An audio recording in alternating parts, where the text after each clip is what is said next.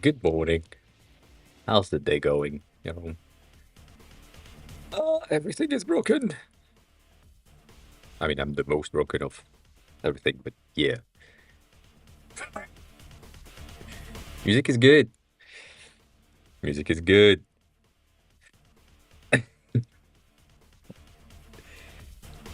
Uh, my computer is kind of dying, to be honest. Mizzy, hi, welcome on in. Welcome back. How's the day going? Ooh, that's nice. Congrats. How long do you plan on staying? Also, are you going just to Tokyo or you just like Japan? And um, it's for work. That's even crazier. Uh, go eat, go eat. You can come back later. I will be back. Probably, I will be here probably for the next 3 hours. And I don't think you take 3 hours to eat. But if you do take 3 hours to eat, that is also an option. That is also an option. That's cool. That's cool that the work is providing potential work trip and activities. So, yeah, that congrats on refreshing the page. Yeah, that's good news. I mean, good news. That is news, nonetheless. But that's cool. Um, you tell me a secret when you come back. Well, I'm waiting. I'll be waiting, I guess, unless things happen. But yeah, drop first. I think my hair is not parted properly, which is not the best. That's fine. We don't care. We don't care. It's okay. It's okay. Let's see if you before you go, right? Let's see if you make it because that's you might just make it. Ah, so close. I'm sorry. What's the work thing about, by the way, in Japan? Also, I mean, first of all, why Japan and what is it about? And is it like a seminar type of situation or is it like a uh, how what is the corporate name for that? Um, not a vacation, but like a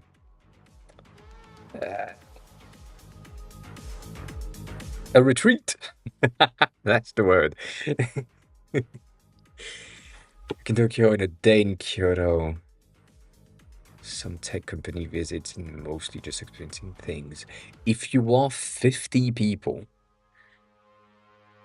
I I swear,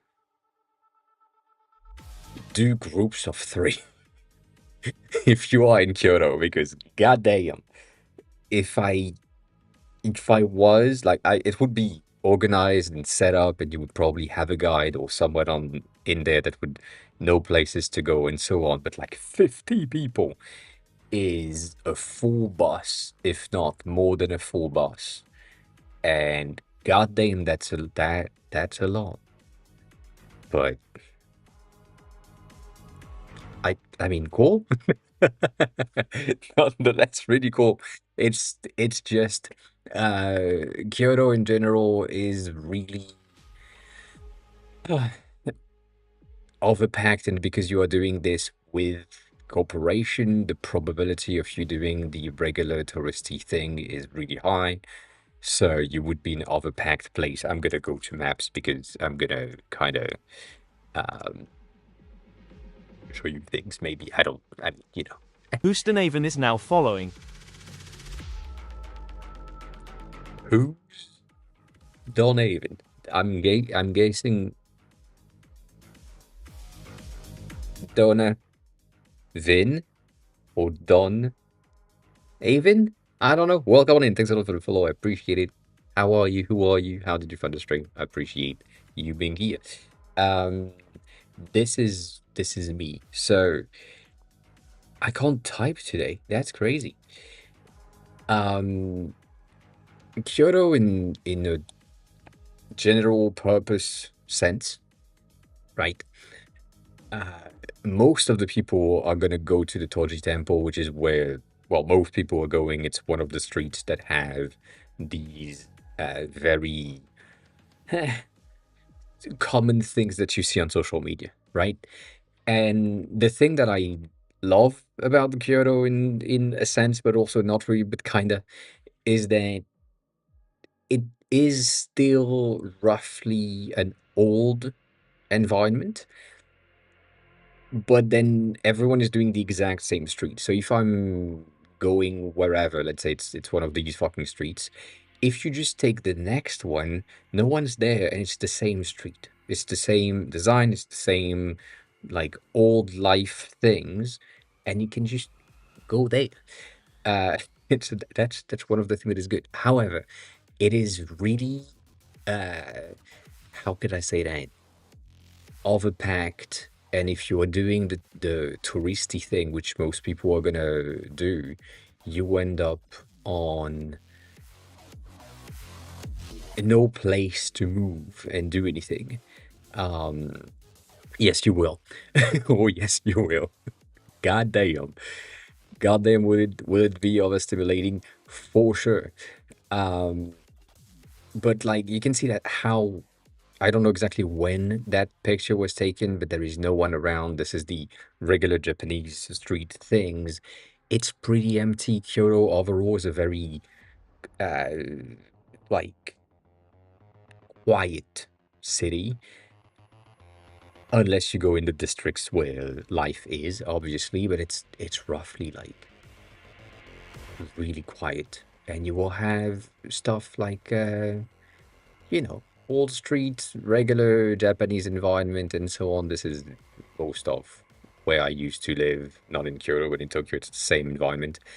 And if you want like the traditional houses and so on, you will see the exact same thing. But I would highly recommend it for one day. I'm expecting you to do from Tokyo to Kyoto in on a train or plane. A plane might be a bit cheaper than a train, but technically it is cheaper. But it's also like all of the uh, what's the word? I'm looking for a word. The setup. The setup is a bit of a yeah. If you're doing Shinkansen, which is the bullet train, it's gonna be much more expensive. You don't care. You don't care. It's the company paying. But goddamn, if you want to be like a good company employee and you're like, we might want to save money on this trip a tad, uh, and because you are a group, there might be like a thing for groups specifically, and you are all taking like one of the trains car, and that's it. But it's gonna cost roughly $180 per person in train, and it costs $45 in plane. So, you know, you decide. I mean, the company decide. But yeah, all the logistics of getting you to the airports and going there and so on. I know it's a pain in the ass. So whatever. Nonetheless, all of that is really cool. All of the old district of Kyoto is really cool, but there is like a lot of places that I would recommend going to, as in she's done one in Kyoto. I forgot exactly which one it is, but she's done this one. She's done the one post lockdown that was pretty nice, but she also has one that is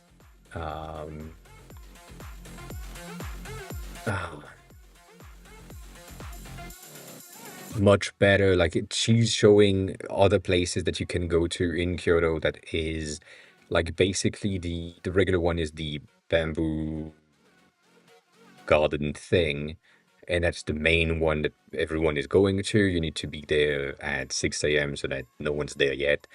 And there is another one that is like on the other side, and no one knows about it. So we do like that. As always, just Hannah is doing a really good job, and you know, overall. we support Anna and her videos. So, check them out. Eh. But yeah, if you are just like in the group and simply following through what is planned, just it's fine. It's fine. But yeah, if it's just one day, I'm just scared about the one day thing. That's what it is. It's just like it's not worth it. It's not.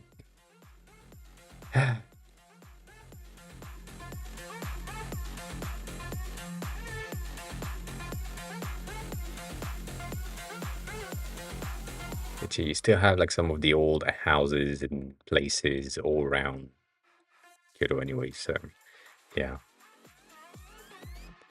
I see. Eh, eh. I guess my main fear in these regular activities is that you end up with trying to achieve stuff in places where you don't have enough time.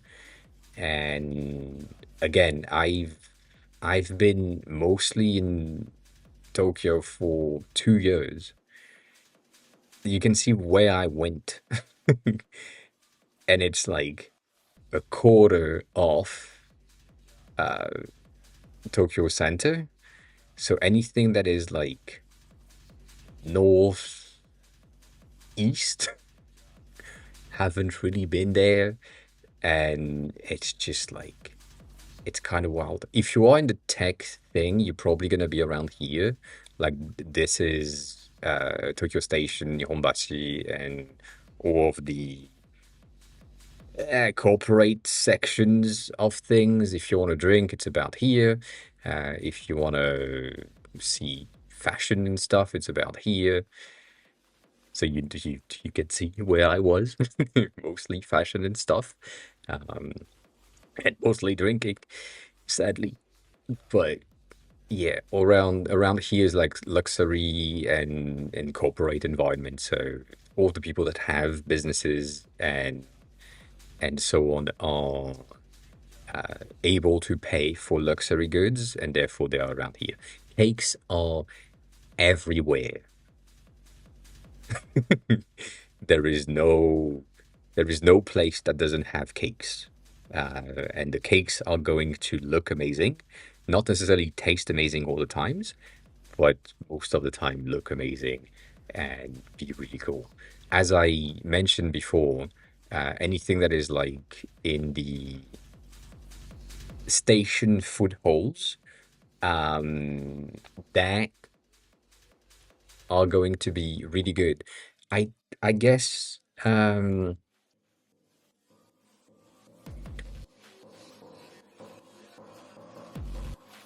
I wish we had some sort of a walk around situation in there. That would be a great thing to do, but I doubt I have the ability to just go there. Basically, inside of the Shinjuku station, which is the biggest station in which everyone is getting lost at least once. I did twice because uh, the first time I didn't read Japanese, and the second time I didn't read Japanese, but I knew the station and I knew the station in the wrong order, so I messed it up. Nonetheless, anything that is underground, so basically around here, you have what is called the food hall, and that is just.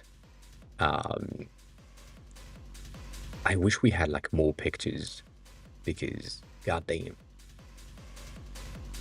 In the and this one is the new woman that is not exactly the one that we want to have, um, but you just have stands of different types of food, and I'm guessing. Uh, mm, it's probably going to be around here.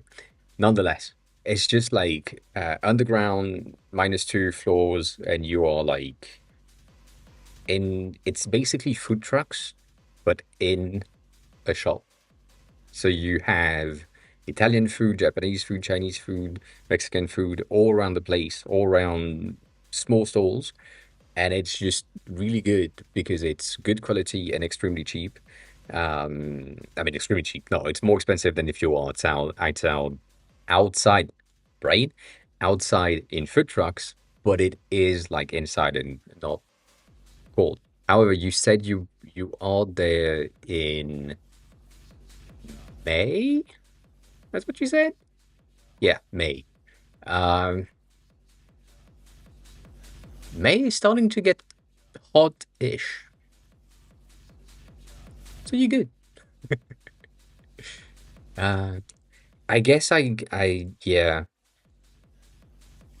Uh,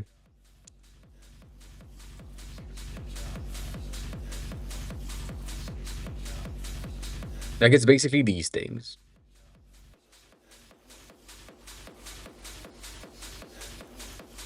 and it's just so nice.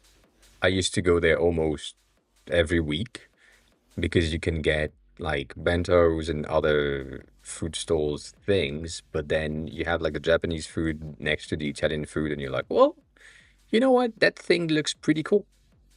And these sushi look pretty nice as well. And they are a bit more expensive, but nonetheless. For anything that is food related, I would highly recommend you to do the traditional-ish foods if you have the access to that. And the thing that I recommend to anyone and everyone is if there is one single food thing that is Japanese that you love to eat where you live, do not try it in Japan. I know it's counterintuitive, but the reason for that is if you go there and you try it in Japan and then you go back home and you try it where you are, you will be disappointed and you would not ever go back there.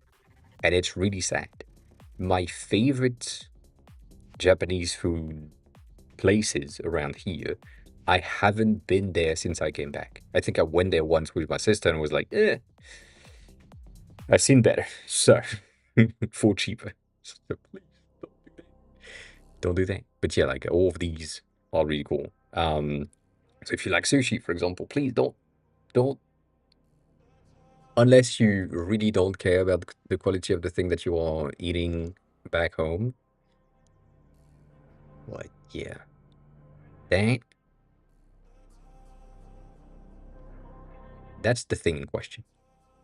That's the that is the food hall where everything is there and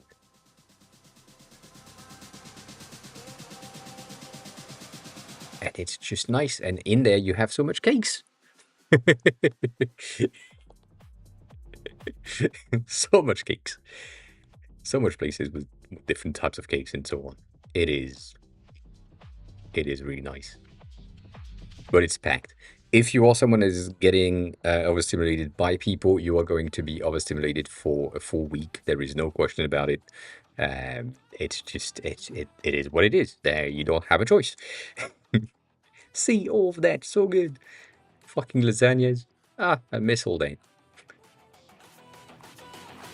What I would say as someone that's been there and enjoyed my time there, you will have the most interesting realization when it comes to the food that you're used to from countries that you're used to eat, like Italian food, Mexican food, and so on, that tastes so much different because they don't have access to the same ingredients, and they, even though they do the same recipes, you end up with a bit of a Japanese-ish flavor.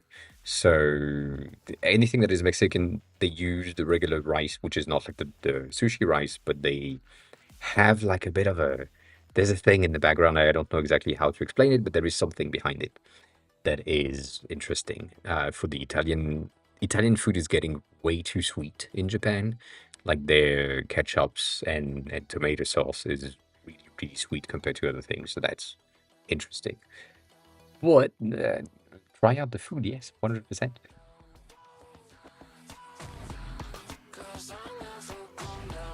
I would say the food that people are not necessarily checking is okonomiyaki, which is the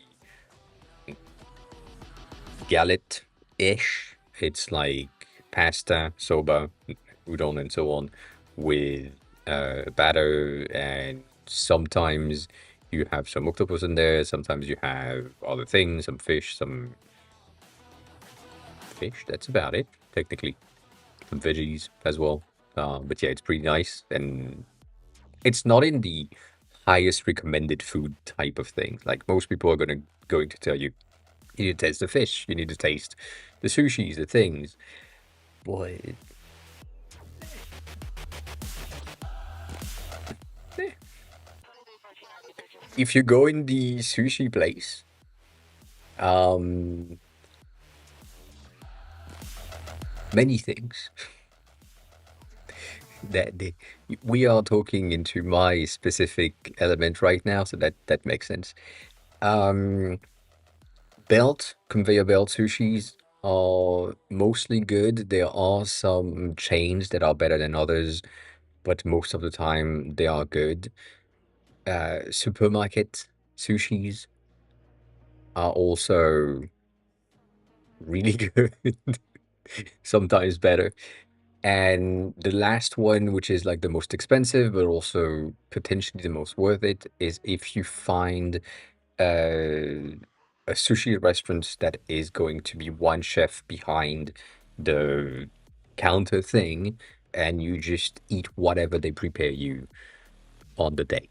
That is going to be the best. However, you need to be prepared that there are usually no menu changes. In Japan, in general, there is no menu changes unless you are in a non-Japanese traditional place. And that means that sometimes you end up with things in front of you that are like, I can't eat that. That is not something that I can. So good thing to go with a friend, with a friend that can eat everything. If you are the friend that can eat everything, good. But yeah, no, that's the thing. No, sushi are really good. There is the classic places, the classic conveyor belts sushis that are all good, and yeah, I said that as well, and then I didn't. There is so much fish related stuff and shell fish related stuff that I'm like, I can't I can't. The texture is not for me. Like snails is not for me, even though French still not a thing for me.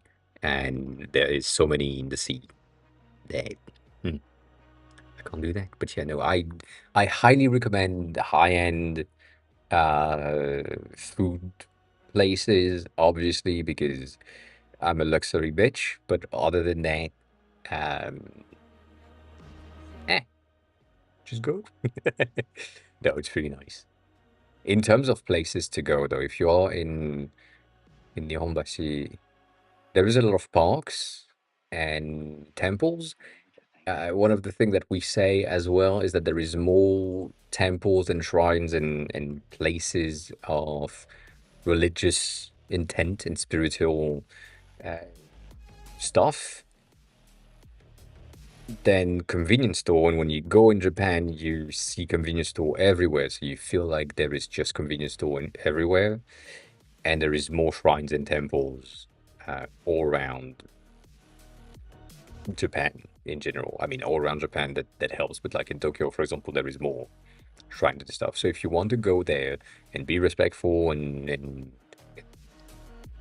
explore, that's also a thing. Um, but yeah, Japan is nice. Obviously, I have a bias when it comes to this. Um, yeah, I mean, if that's an option, I would do that.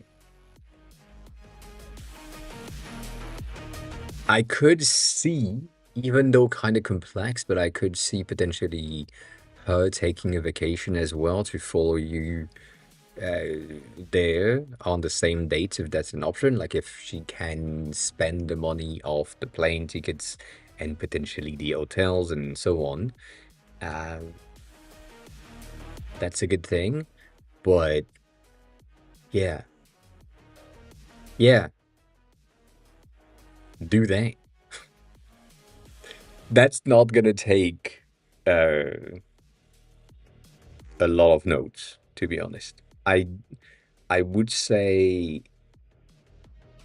easier to not take notes and not follow an itinerary.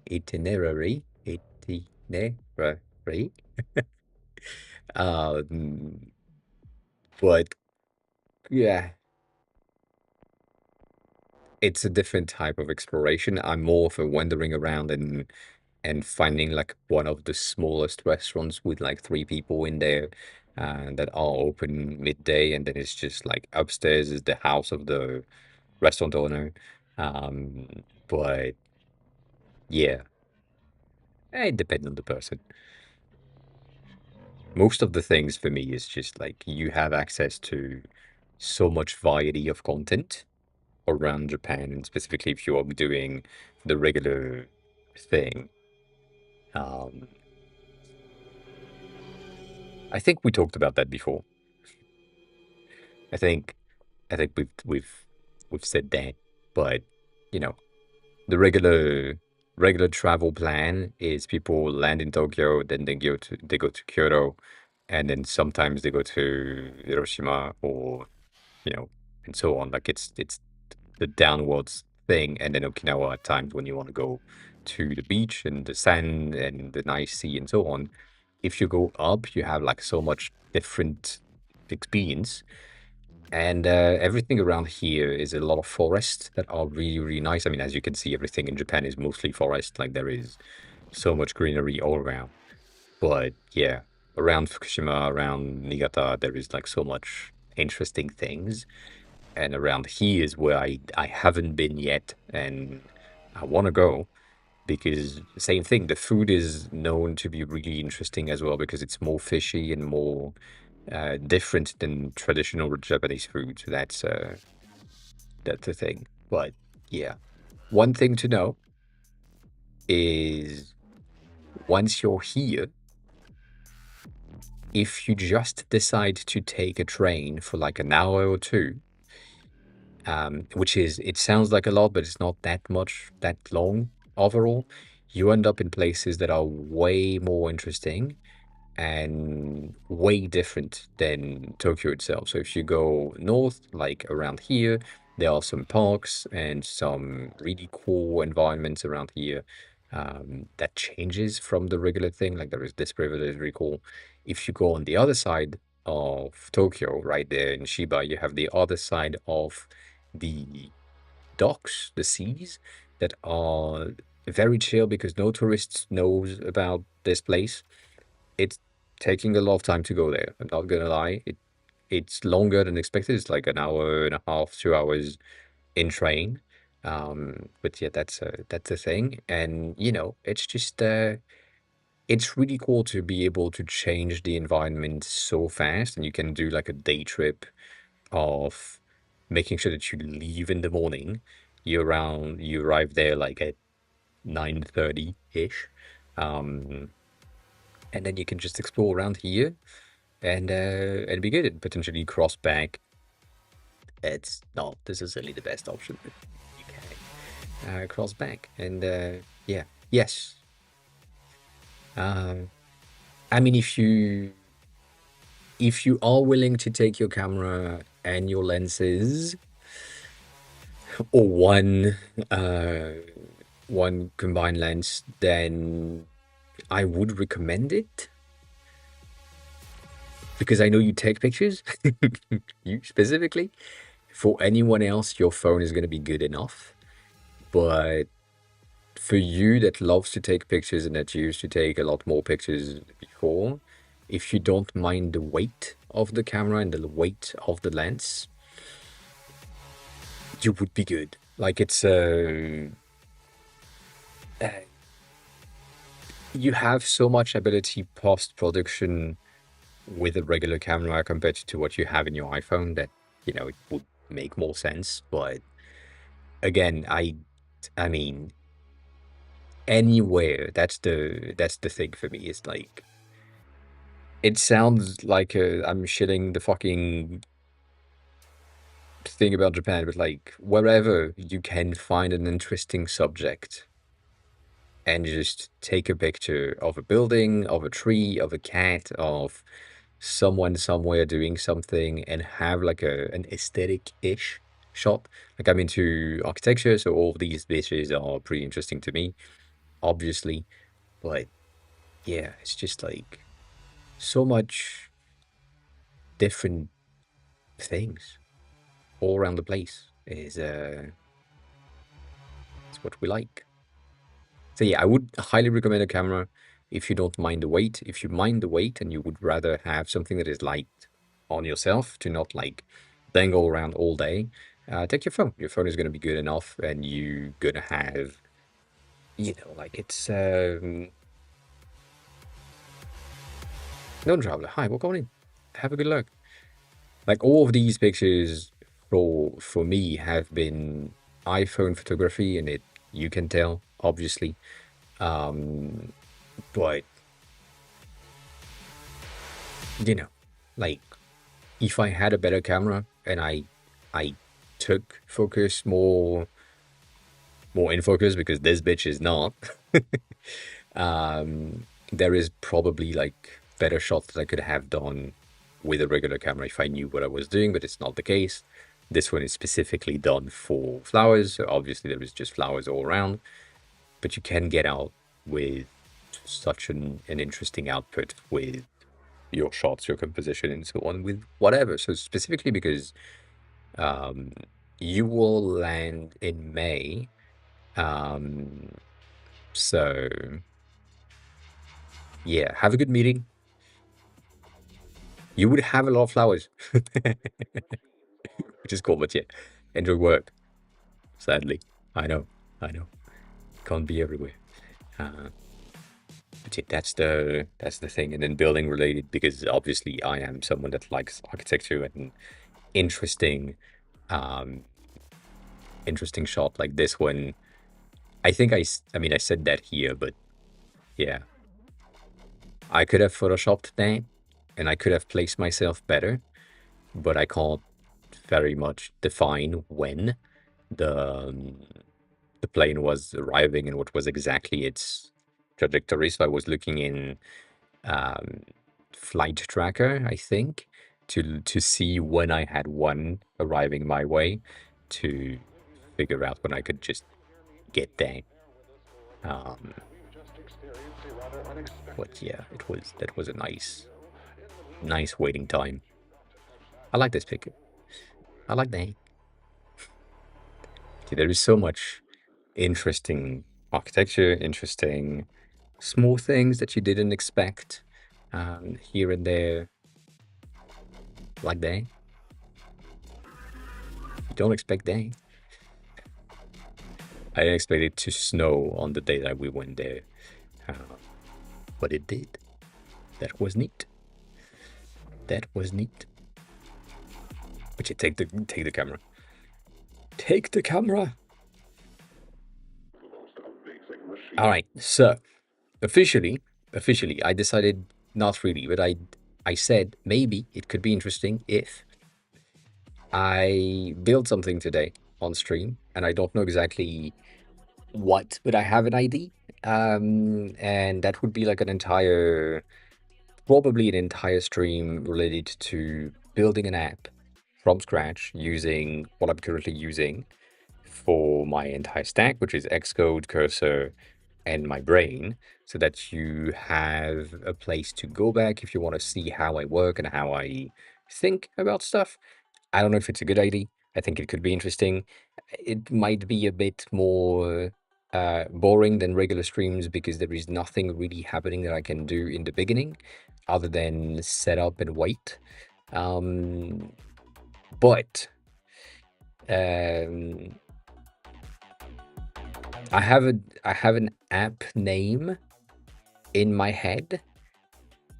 I don't think it's I don't think it's something that is gonna be in the stores. I'm gonna say that. Um, but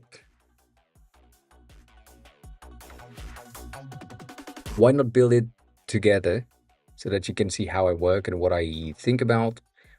and so on. So I think that's the plan for today. We'll see. If you have questions on how I do things, please feel free to ask as always. And if you want to ask other things, or if you just want to stay there and lurk at the same time, that makes also a lot of sense. I appreciate it. As always, remember that if you are lurking, you don't count as a viewer, which is fucking annoying.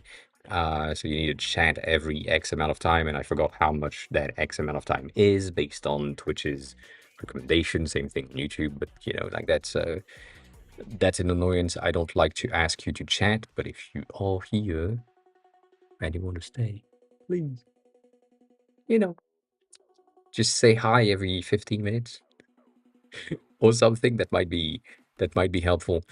Um, Nonetheless, let me quit that so that we don't have anything running in the background, and then let's start that. So we usually, or I usually start with Xcode directly because the structure of the folder makes a lot more sense if I start with Xcode. It's based through that. So I'm gonna create a new project. It's gonna be an app, and that is gonna be called True Weather. Um, that's the name I have in mind. I know, but it's a truly accurate weather app. It's very basic. It's a simple ID, but I think the name works. So yeah, there is no data needed. Anything is gonna be on device all the time, live content, and I think there will be some user default cached data, but that's about it. So nothing really interesting in there. So I can click next. I'm going to create a Git repo on this Mac by default so that if ever we can publish that. And then just create the thing. It's going to create the default Hello World template from Xcode, which is good enough. And then we have the preview. And I know the code is a bit tiny, so if you can't read at this point, you don't need it to read, to be honest. But if you want me to zoom in, please feel free to ask. Let me just resize it so that we have something on the side. I'm just waiting for the whole system to compile.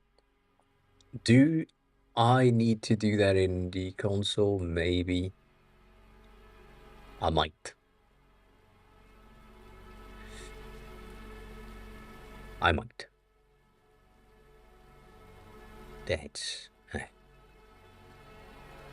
that's the thing. Anyways, while that's doing its thing, I'm gonna open cursor and we are going to open a new file from there, which is the folder that just has been created.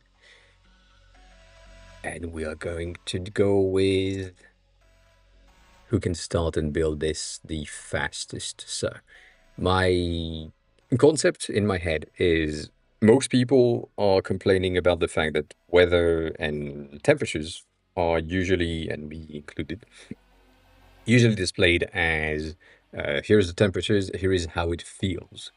And so the real feel temperature is the real temperature that most people are doing. But what I want to say is it feels like this because, or if you're going into a shaded environment, you may have like a different type of real feel temperatures.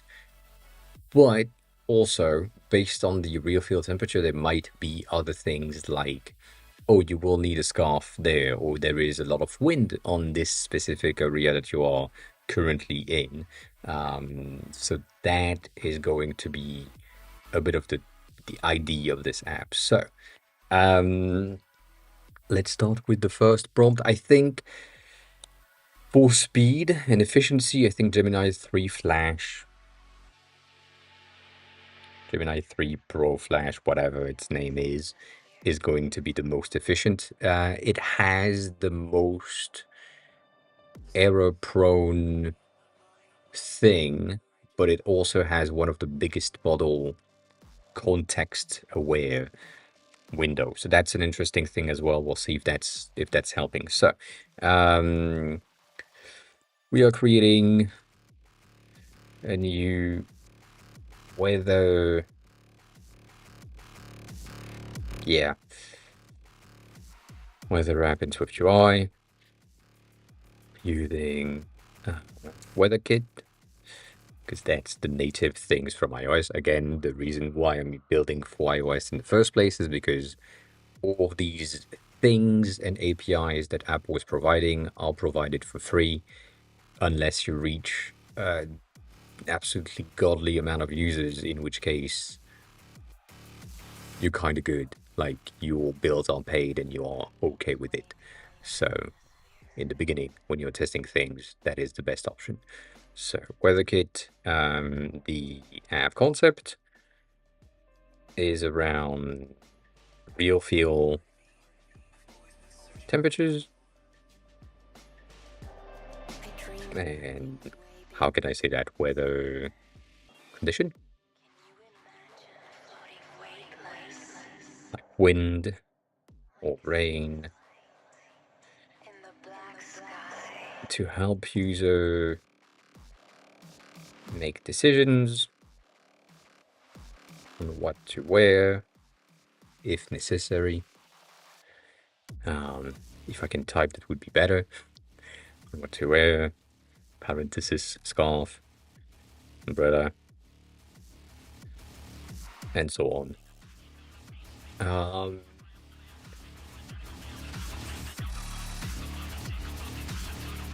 Minimalistic app design, background gradient, probably, knowing me. For the condition, I guess.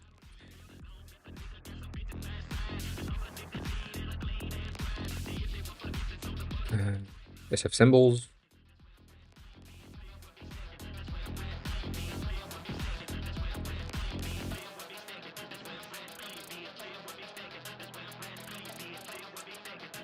Instead of emojis, I guess that would help.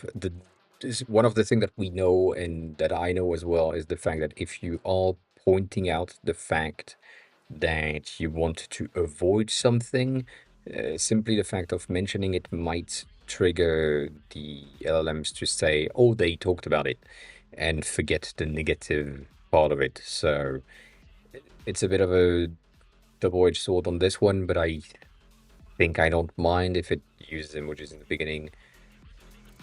Not for a lot of reasons, but it might be okay. It might be okay. That makes sense. I guess I want settings. Should allow for Fahrenheit, Celsius switches, and for the plist should ask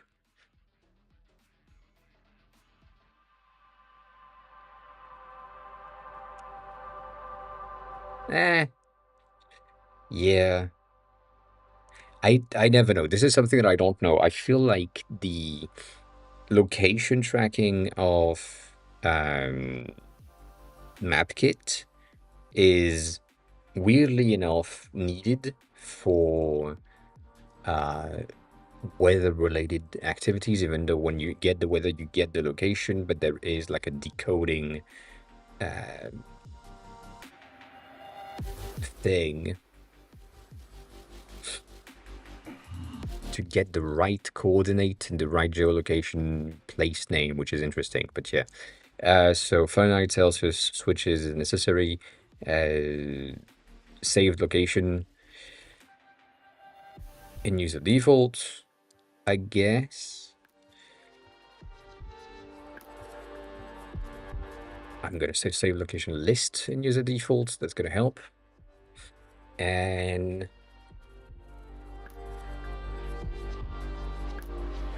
that should be good. I'm gonna go back at the top for additional information. I just thought about it.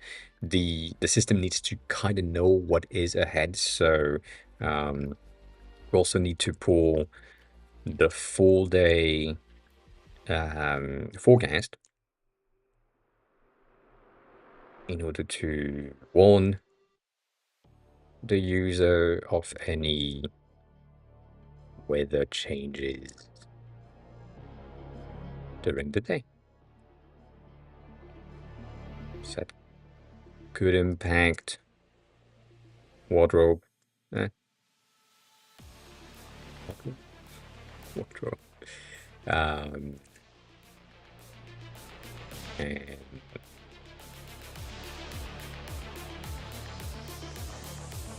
yeah, that seems like a overall good prompt. It's not like the most details, it's all already really detailed, but uh, that could be enough.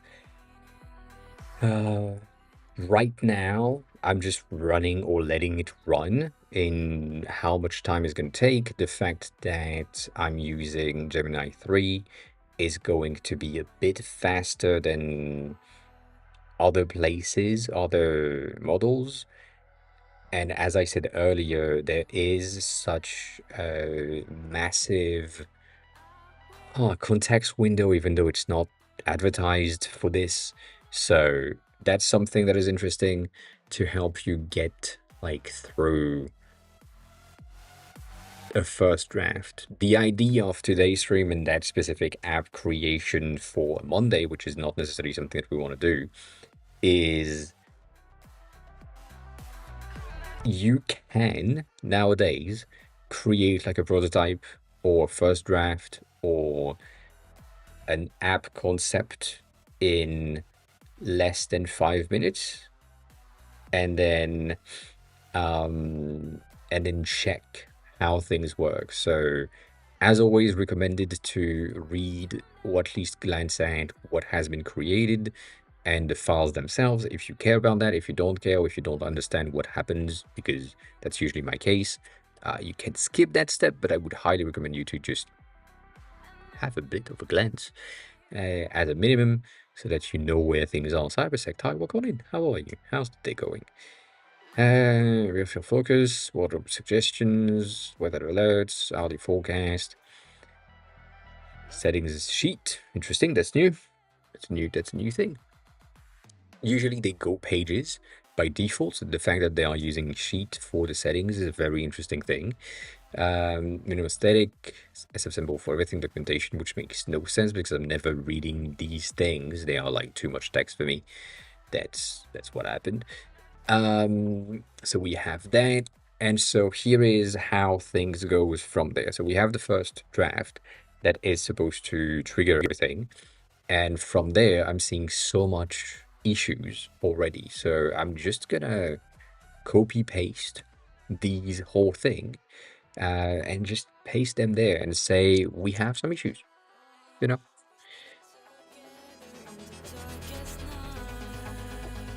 And then at the end, also don't forget to ensure the previews are working. And you may notice that in a lot of times when I have like don't or apostrophe text, my keyboard, which is my finger, is typing on semicolon instead of apostrophe, and that is pissing me off. It's been the case since the beginning, but I don't know how I can retrain myself to not do that. I think it's because of the smaller version of this keyboard. When I had it in Japan, the keys are a teeny tiny amount smaller, and therefore I was eating apostrophe more accurately at that time, but it just didn't. When I came back to this, it didn't work. So I don't know why I'm still making a mistake, but apparently the other times are fine with it. So we're kind of good with that. So we have an on change for the perform that is like an old version for iOS 26 and up. So this is an iOS 17 thing. This one is going to fetch for the weather, which is not necessarily something that we can access to.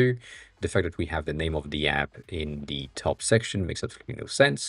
And the latest data that the LM just did broke the entire thing. So that's cool. Good to know. From there, based on the fact that it's just like error fixes, I don't really care about what happened. However, I care about the fact that you introduced other things.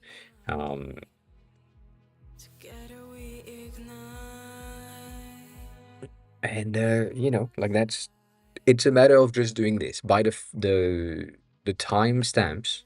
I don't know how long we've been working on this thing, but not much. It's been like 51 minutes of stream. I think I started at 30. I'm explaining a thing at the same time, and I can't type and speak at the same time, so it's slower.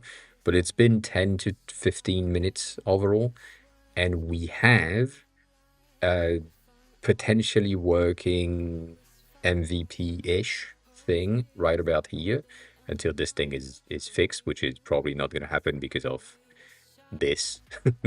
Seems to be something that just doesn't want to be fixed. So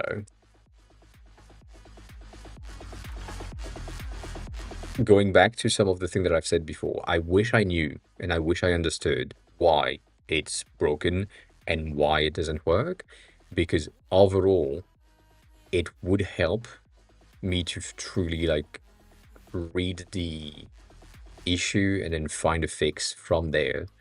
But most of the time it's just like I can't figure it out, and most of these errors that I can't figure out on my own are mostly technical stuff, backend related situation. Right now it's just like adding this to a main actor. I don't think this is a good idea, but you know, yeah, it's not. Yeah, and that's also one of the things that pisses me off with LLMs in general, is that the confidence in them. I have resolved persistent actor isolation. That is not true, as we can clearly see right there. That isn't the case. So one of the things that I noticed in the past is that you need to clear build in order to ensure that this is not like accessed anymore. Sometimes just switching files and then cleaning the build and going back to the files and the errors to see if the preview works now. Sometimes that works, but yeah.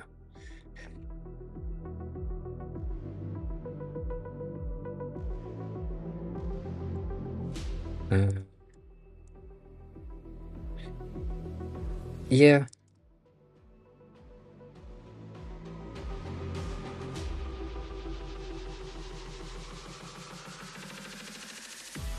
We'll see if that helps. I doubt it.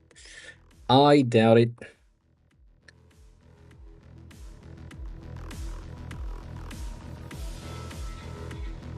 But this is one of the tricks that I learned in the beginning of using cursor, which is take a second to think about the problem specifically, and then you have like another potentially elongated version of this writing prompt thing, which is just making sure that it goes through the 5-7 most common potential causes and then find fixes for each of them, and then use the most likely output, like most likely efficient fixes to get something out of it. So that works. Cool.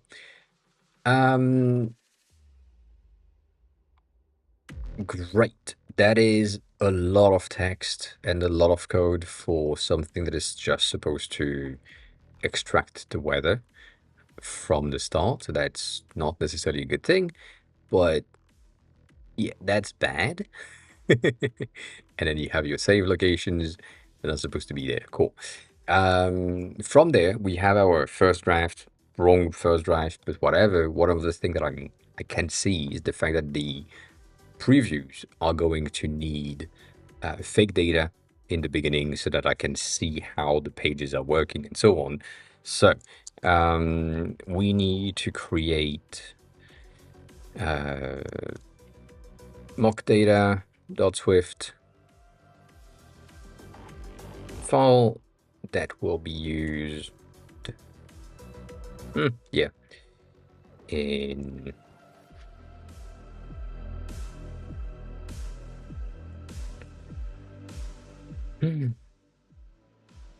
accordingly.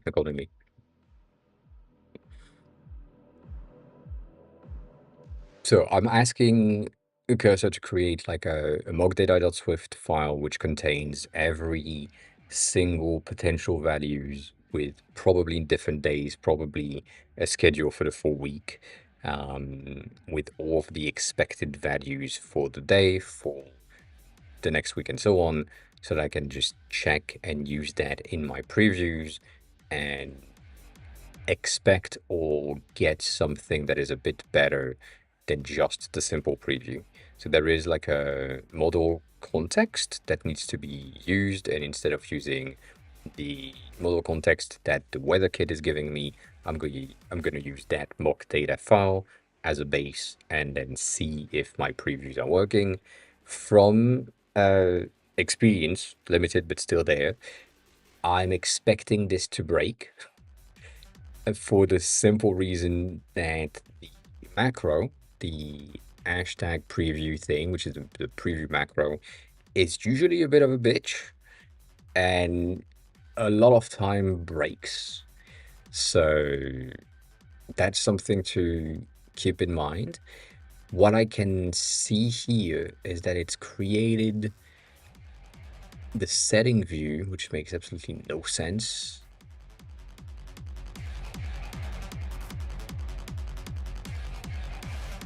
I see.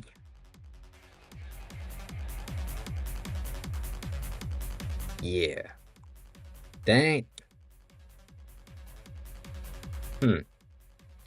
These previews make no sense. I'm gonna be honest. The fact that we have the setting view as a preview here, that makes absolutely no sense. Like it should be in the settings page somewhere instead of being here. So that's a thing. And then that makes no sense in terms of recommendation. Like if you just have one block for the recommendations, it shouldn't be like this. So that's a weird thing. We're gonna see what we can do with this. Based on that, I'm guessing the structure is really bad. So, um, based on all of that, I feel like your structure is cramming everything in one file, which isn't good.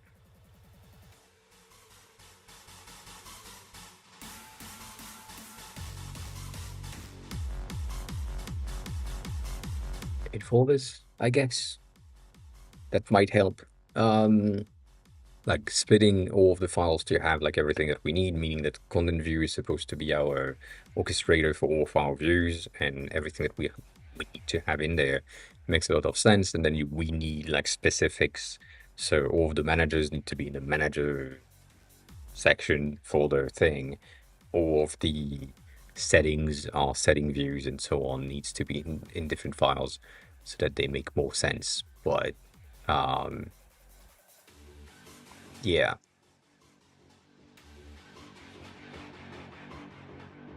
that's also really bad. I didn't read a single thing that he says, but yeah, it might be making sense. With the background, whatever, settings view. Yes, that makes sense. That's also something that I've noticed, which is like side notes, but also really interesting. The Gemini model itself has a lot more positive outputs with the move file tool, where Claude just breaks stuff, and just Gemini just like to move things around and then refactor the files themselves rather than doing anything else. So yeah, Kira, hi, welcome in. How are you? How have you been? How is everything? So yeah, that's an interesting thing overall. I don't know about PowerShell, but I trust you on that. I would trust you on that for sure. Um, I need to tell it to shut the fuck up with the fucking documentations because it makes no sense. It makes no sense. That's a more manageable thing, but still. Goddamn. What was the surgery about? I think you told me last time? Or maybe I'm thinking. But last time you said something.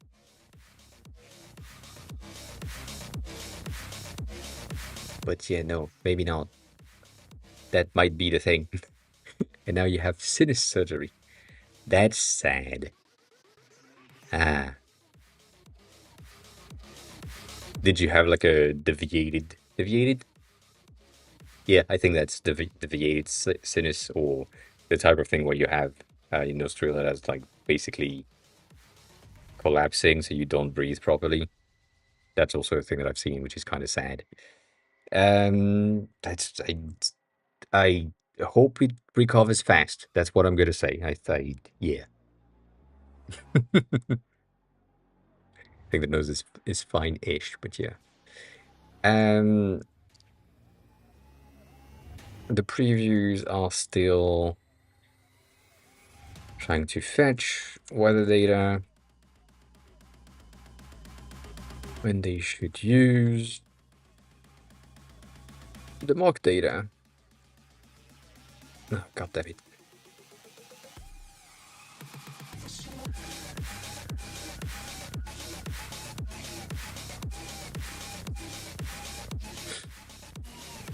How far apart did you had your wisdom tooth removed and then the sinuses surgery? Because if you're like in the hospital in surgery all the time, that's never a good thing. Your body needs some time to recover in between reps, basically.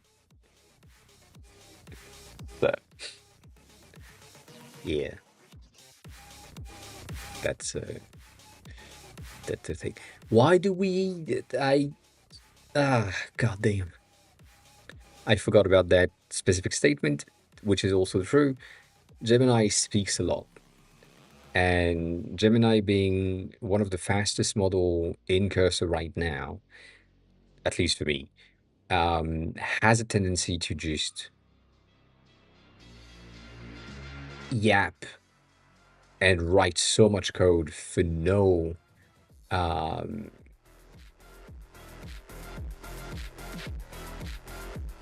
no reason. Oh, yeah, that happens to me too often. Where you just type on the arrows and then you go to the next thing, which makes no sense. Um, I know, but I'm not a dev, so that's a thing. Minster? Monster dev, I guess. Yes. Welcome on in. How are you? Who are you? How did you find the stream? Thanks a lot for chatting. I'm no dev, so Cloud Code in CLI makes no sense to me, and it's just really hard for me to understand what's happening. I'm a designer, so I need to navigate between Cursor and Xcode to have my previews, and my lack of ability of understanding what the fuck is happening is ending up in these situations where I'm just copy pasting the errors because I don't understand them. So that's the thing, which is not good. But I do agree with you in the premise of Cloud Code is going to be much better for most devs, just not me, because I don't know what I'm doing. And I need the visuals for all of my stuff to be able to get like the output that I want to see and so on. So I get it. I'm expecting the fucking preview to break based on as I said earlier, the preview macro is also something that is just like not the best, but maybe it's gonna work today. Yeah. Um, cool. So that's a sunny day. That's a rainy day, but that's mostly like a night situation. That's not a different background, but whatever. That's a lot of days, which is officially supposed to be the next week, which is wild, but fine. That is wrong, but we can fix that. And then that is interesting. Um,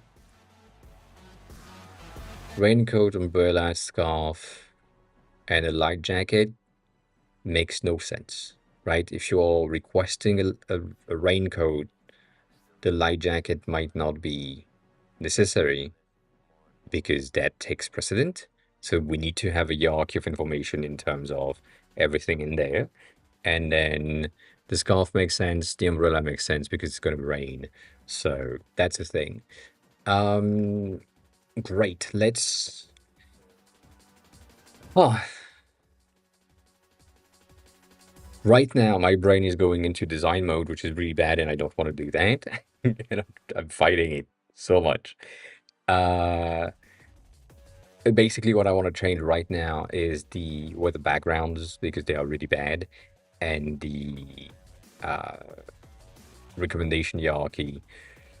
But that seems to, or that is going to make like a lot of nonsense if I'm continuing doing that. So, not necessarily a good idea. Um,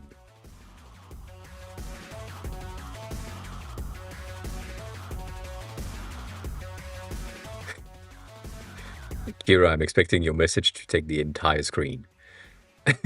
Unless you stopped, in which case that's fine. But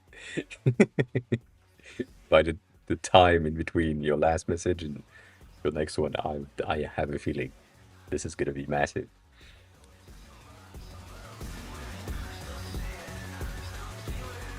Um,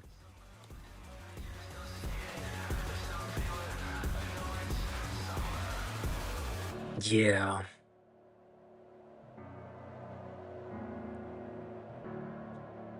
Okay.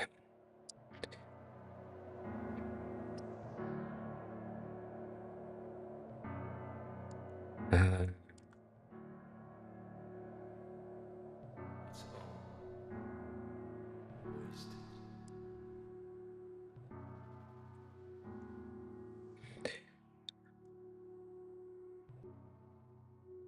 Respect native behavior. I know you can't read that, but I'm just gonna do that one by one. I feel like that's gonna be better. Um, and then gradient background with a K. Background don't really. That's an error.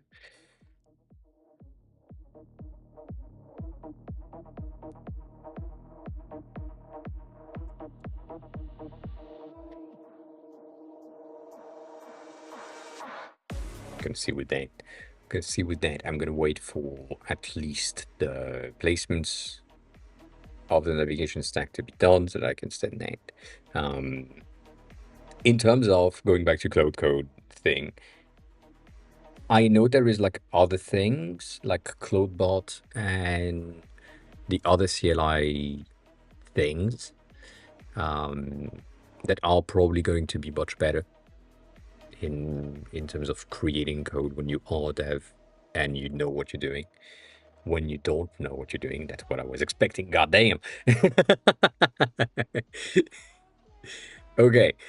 Um, 3 sinus cavities worth of infection. They gave me 3 options: clean it, keep it, and deal with it, or clean it and fix my sinuses. And I'm get sick again, which is a good thing. The main thing was I got fixed June 23rd, wisdom teeth on September 3rd, sinus surgery on 26th. That's a lot back to back. Yeah. Damn. It's goddamn. Um, also said you have a deviated septum as well. Not that it's sinister deviated septum. Yes, we can fix that. Um, so I got that in front of you. Turbinate reduction, which I don't know what that is. I'm not getting allergies, sinuses, infection. It's bad later, so that's good. Um, which is good that you did it at the same time. Um, yeah, goddamn, that is that's a lot. Well, I'm happy to hear at the end that you are feeling a bit better. You still don't have any energy, but you know, um, it's coming back. Oh, for fuck's sake. So that's a good start, but damn, you basically have been piling on things and things and things and things, but you kind of cleared out most of it in not one go, but in the kind of one go. So that's good. I would say that is good news overall. Um,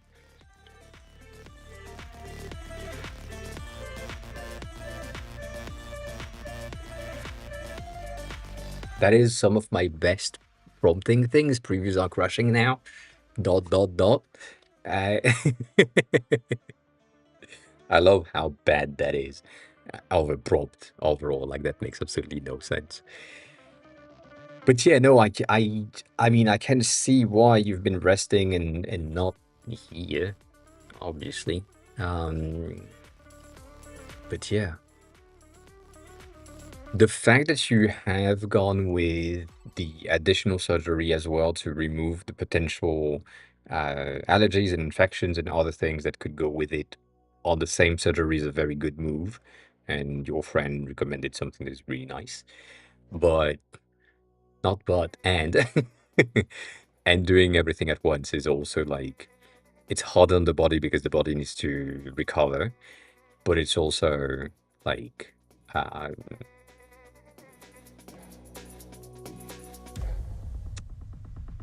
bigger surgery means longer recovery time overall, so that's never a good thing. I have a feeling this is gonna break as well. Let me, yeah, let me do that as well. Send that at the same time. Um,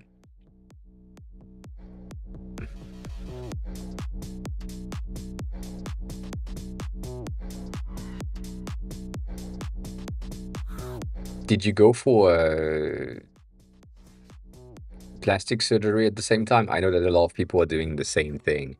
They are doing the deviated septum and plastic surgery at the same time, so that they can have like if you are not really happy with the size of your nose, the shape of your nose, and so on, you can get that um, through the insurance companies as a well. We needed to do this procedure, which is like you know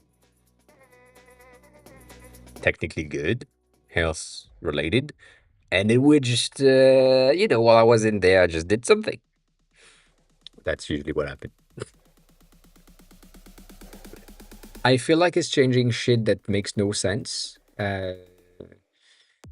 Right there, like that's never gonna be a good idea. So, in terms of where we are, I feel like previews are crashing is the place where we had, an issue. So I'm gonna just revert to the background, don't match the weather. And I have a feeling that here specifically, I'm still not recovered. Like this is probably still gonna break, but it didn't. Good job. So yeah, semi okay. That's good. You, though, I wouldn't be in cycling things. Uh,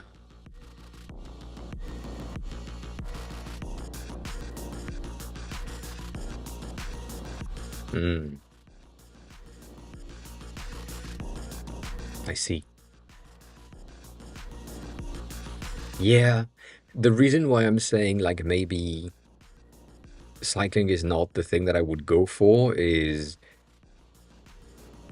my fat ass not being a very good cardio person, um, would rather not do any cardio related thing because I'm not hyperventilating, but I'm in need of more oxygen, obviously, and because of that, I would be breathing heavily with a bike. And so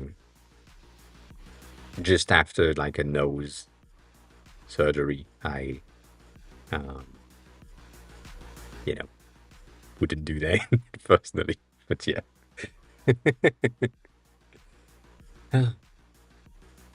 Yeah, I see that.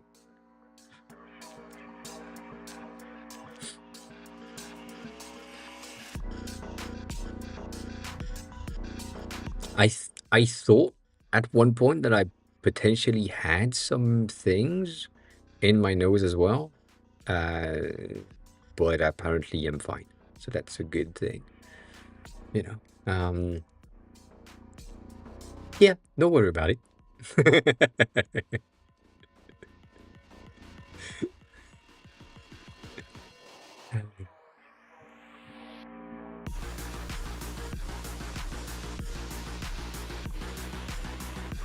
The simpler thing for me for the conversions is 2.5 miles or 2.25 technically, so it's two is equal to one. So you just divide by two, and usually you are like roughly in the ballpark off.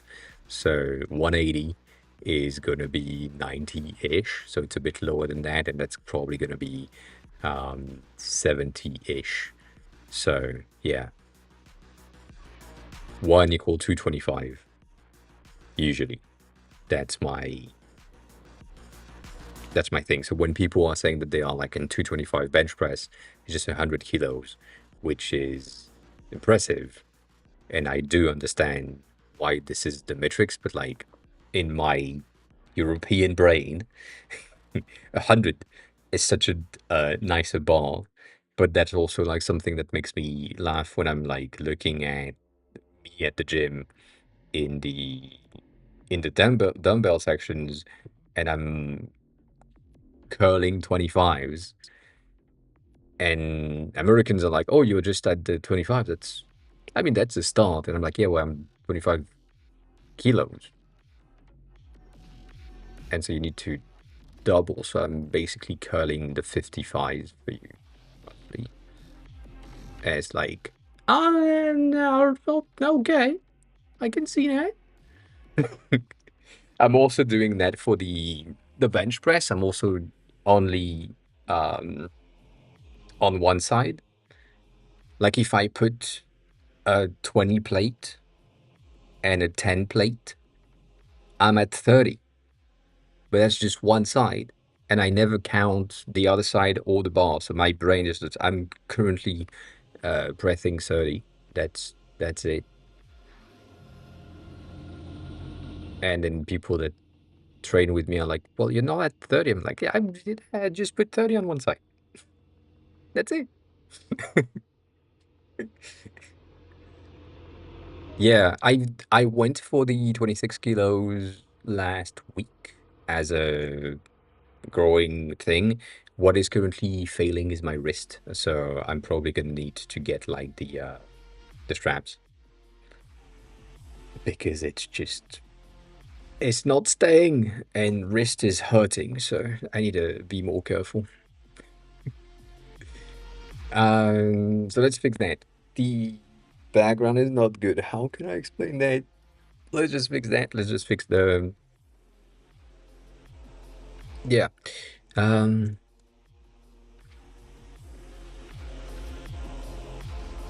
I also noticed that rewriting the prompts a bit helps. So, yeah. Um, yeah, I I do that as well. I used to do the behind the back full barbell curls kind of thing, and then I kind of stopped, and I don't know why. Um, oh, I do know why. That's true. The machine, like I used to do that on either barbell, like free weight barbells, or on the cables. And the issue that I had was, put it simply, the machines in France make noise. Like they squeak, and they squeak badly because for just my wrist curls, I'm doing the full stack on the machines that we have. And so uh, it's just annoying. Um,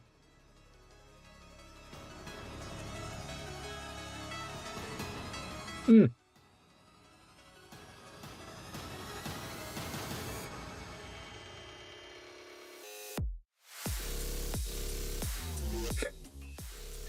So, yeah, that's the thing. It's also really fun for me for the. I'm guessing this is gonna be there. Let me see. Let me see. Um, that's gonna be maybe not that. Yeah, can't be in the in between situation. I sent that to Kat, and that was somewhere around here. No. Yes. No. Hmm. Um. I never did that. That's true.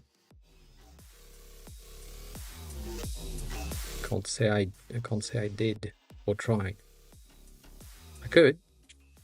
I could. Why am I here? Sorry. It's not supposed to be the place. Right there. That's the thing.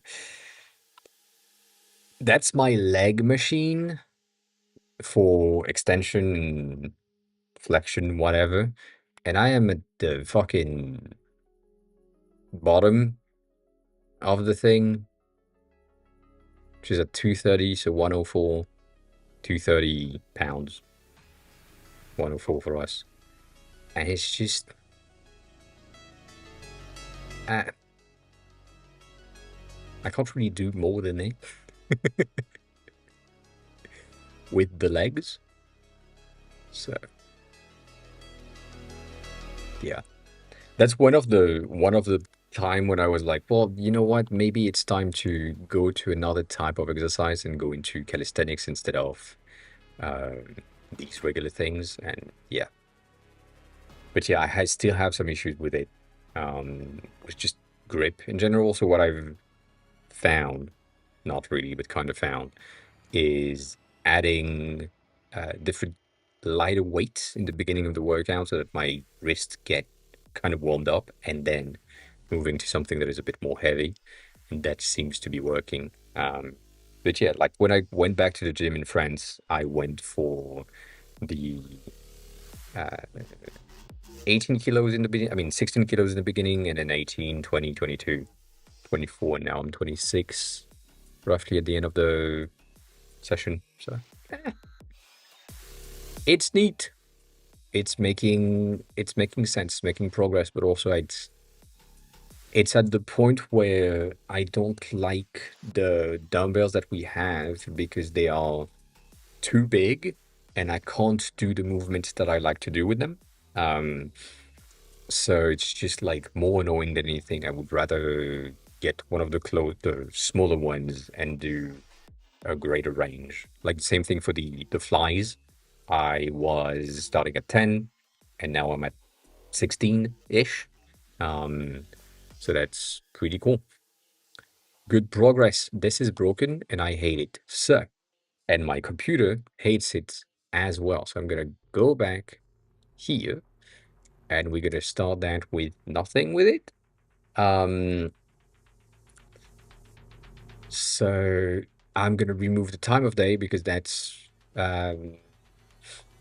I guess what's gonna be kind of bad. Um, we're gonna say the weather, as in the rainy, is looking like it's night.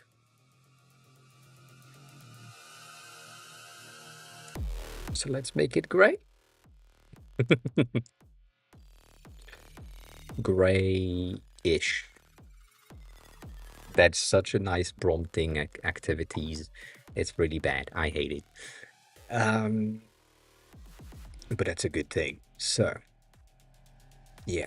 Also, that is something that I didn't really see, but it's fine. Also, why do we have a split? Oh, I hate when that happens. This is a split RGB thing instead of having the regular dot gray, dot black, dot blue, dot whatever for their gradients. So yeah, that is so much better. God dang. Okay, so we have this. This is good. This is a good start. I hate the schedule for the next days. That makes absolutely no sense. And I don't like the fact that I asked specifically that this app is technically focused on the feels like. And right now, I have the not feels like and then the feels like underneath. That's need priority change. Um, so the app is focused on the real feel temps, not the reported, I guess. Uh, to switch number places, ensure we only display with an A the real feel temps. Let's see if that works. I have doubts, but let's see if that works. What I'm thinking right now is in order to get my day-night situation, it would be an easy switch for me to go through an additive background situation, so similar to this one, which takes so much more of an easy route right here. Can you connect, please? Izzy, welcome back. What do you mean no? what, what do you mean no? Thank you. So something like this, for example, when my background is getting that transparency things, um, and so if I switch themes or whatever, I don't think that works here. I forgot about that. Yeah, no, that doesn't work. Um, if I switch themes, bitch. Colin, hi, welcome in. How are you? How's the day going? The background is going to just simply because it's an overlapping element, it is just going to go with the most background thing being white or black, and then the colors is applied on top. Technically, here when you are looking at it, it's just not going to be most of the details, but that's a good thing. Yes, I want to know the secret for sure.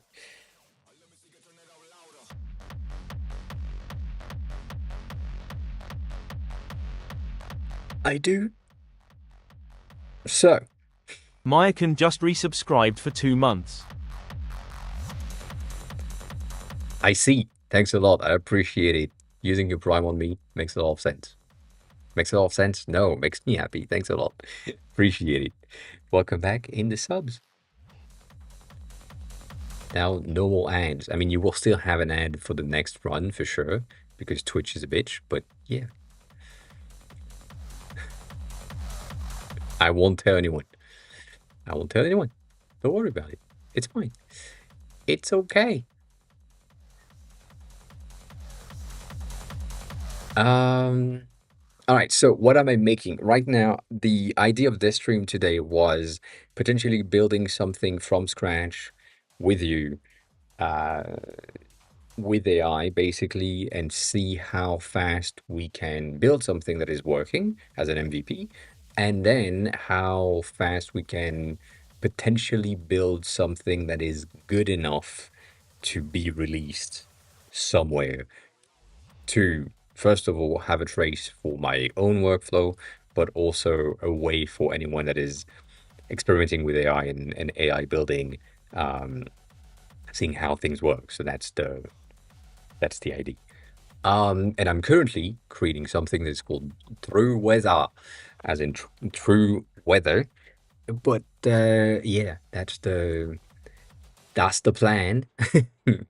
That is the creation, and it's pretty bad so far. But as a first draft, we had the initial prototype thing done in basically the first shot. Like the first shot was working-ish. It was just the reorganization that took a bit more time, but overall it was working. And then right now I've been moving things around to make sure that we have like a better output. Uh, but yeah, so that's where we are. Right now, things are really bad, and I don't like them. Um, so what I'm gonna ask next is think of, I'm going to type at the same time because it's going to be easier. So, this is a great starting point, right? I don't know why, but for some reason, praising or be positive reinforcement with your AI chats is sometimes a good idea. So saying that this is a good starting point helps. And then let's work on the design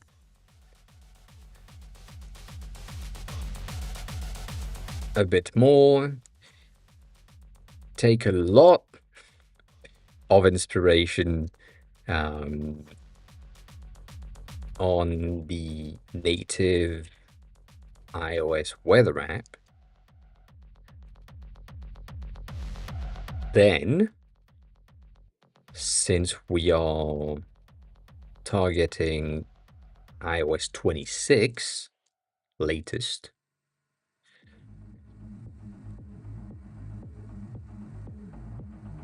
with an A. My dyslexia is never built for these types of streams. Latest. We can use all um, of the latest Swift 6 with a space, bitch. With Swift 6 latest. Latest. Yeah, well, I can't if I have doubt on how to type, that's gonna be bad. Let's go Swift 6 features and API. A bit better, I don't know. Yeah, just features and API gonna be good enough. You know what?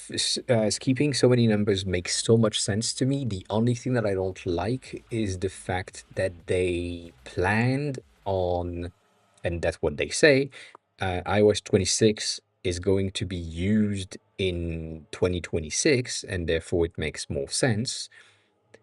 But what I don't like is that they released it in 2025, end of the year, and so it should have been iOS 25 because it's released in 25.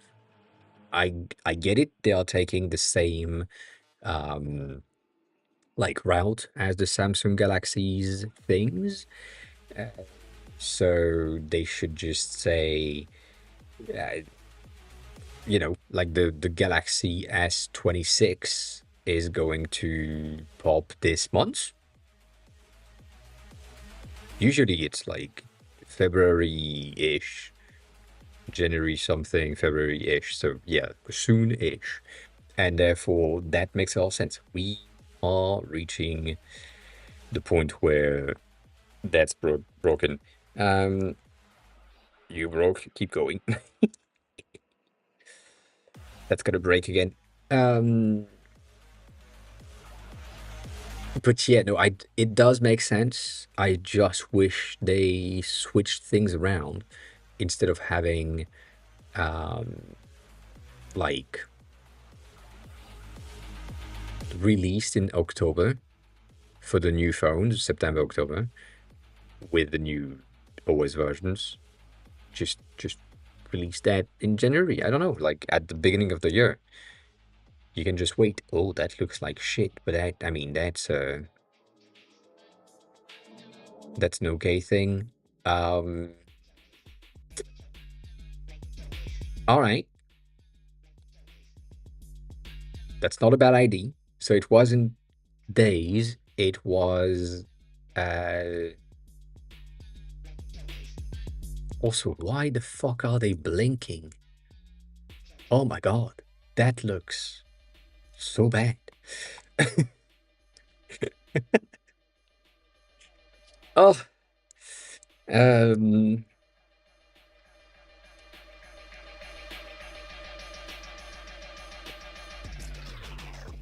God. Yeah.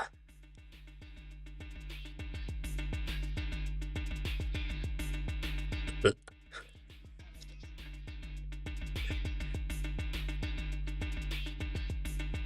at least it uses the symbol effect, which is a good thing.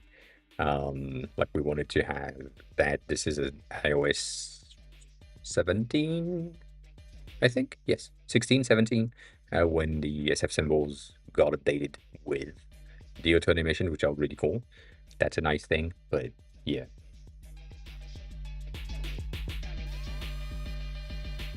We'll see. We will see. I just want to point out something uh, right now. We haven't really looked at a single code file yet, and there's been a lot of them.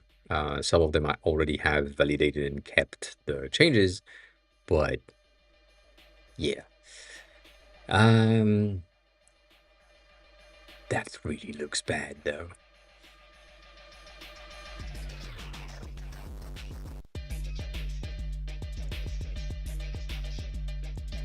Okay, so we have something that looks exactly like the Apple weather app, which is not exactly what we want.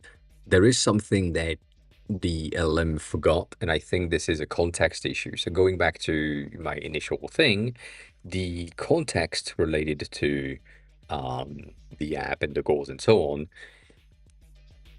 is only 250k tokens roughly. So you can think of it as 5,000, 10,000 words, roughly. Yeah, maybe a bit more than that, but like not 100,000 words, like maybe 80,000 words at best, which is, it's a lot, but it's not much. And knowing that a token might be something like the cur, and then rent, and then where, and then b, and then all, like that's the token cuts. It's not like a word-based thing, so you may end up with so much split in your token definitions. But yeah, right now I hate this. So what I'm gonna do is just revert uh, and just go back there, revert everything. Instead of using Gemini 3, I'm gonna switch to Sonnet for this, so that it has to basically recompute the context of everything and then change the design, which is really bad, but it works. This is really shit though. While it's doing that, I'm gonna pee. I'm gonna be back.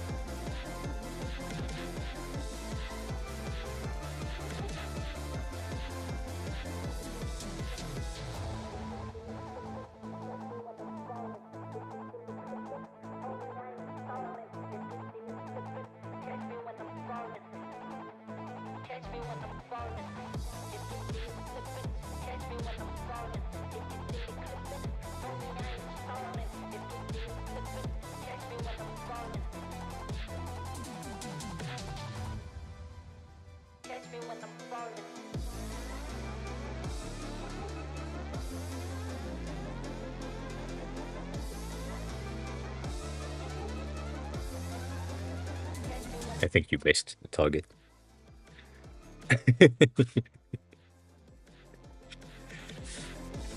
Ah, and as always, everything is broken. Ah,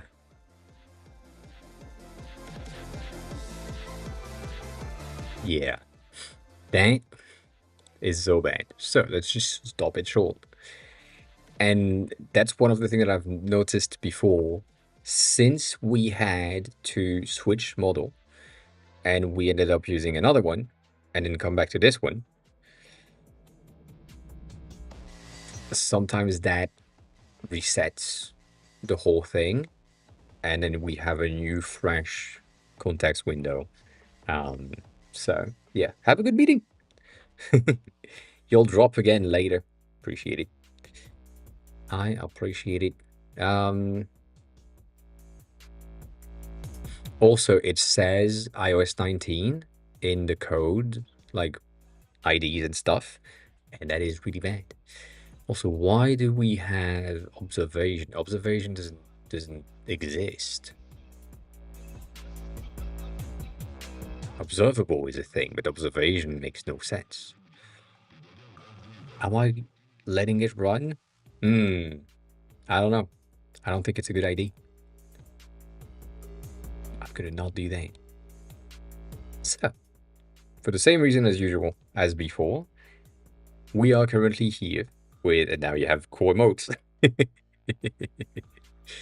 um, now that we have this, I can create a new chat and work on that from there. So, one of the things that we have is I need because it's a new chat, I need to give it back the context and what we are trying to do. So, reminder, that's usually what I do. We are building a weather app focused on real feel weather, real feel temperature with smart, not AI. That's also a thing that you need to say now. Smart recommendation for a wardrobe and items to carry during the whole day based on forecast and that's about it. Based on the forecast. And then read the files first before doing any edits.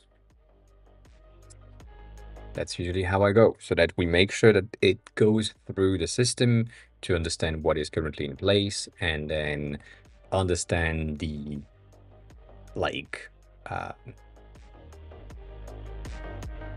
features of the app or the goal of the app, and then based on that, probably install or create features that make sense. So that should work, I guess. I'm gonna not forget to take my meds today. Not that I did in the past few days, but I kind of did.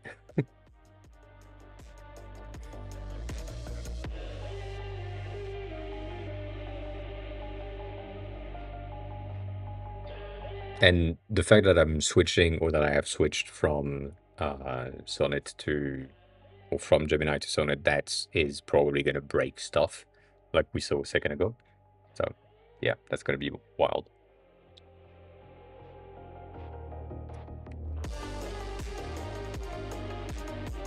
That's going to be bad. I have seen as well some of the things that are pretty important. The, how can I say that?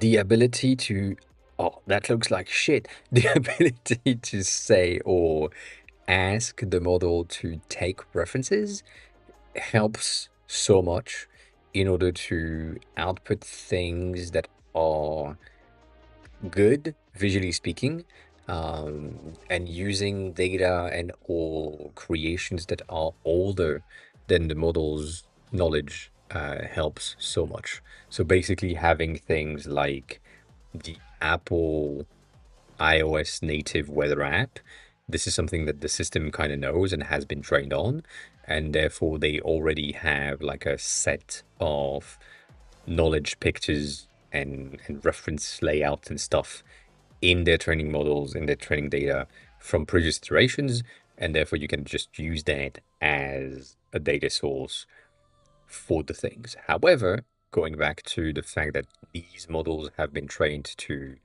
believe that iOS 19 would have been the next version, we end up with things that are not iOS 26 compatible most of the times, and they don't really have the information about um, iOS 26 and their design yet. So that is something that need to be fixed and checked. This looks like shit. Um, so usual behavior, undo everything, and just stay there. This looks like shit. I reverted. Let's try again. So the reason here is pretty personal as well, but also interesting.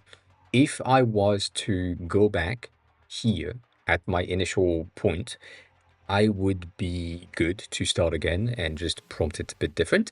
By keeping the shitty implementation, it keeps that in the memory of the current session, and therefore it knows, or it should know, to not recreate these same mistakes again. So I'm just gonna hope for the best and launch that. I'm not expecting it to be good, but we never know. And yeah. We'll see if that works. Cross keys. Hi, welcome on in. How's the day going? How has you been? Everything is fine. Not really. Um, we're currently doing like a bit of an exploration. Uh, did I? Not really.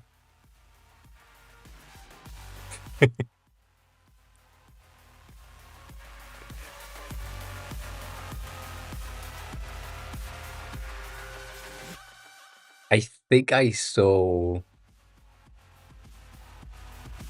a receipt. Yes, there is a website that I saw um, on Twitter, someone that has a receipt for whatever happened. I forgot exactly what it is, but they have like a real printer and it prints down. And I said, you know what, that's not a bad idea. And because I was in a mood of overlays, um, I said, you know what, we need a vertical chat and we need an horizontal chat as well. So let's just create the vertical chat. And I said, you know what, let's take the thermal print uh, direction because that makes sense. And oh, that's so shit. That that sorry,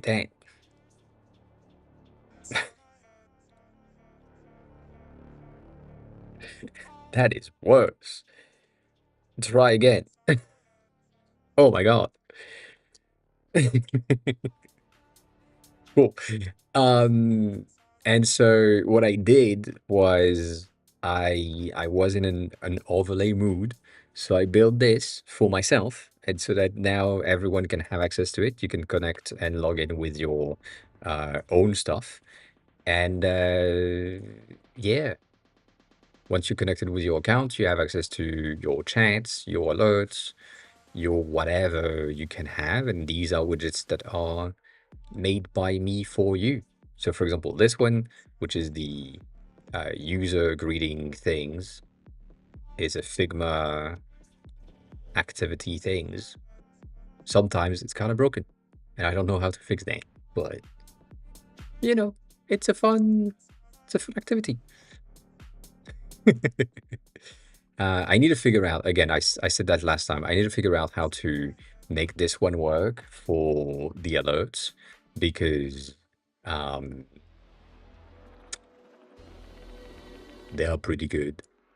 And I'm using the background for visualization reasons. But yeah, I have um, calculate endpoint and define bound positioning. The issue is when I'm doing this, I'm ending up with a lot of overlaps.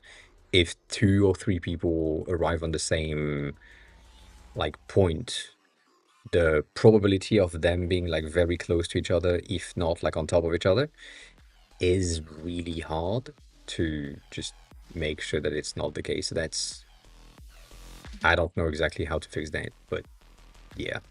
Um, yeah. So they already are. They are, I mean, there is like a a try avoid the others, uh, similar to this one, which is, I mean, it's fine as well, but it's like it's eh, you know, like if things happen, usually you have like two alerts in a row, not 16, so you should be kind of good, but it's kind of hard to get like object avoidance um, in these. These are not in place yet. I haven't implemented it in here because yeah. Um, no, because that is basically never going to be greater than 3. Like the the probability of on my stream. On other streams, I don't care. But on my stream, the probability of having someone that subs, another person that subs at the same time, someone that cheers, and someone that gift subs is basically all that can happen at once. I have a lot of doubts that 5 people decide to sub, 6 people decide to gift subs, and 3 other people decide to cheer at the same time. Like that, that is never gonna happen. So I think I think I'm fine. Like again, the fact that my stream personally isn't the most popular thing, and we don't have so many people reaching to the chat at all times and writing their first messages. Like the only time where we have potentially overlaps is in the first 5 to 15 minutes where people are coming in. Other than that, yeah, it's fine. It's fine. The one that I like the most though is this one right now. Um, like if you chat, you will see exactly what happens, and I love that personally speaking because just it is, and I said that last stream, it is one of the things that I kind of wanted to have in some of the overlays from 3 years ago, where the background is reacting to actual activities in the chat. So something like this would trigger specific colors based on the user color, the user defined color. But then if I have one of these that is triggers, it triggers so many different points, and the entirety of the real background is just going to be activated by the activity of the actual chat. I don't really like the effect itself, but then when you're looking at it on stream, it doesn't really matter. It's just like orbs of things that are moving around, and that's fine off. I mean, that's good enough. So yeah, small details, small things that are just making the overall experience of everyone a bit better. And then these bitches are really good as well. That's just that's just me. Um, Same thing. They officially have an overlap avoidance things, but that don't work. But yeah, so because I was like basically in an overlay slash widget mood, I just did the turbo chat. thingy. So yeah.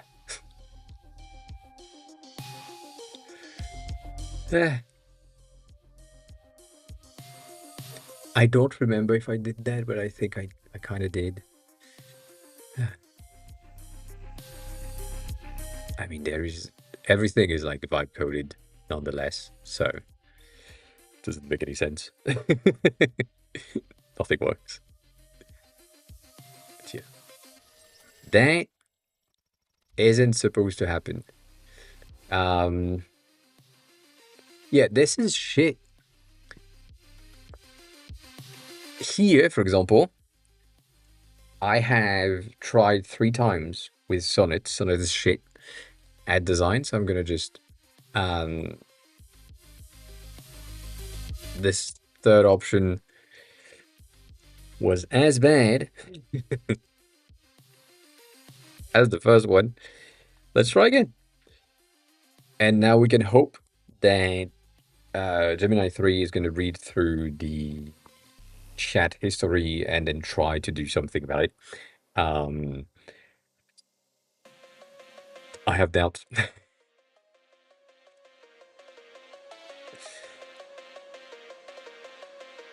I have doubt. We'll see. But how have you been, Kroskis? It's been a while since you've been here. Or at least since last time I've seen you here. Goddamn words. Words!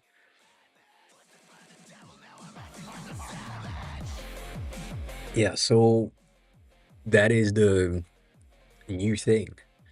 So Howley makes a lot of sense. Yes, indeed, that is so much better. Goddamn. If you are looking for a designer, the Gemini 3 is good as a designer. Overall, it gives you a proper output and an overall good um, design outcome. For band, for example, we have something that is mostly done by Gemini. There are some issues here and there, but like most of these things were Gemini based. Obviously, I went in and just added some of my personal design touches to make sure that we had the things more aligned with my takes. But yeah. Um,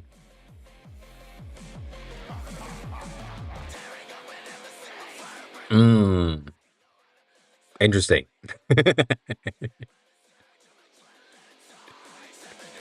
A very cautious graphic designer who is not familiar with web fundamentals is a wild thing to say in 2026. I wouldn't. Eh, I wouldn't. I wouldn't trust. Um, but then again, you know, as I said, the regular things of print and people who are not really familiar with screens. A screen is basically a print layout. It's just that you have a more granular variety of content. Like if you are looking for web and website overall, it is what we call Kanban poster.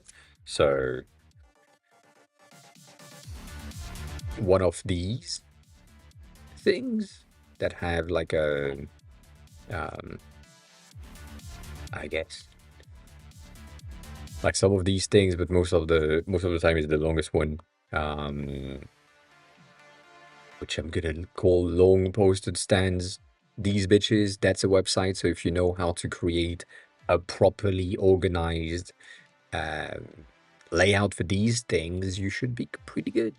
And if you are more of you know, a regular advertisement section, each section of your website are ads in a way. So you just need to think about it this way, and that kind of helps. Or at least for me, it kind of helped a lot to really understand, oh yeah, the typography is important here, then we can have a lot of white space for visuals.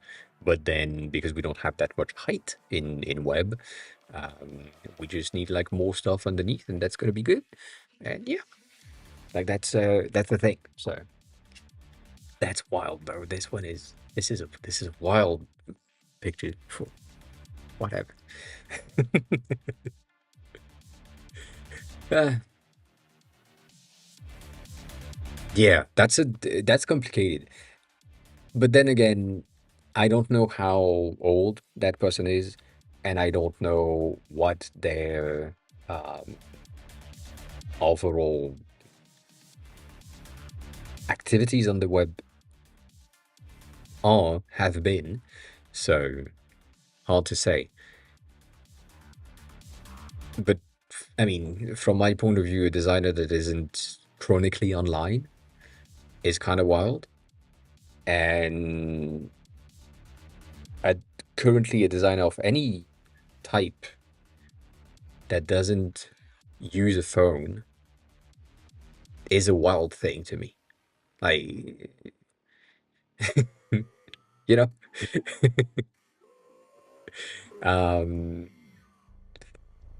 so that's a bit of a weird thing. But yeah, yeah, I do remember that.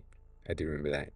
Also, you said that the newspaper was published. Congrats on that. I saw that. And then Brain just pinged me back right now. um, but that's the thing. If you wanna, if you wanna check it out, um, that's an option. That is my new project since last time. Um, yeah, no, um, that's not for me. That's just like if you wanna get a link in bio type of situation. You can go here and just play with it. It's good. It's a nice thing. The reason for this is Bento is dying, and therefore we need to have an alternative. And I'm building an alternative. Or technically, I have built an alternative that is working. Stony, hi, we're fine. Nope. I forgot about it, which means it's not important. Um, which means it's probably not important. I need to fix it. I agree. I agree. I've made two videos on TikTok for you today, Stony, saying that we had released the Android version thing. So that's we'll see if that brings you anyone. But yeah, that looks like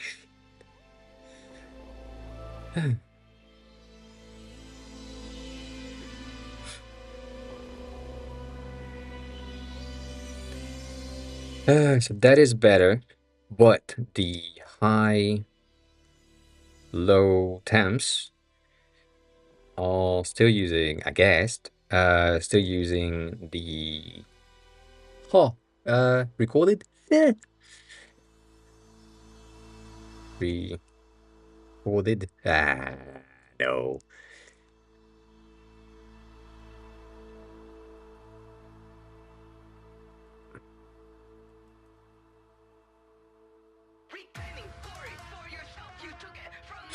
Let's see. What was the fight with Google though? That's gonna be the question. That's gonna be the question.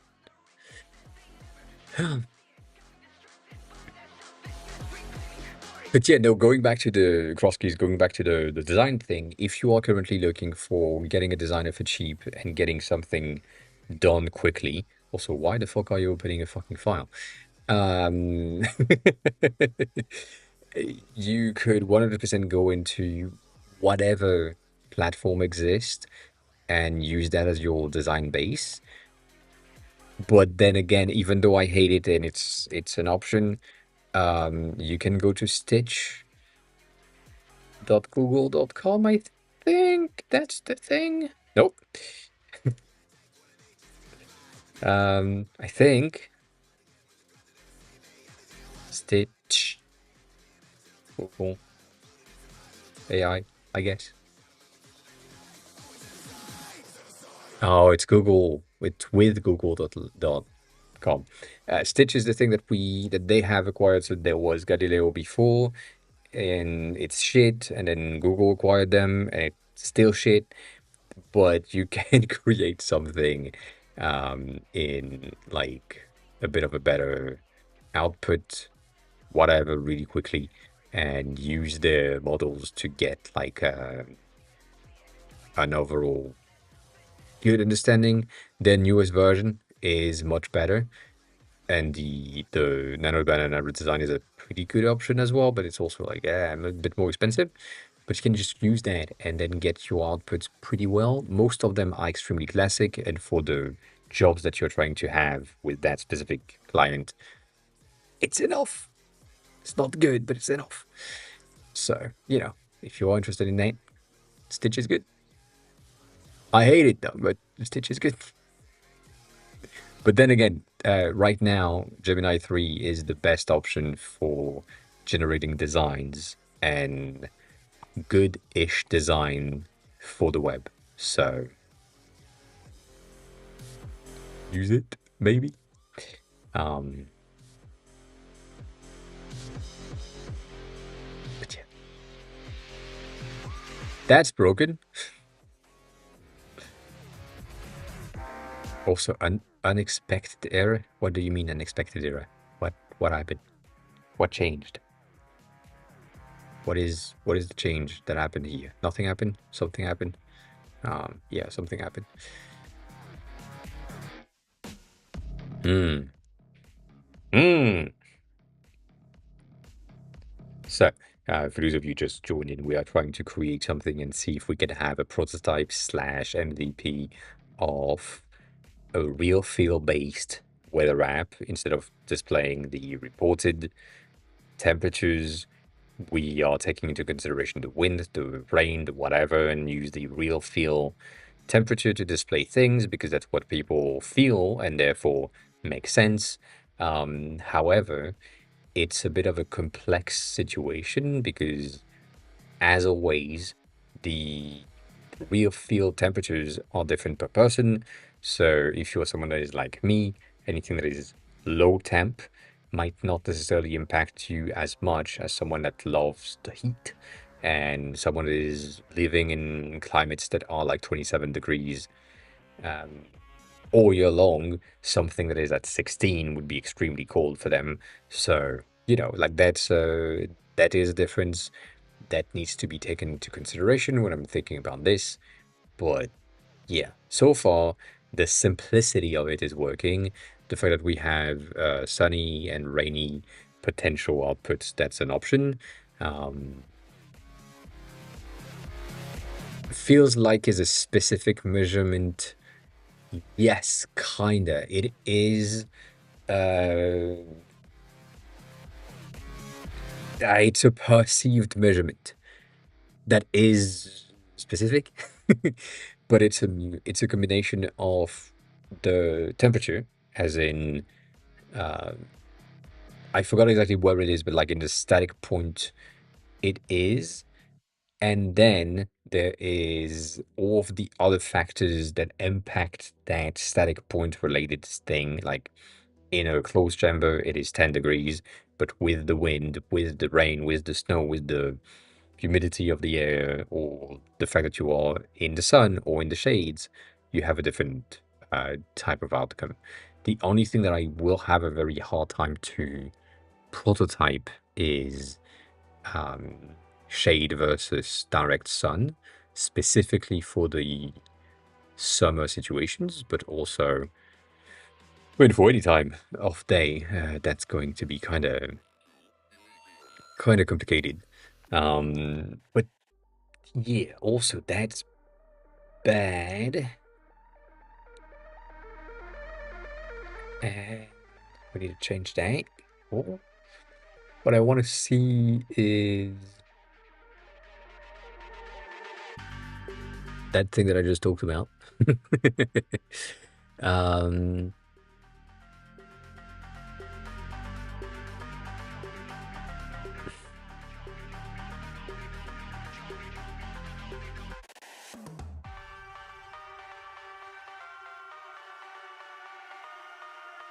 Brain is currently processing design and potentials.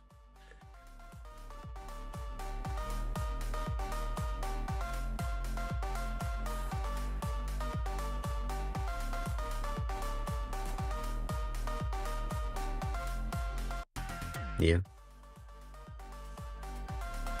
So my two things. My brain went back to the wardrobes and item section that I was talking about earlier, saying that technically, if you have a raincoat, the light jacket makes no sense.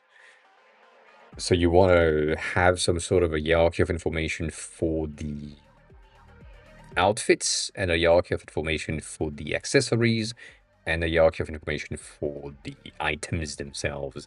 So that's something that I did think about. The other thing is the hourly forecast is a good thing, but it needs to be better designed than this. And I have an idea, but also we'll see how I can make that work. The other thing that I kind of want to have is a bit of a more text-based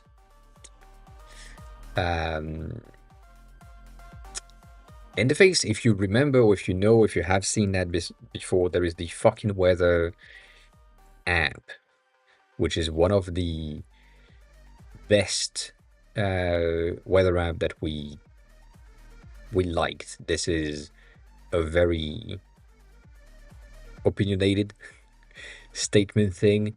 This is, I think, a duplicate of the original, which the other original is this one, which I liked a lot because it's just it's a straight to the point situation. So you just want to have like you just want that. Like that makes sense. Like these one was a very very cool idea and concept, but it died for I forgot what reason, but it died. But I like the simplicity of that, and that's a big ass dick. And I like this for the concept and the ideas, but also it's too classical, so we would need something a bit more simplified.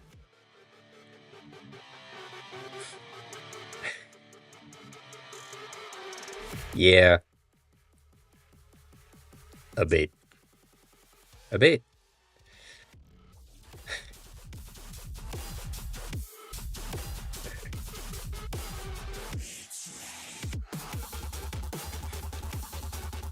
So I guess we're gonna go with that first ID. We need to. What did I say? Yeah, yeah, yeah, raw, key, yeah. You know what?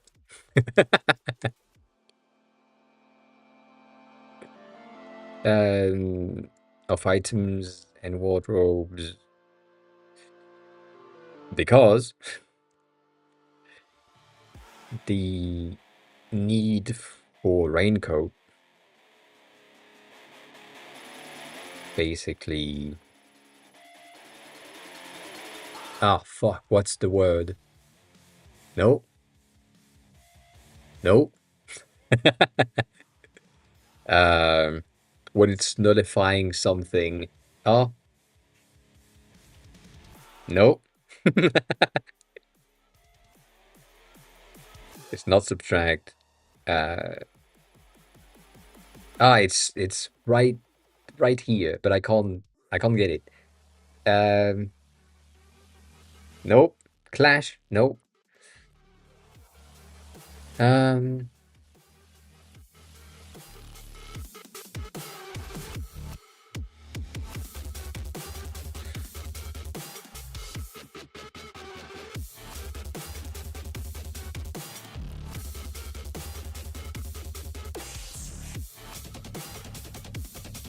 that's weird, Stony. That's a weird thing. Um,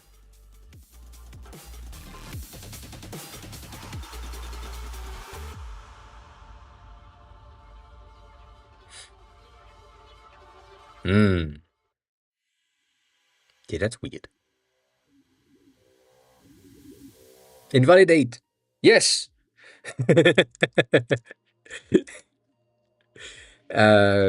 For light jacket and so on.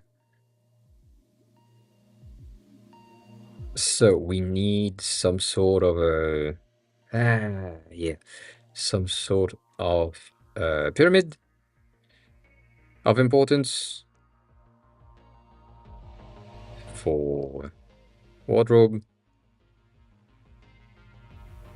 Yeah, yeah. Wardrobe, accessory, and items. Um, and then ensure that for each section and category, we get the most appropriate, bitch, appropriate one um, for the whole day.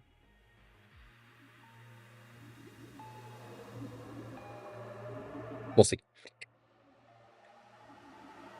That's an interesting thing, Stony. What did you change in your last build, other than the message that you sent for what it was? The only thing that I can tell you is that the Android App Store reviews have been a bit stricter in the past 6 months compared to before.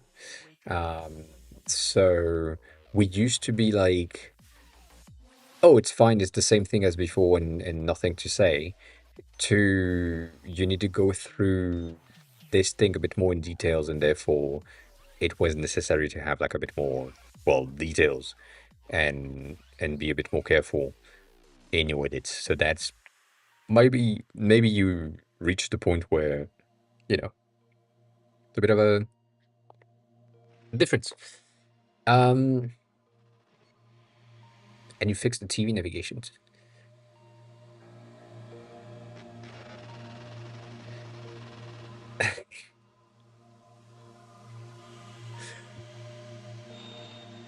Maybe I have an idea for why it was not accepted. Something like before, you didn't have navigation working, and therefore they couldn't test, and therefore it was considered as not working there. And now that they can, they have found stuff that they don't accept because they can navigate. Maybe that's the case. I don't know. Now for raincoat accessory and items to carry is an interesting system.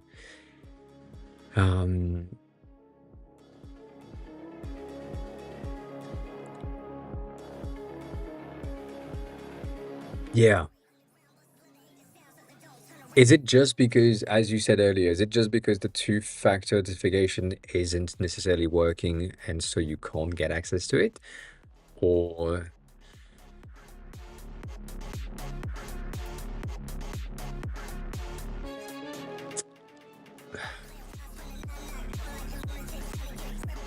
maybe, side note, and I don't remember exactly how it works for,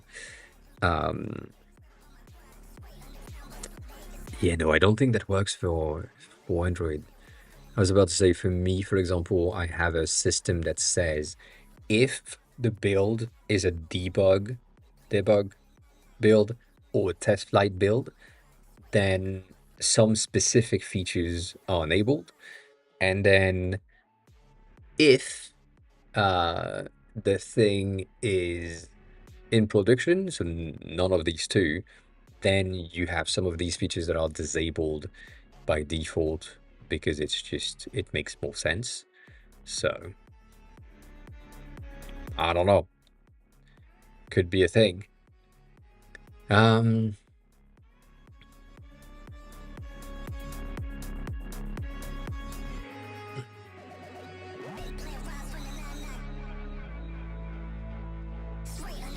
Also, it's the first time that I ever see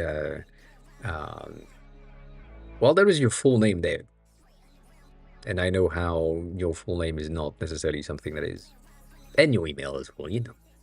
Eh, eh.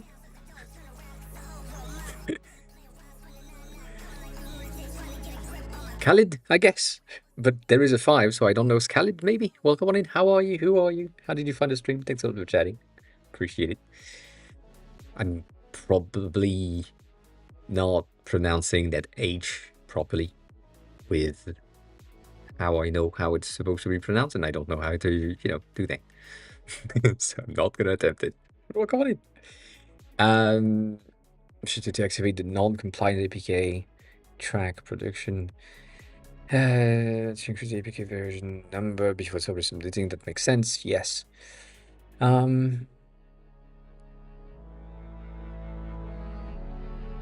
Didn't you say that you had the navigation on D-pad and keypad thing working? I thought you did. Yeah, that's weird. Yeah, yeah, yeah. That's what I thought, but I can't I can't pronounce Khalid with the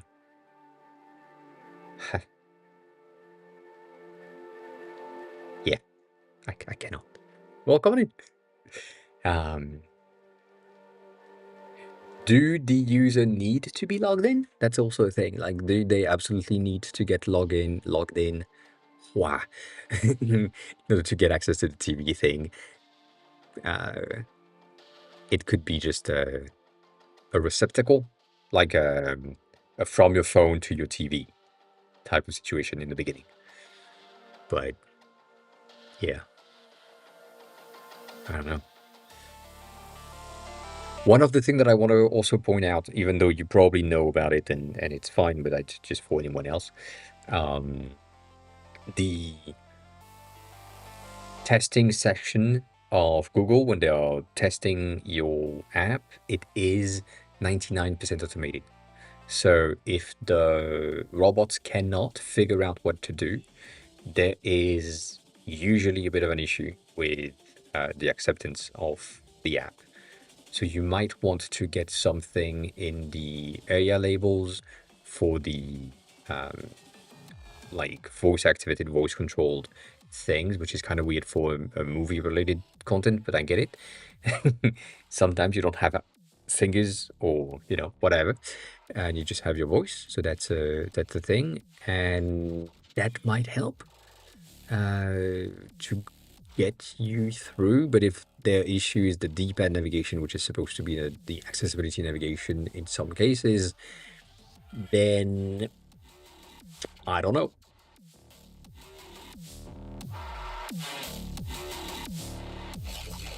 Then I don't know. Yeah, and also for the QR code thing at the end, it's not that like it's a person, so they can't. It's not a person, so the system cannot scan the QR code. My system error symbol? What do you mean? What do you mean? I don't know. I don't know what you're talking about. So I don't know. All right. So this is shit, but it's good. It's good shit. Uh,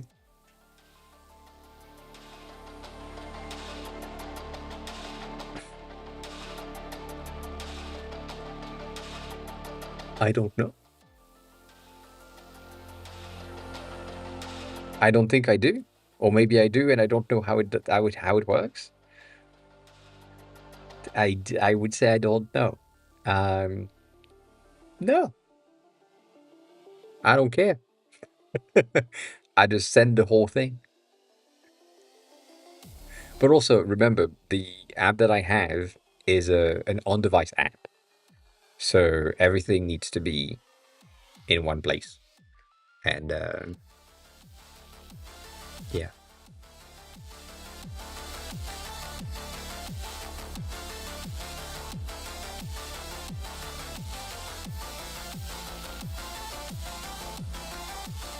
but then again, for the Android app, I don't know. Haven't touched it in a while, and also haven't done anything really to secure it, to be honest.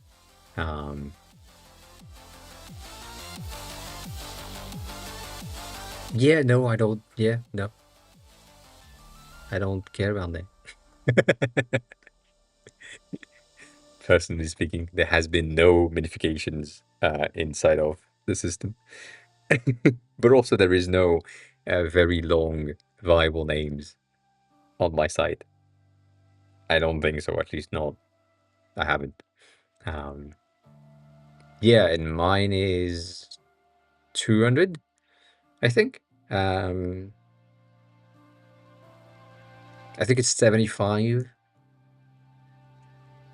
or something. But yeah, again, the fact that the entirety of that's the wrong button. The entirety of um that is like, or the entirety of the size is the dictionaries. So each of the files that contain all of the words, because they are sent with it. So that's the reason. That's the size. Um, nah, yeah, probably, probably.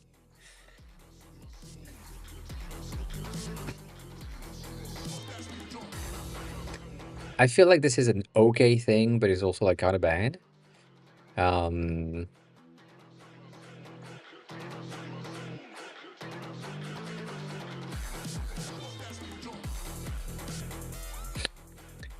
uh,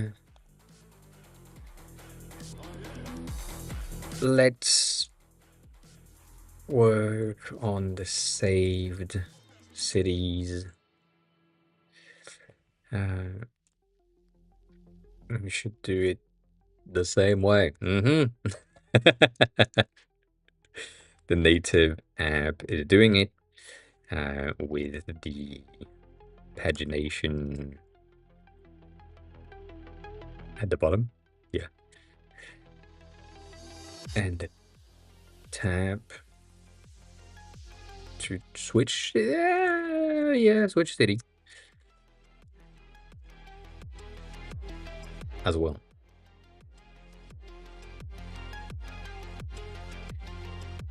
Let's see. I do think that the iOS bundle is, it's not compressed, but there is not a lot of things that make sense.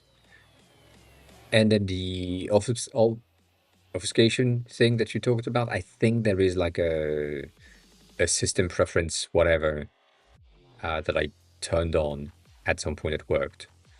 But yeah, I would say personally, I don't care. Uh, as long as the system works, the fact that it's like heavy or not, meh.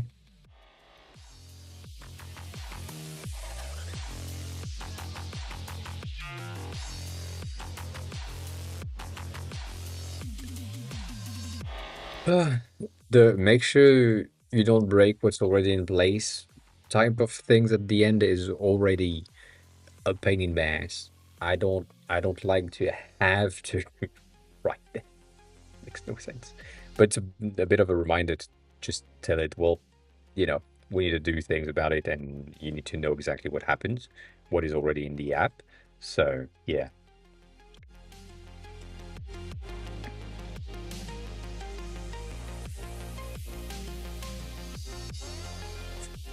we'll see. We will see. Also, I didn't disclose, explain, showcase any of these. Um, but I launched, or I sent the most scary update for me as a non-backend person to the perfume app. We have, which is right there, as of when Apple allow it to be on the stores, which probably today or tomorrow, I don't know. the entire system and your entire perfume collection is going to migrate from one Swift data container to another Swift data container. And I'm scared of it. I've tested it, but the fact that I don't have a phone from someone that is not marked as an admin to test, and that my simulator phones don't have um, any of the things in questions to work with that new Swift data container is scaring the fuck out of me. But we will have a new container. It's supposed to work. Worst case scenario, you lose your entire collection. I'm sorry. And best case scenario, you don't know what happened.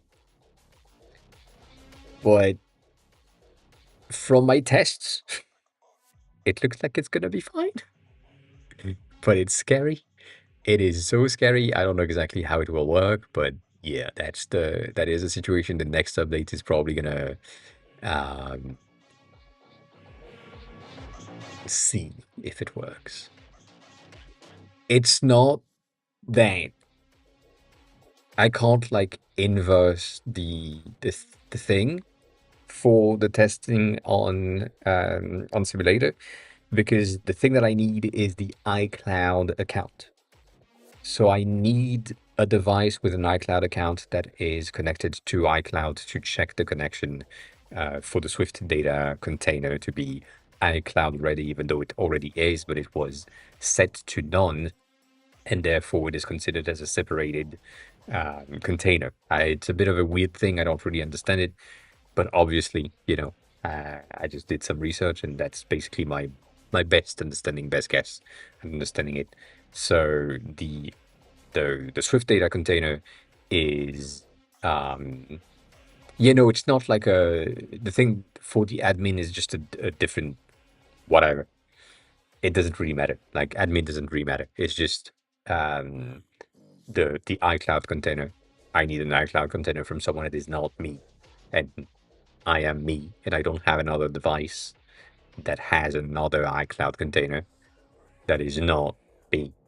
So yeah, I tried on Simulator, but Simulator are not connected to iCloud yet. Katexoho just So resubscribed for that's the 41 thing. months. Hey bitch. Um, but yeah, yeah, thanks a lot for the resub. I appreciate it. Welcome in. You didn't miss the stream this time. Congrats. Congrats.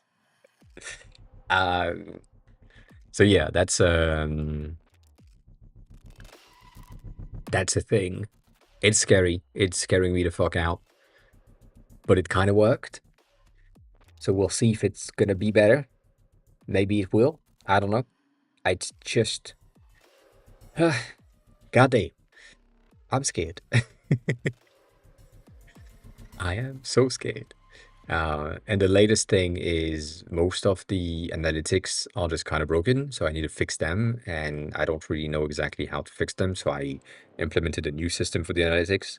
But yeah, you could have watched the VOD if you remember that. I don't think you remember that, but basically, if you watched the VOD before I go live again, even if it's like 5 minutes or 10 minutes or whatever, I forgot how long, you count as a viewer, or your streak doesn't break, so you can just recover it.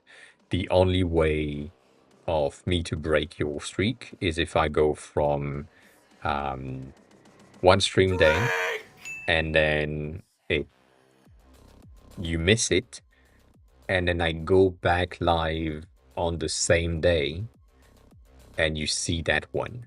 Like let's say I had a morning stream and a late night stream, and you missed the morning one, then the late one count, then that resets your streak. So yeah, now you know. I didn't know either that Stony said told me. So yeah, and Chris, hi, welcome on in. I was not aware. I was not aware. Um. So yeah, that's the scary thing that is just launched, and I also added this thing which currently doesn't work, which makes a lot of sense. But yeah, Everything is a bit of a lot. I need a new phone. That's what I need. I need to buy a new phone, but I was expecting to use this phone as a trade-in so that I get some money back and then I can get a new phone with more stuff and whatever. But um, I think I need to do the same thing that I did for the Android phone, and no, I need it.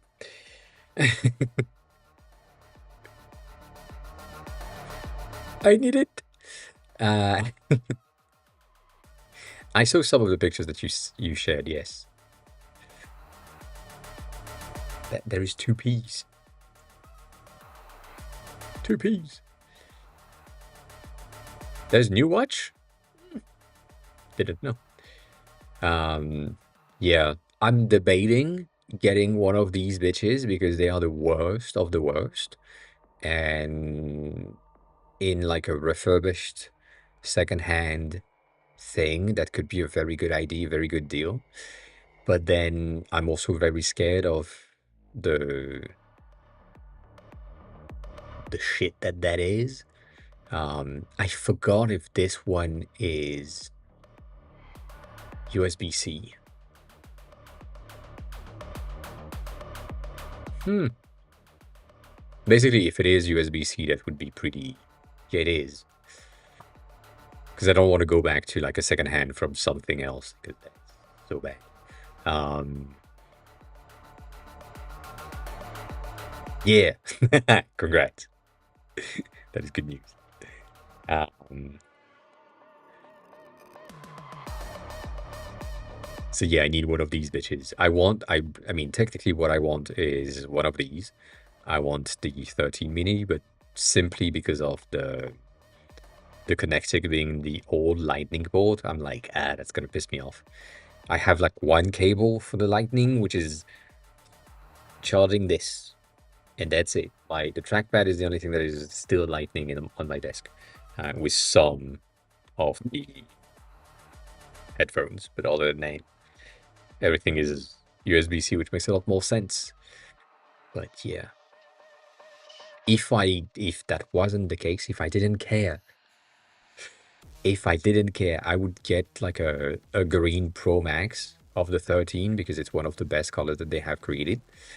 Um, they had like on the 14 Pro Max, deep purple was really cool, but also like I don't care. But all of these are just old. So yeah, this one is the only one that kind of makes sense to get, and it's not bad, but it is because it's a 16 and we're currently on the 17. They are still selling secondhand, really high price, like regular price, and because it's also like still available on the Apple website, people want like $500 for it, and I'm like, bitch, it's the worst phone they have. So yeah. I need a new phone, nonetheless, for testing purposes, because that new update is carrying the fuck out of me. I want it to work. I mean, I want it to work, but I also don't want it to, just be so much broken. Yeah, whatever. Also, Chris, this stream today is mostly for you. So if you want to watch the VOD, that might be something that is interesting. It goes through the entirety of my process from initial ID. We started at 30 minutes in the beginning of the stream, like of chatting, and then 30 minutes in, 30, 35, I started working on this thing. So you have my entire workflow of going through um, getting the ID for the app. Kind of, I did that this morning, but same thing. And then prompting or using the first thing in Cursor to get the information rolling, and then navigating through other things. So that's the whole system and how I navigate between the two and so on. That's the thing.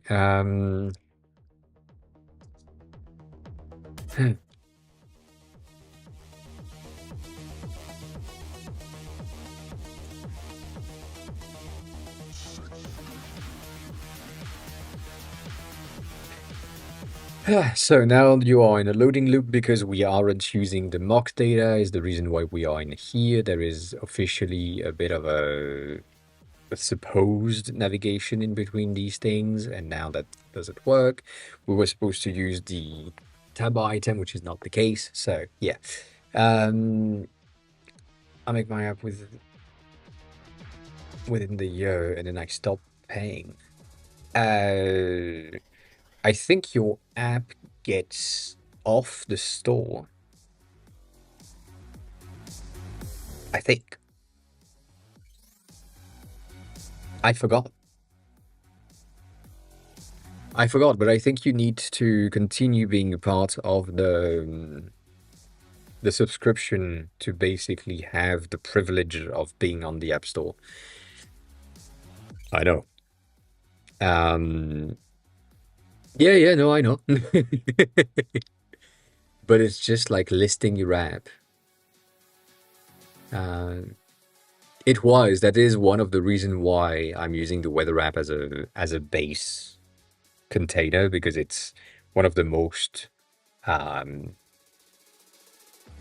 used system, one of the most common side projects for devs and designers, building a weather app, building a Spotify clone, these types of things.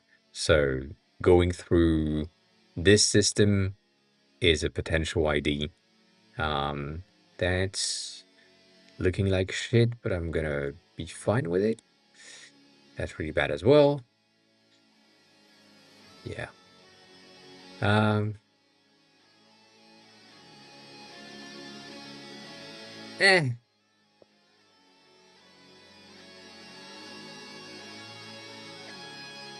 Hmm. Hmm. So again, going back to my initial take on this thing, the idea is to get the MVP thing to kind of work, and it kind of works.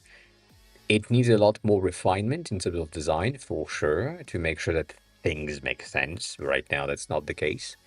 And so getting my outputs correct, this is good.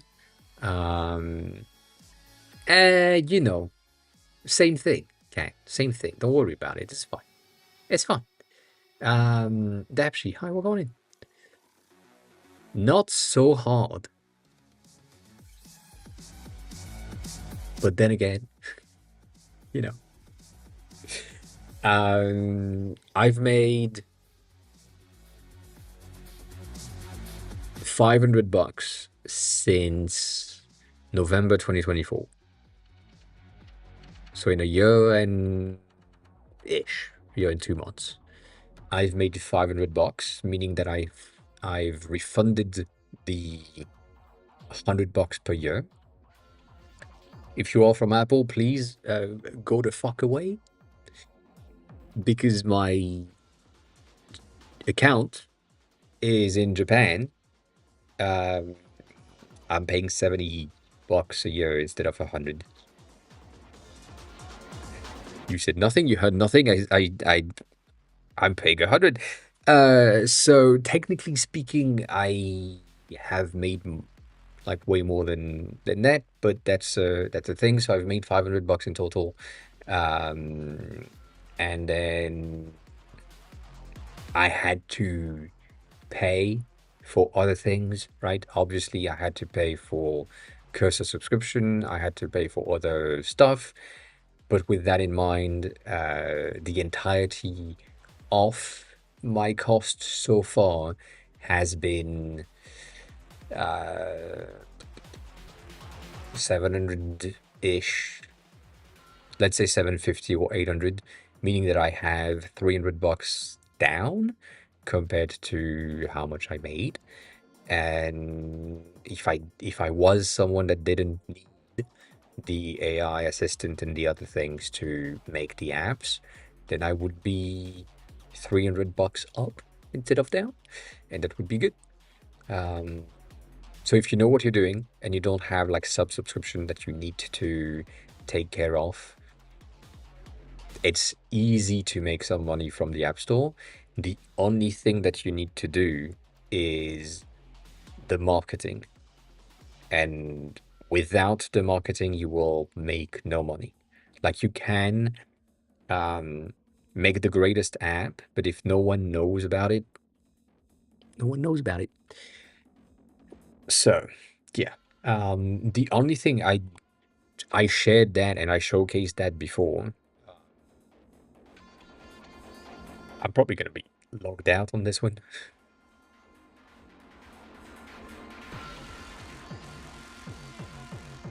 So lifetime wise, I made 400 here and 140 here, so 540 in total. If you take a look at this one, these, right, in lifetime from November 2024 to now, that spike right there is, I don't need this. That spike right there is this post here that got 70,000 views on Twitter and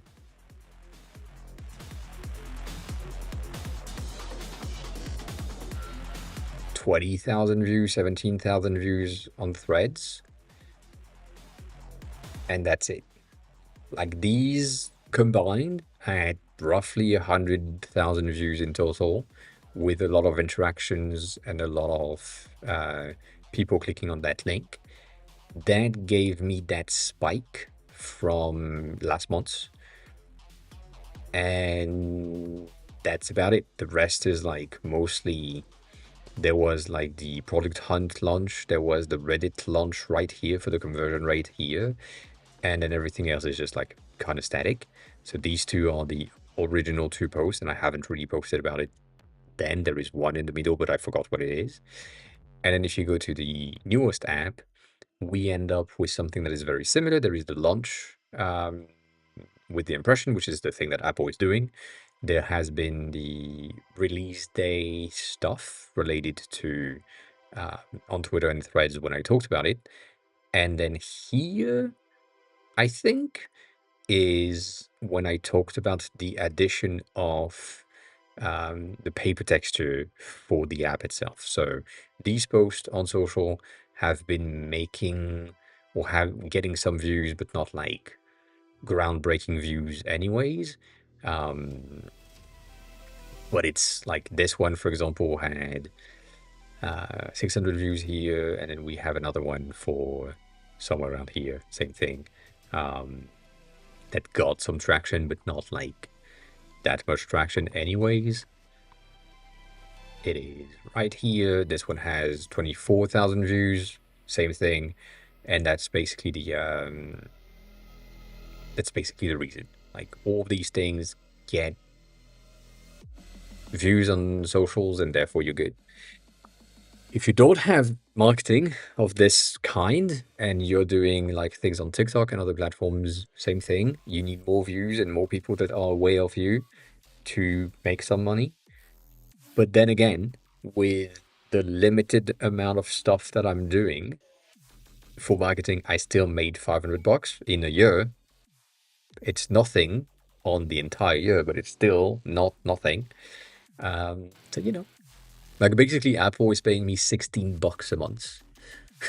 That's basically what I receive on a monthly basis, of how much it is coming in. So with that, think if you're currently releasing the weight tracker on the App Store, yeah, just make it work. Like, the only one that is kind of surprising for me is this post on Reddit. It didn't really work. I mean, it kind of worked, but it didn't really work. As in, I am on the top apps post that I've seen here. So, for example, if I go back to when that happened, this fucking Reddit subreddit is just like flooded every day. It doesn't make any sense to me. But this one has 365 likes and 63 comments. And when I'm looking at the other post in there, they don't break 100 most of the time. Like they had 50 likes, 50 upvotes, and so on. And then this one being like so high up, obviously I like that. Um, but yeah, that's that's basically the thing. So the recommendation for me, social media is going to be the best marketing options because that gives you all the eyeballs really fast. And so Reddit might be good. The only thing that I would say is make sure that you're not copy pasting shit from one subreddit to another, or from one like God damn, that was a day ago. Um, like basically tailor your post to the platforms that you are sending them to. So for Threads and Twitter, it's the same platform. It doesn't really matter. For anything that is like Reddit and so on, if you have like multiple subreddit that you want to post in, make sure that your posts are tailored to the thing. So for example, in SwiftUI, which is a mostly dev-oriented community for people that are looking for open source and or core creations, I framed the entire thing into here is how you can use liquid glass in a very different shape compared to the usual thing. And that worked. And then I tried with something else, and apparently I got my post removed because I was name dropping my app inside of the thing as an ask, kind of. But yeah.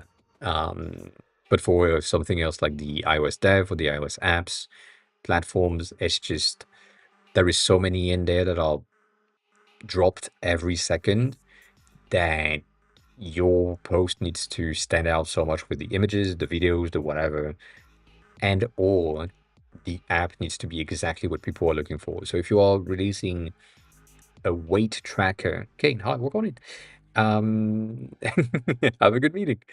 Uh, the if you're releasing a weight tracker, that might already be the case of there is a lot of weight tracking apps all over the internet and all over the platforms.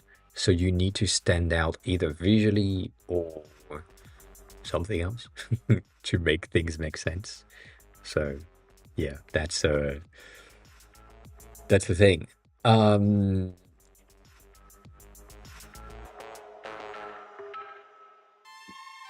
Same method.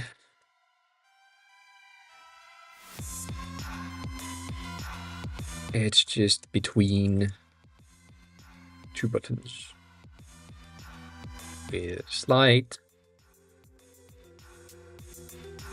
Y offset, I guess. Um,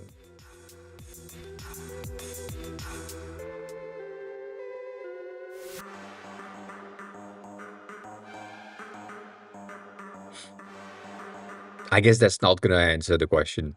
But that's all I have. Um,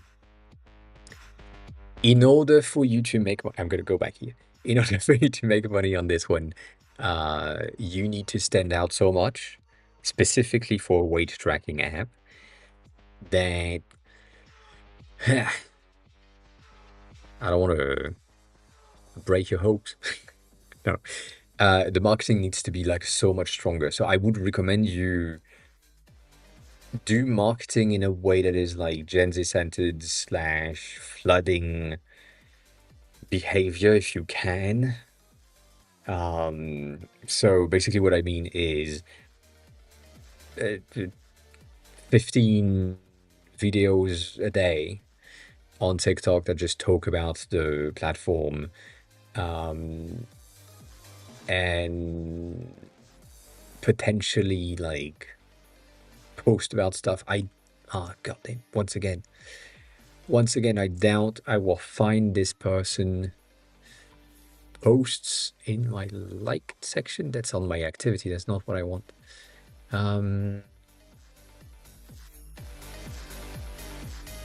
I showcased that before, so you know it's gonna be kind of harder to showcase. But there is this guy that is basically just building a travel app and has been posting the exact same image with almost the exact same text for the past, I don't know, 6 months to a year. And it's the same thing every day. I don't see all of them, but when I see them, it's nice. The design is cool, and that's all they have. Like from my point of view, as someone that doesn't need a travel app to organize my travels, their app is just not my stuff.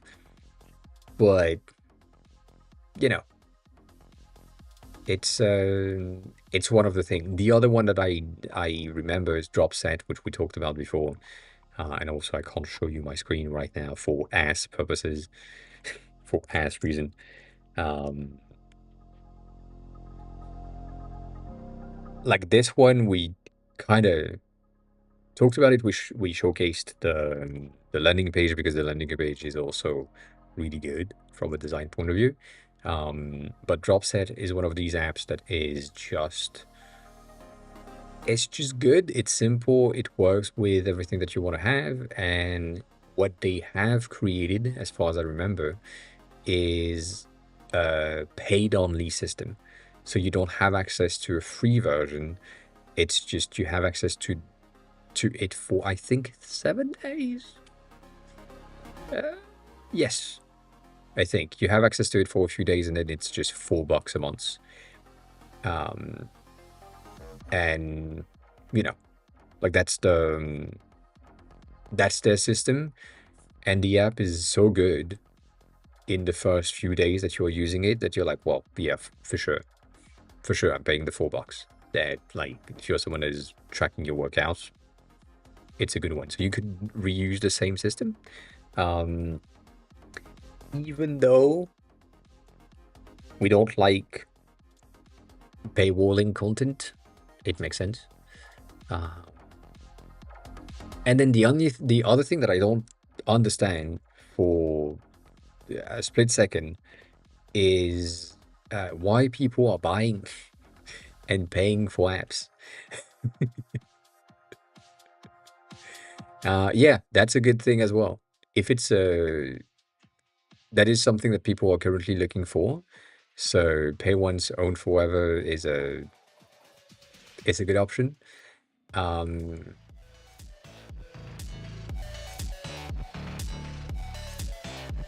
Did you do cool stuff in it? Like, did you do shit like this inside of the content? Like, this is basic, but also it changes. It looks like the one that I have. Obviously, I picked it up. But if you have like cool shit like this, you can 100% get in the system and just showcase like what it is, how it works, and so on. That might be enough for marketing purposes. You know, you just record your screen, do something about it, be done. Also, this one, which we haven't really talked about, I posted it on Discord. You get like one image, and then you place your camera wherever you want it to be, and it just generates an image based on the position. This is wild to me. Some of these are missing some details, right? The last one doesn't have the peace sign, but like, goddamn. Goddamn. So yeah, shit like this would be pretty cool to showcase. This person is the same situation, basically. They have subscription day that they have created, and then it's just like a preview of the small details that they have inside of the app. That's what they, you know, that's what they want to do. So that might be good enough for you to get some traction, some marketing, with no real issues, because it's just like it's there and it works. Like same shit here. But yeah, congrats on the wig. Okay. But yeah, that's a thing that I would say would work, could work, um, could be simple enough to just like showcase one thing that is well designed that people will, I don't know, gravitate towards. Um, and lately, the one that I've been seeing as traction magnets have been onboarding screens, which I don't like, personally speaking. I feel like onboarding are a waste of space and a waste of time for most users. You just need to make your interface intuitive enough so that they understand how it works from the get-go. Um, but yeah, a lot of people are just sharing this. That's a static image. You have the name of the person, you have the name of the app. Maybe that's good enough for the person that is like interested in adventuring, adventuring, and so on. So yeah, um, that's the thing. That's the thing. Um, no, I I've been burned by Twitter ads 5 years ago, roughly. Kinda. Basically, what happens is, and I trust that since then. Also, you have some gym in the background. um, oh, all right, all right. So I've been burned by the Twitter ads um, for a long time. Basically, what it does is, or what we said it will do is it is promoting your content for everyone, but it's no one really care because it's marked as an ad. And then for the same reason, um, they will never push back your content again because they know that you are willing to spend money to get some visibility. So with that in mind, you basically need to say, I don't care about the more visibility. I want just organic visibility, and instead of paying for the visibility, I'm just gonna wait and do the marketing on my own. And it's gonna be good. So yeah, that's the thing. At least for me, that's the point of view that I have. Um, yeah, but that's the same thing. Like, you are willing to pay to get in front of more people that might install the app, and then you will pay the certain amount of install based thing, but that marks you in the system as willing to pay. So with that in mind, I'm like, um, but then again, this post was also something that might be good for you in a sense for what happened.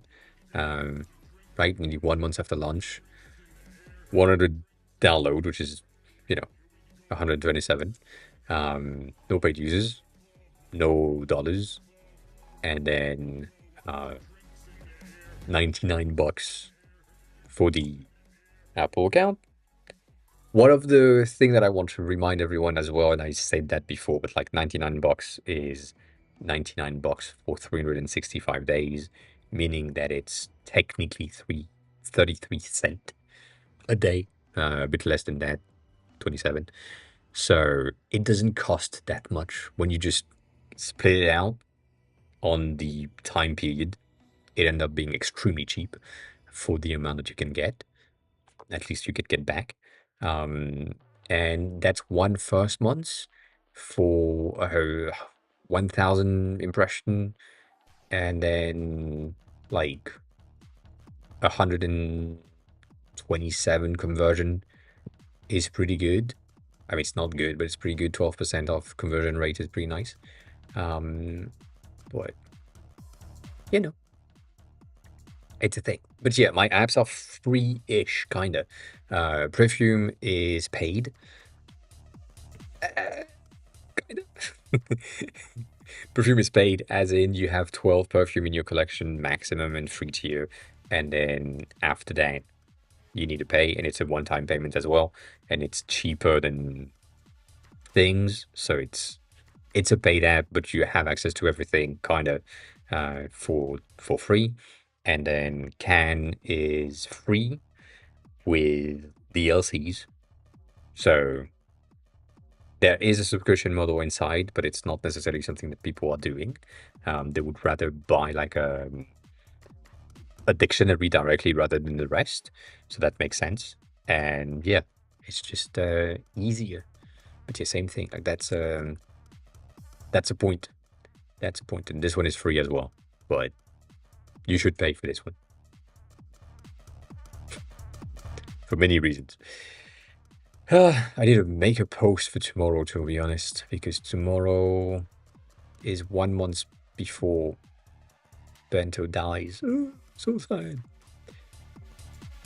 But yeah, no, overall, like that's the thing. You only need um you only need views. Yeah, Perfumium. Um the the better you go through the system, the easiest it's gonna be. So the system of the user. You need to just make sure that the thing that you're providing is good enough that they are converting. If your app is currently like a 7-day trial and then it's a one-time payment and then you're done, that is an incentive of buy once, own forever. So that's good. But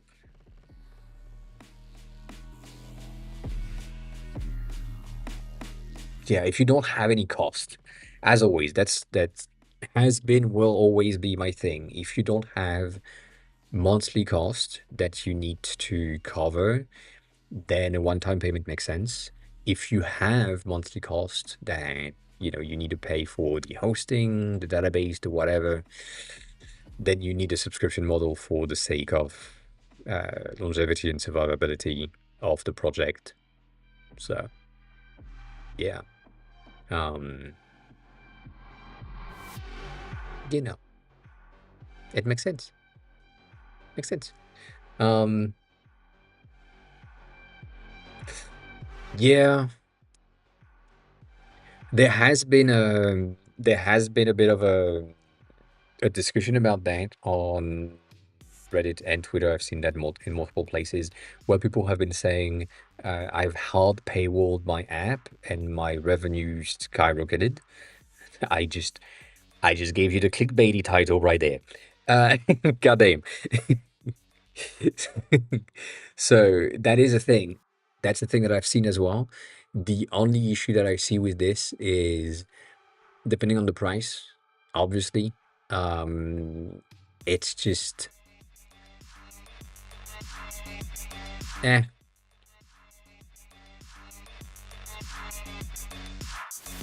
I don't know. There is something about freemium providing the service for free in the beginning and then providing more services for the price, which makes more sense in my eyes. But I also see I've worked on this thing for X amount of time, and therefore it costs some money. So that's another thing as well. Both work, to be honest.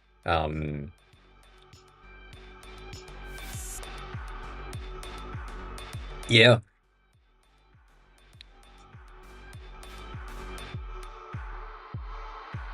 yeah. I mean, the reason you haven't been here, I think, uh, for this one, I think, and the system that I have here of uh, the the pricing system is for the people that pays. They are paying $30 a year in the beginning, which is expensive, but not that expensive compared to the competition, and which I need a table, to be honest, for that to showcase that I'm $30 a year and the others are like 90. So, but then my plan is to go down to uh, $6 a year, because at that level of user base that are actively paying user base, um, I have like enough to cover the cost of what needs to happen, and that's good enough. Like for me, that would be good enough to just get something at $75 a month, um, which is my floor, which is false, by the way. The floor is 50 cents a month at $6 a year, roughly, a bit less than that. But yeah, that whole system makes sense to me. So it's a subscription without being a subscription, or being a subscription that decrease in price instead of increasing. So for some people, it makes sense. For others, it doesn't. I don't care. You know, I don't care. And then I can still like bump the prices for later users, like new users later. That's not an issue. But, eh.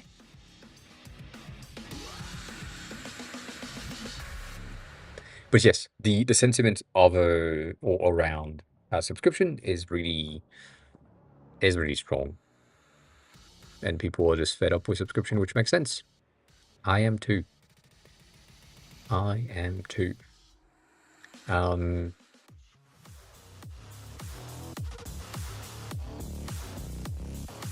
that's wild.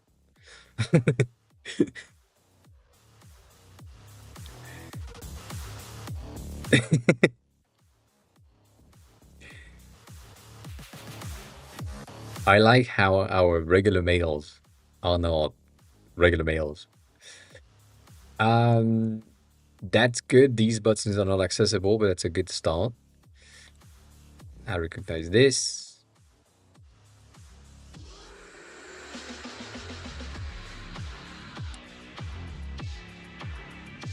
Yeah, it works.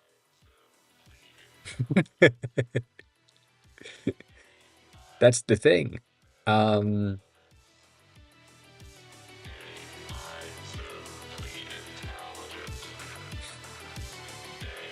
I hate this, but that's the system section, so you can't really change anything. Um, and then, yeah, can you detect that the keyboard is on? Like, is that an option? Can you know if the keyboard has been displayed? If that's the case, then you can simply just reorganize the view when keyboard stands up, so that you just move things up as well to, have enough space. If that's not the case, which I think it is, but I don't know. Um, yeah, you could go with a side-by-side section instead.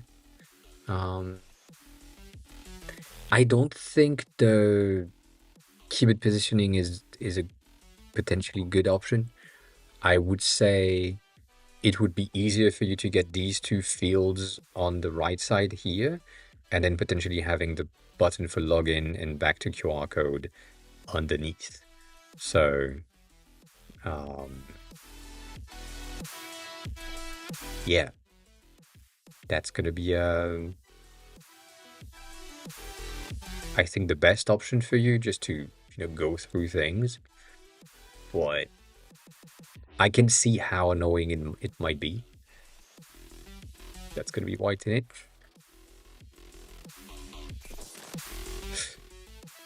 it. um,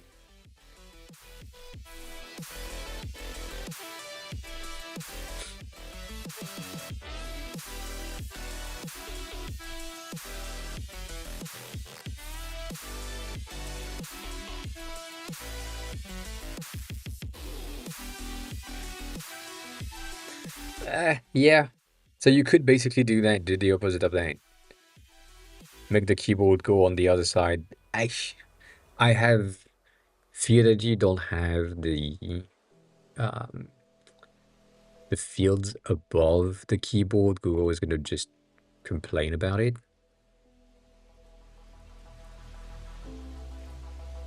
But eh, eh.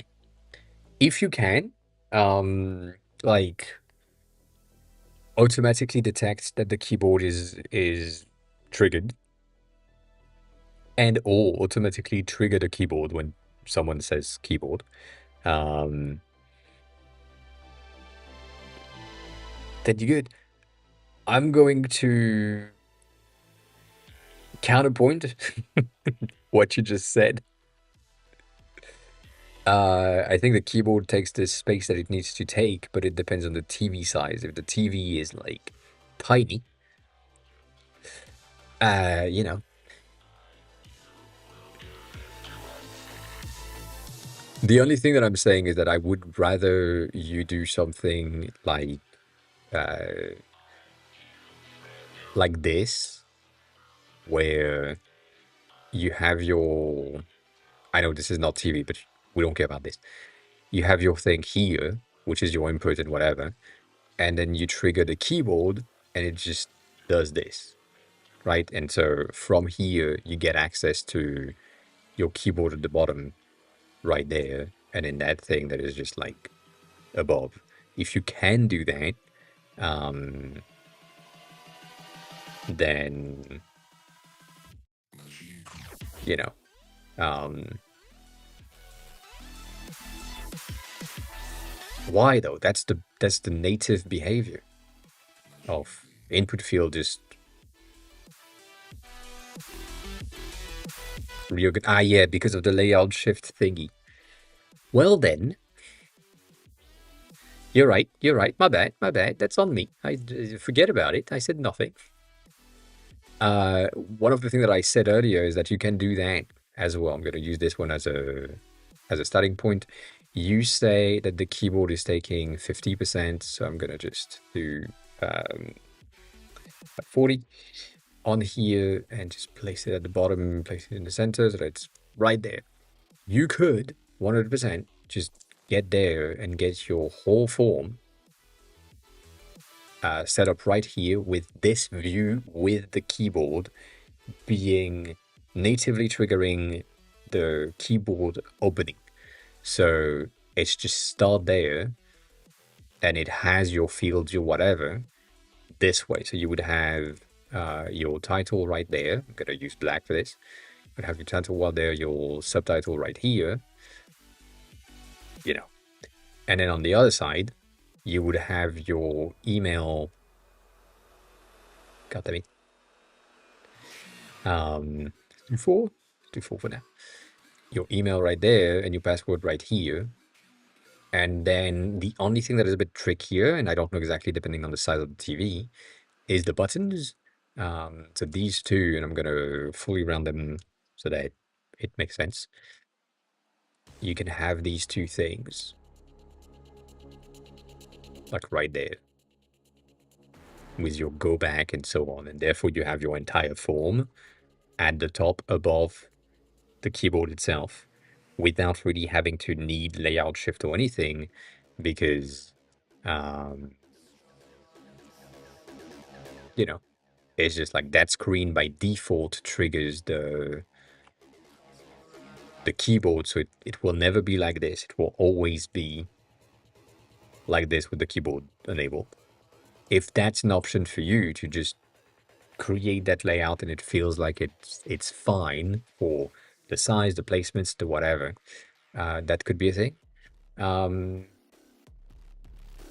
But yeah, other than that, it's the split where you just need to have this right there and then your form where it currently is, which is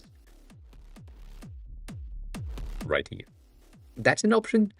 I I fear, personally speaking, that this is going to be a more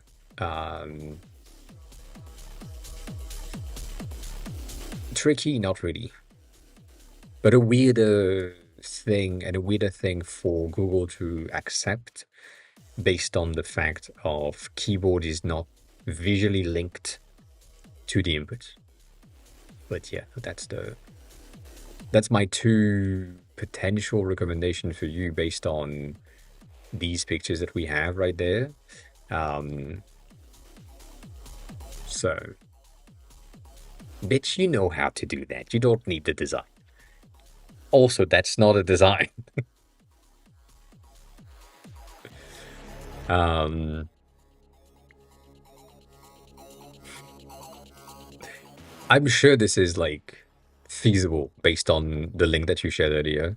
It seems to be like very, very simple to align right. So I wouldn't I wouldn't care too much. Yeah. Yeah. I mean, that's the easiest thing for me. And you also not have it like full width. You can just have it with the width of that plus this and left align your text and logos and be good. That would be like so easier to not have the fucking thing covered. I get it. I get it. To me, best option, sliding content and layout shift, but I know how complicated it is, so don't worry about it. Don't worry about it. It's fine. It's fine. It's an okay thing.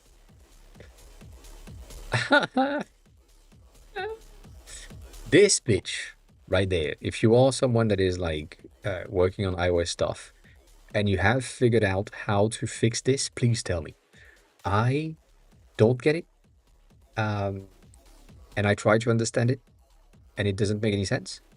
And when I'm looking at the deprecation in there, but also in other places, it doesn't give me any information, and it's just bad.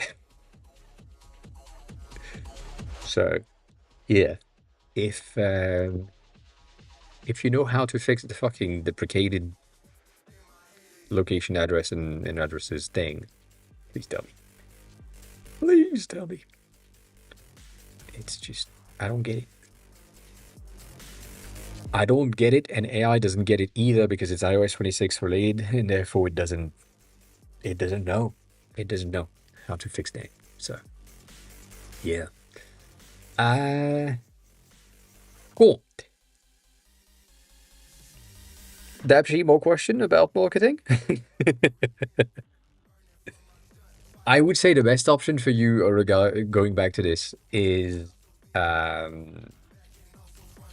this type of content, even though it's not much, and I'm not getting like a lot of views and so on, and everything that I see is my fucking haircut that pissed me off.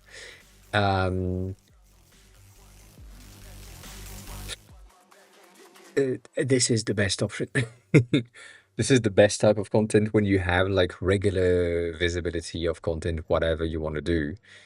It's just helping. Then you have this shit in the middle because, why not? But overall, just showcasing the app, showcasing the content, and providing information about what is in the app, what is useful, and so on. That that works overall. Like I'm almost certain that the amount of views and downloads and so on that I have on the app is from a lot of these videos, even though they are not like the best. Overall, they are like good enough. So, and it's a lot of videos. It's been since I started, so since here, that's the first one. So, that was the first video, which happened 8/8. Roughly, not 8/8, but like, yeah, 8/1. August, I think. I don't know, I can't count. So yeah, that's the thing. It works. It kind of helps. Start a position and focus myself on promoting promoting a product to a specific group and problem. I can't read. That's a thing for me.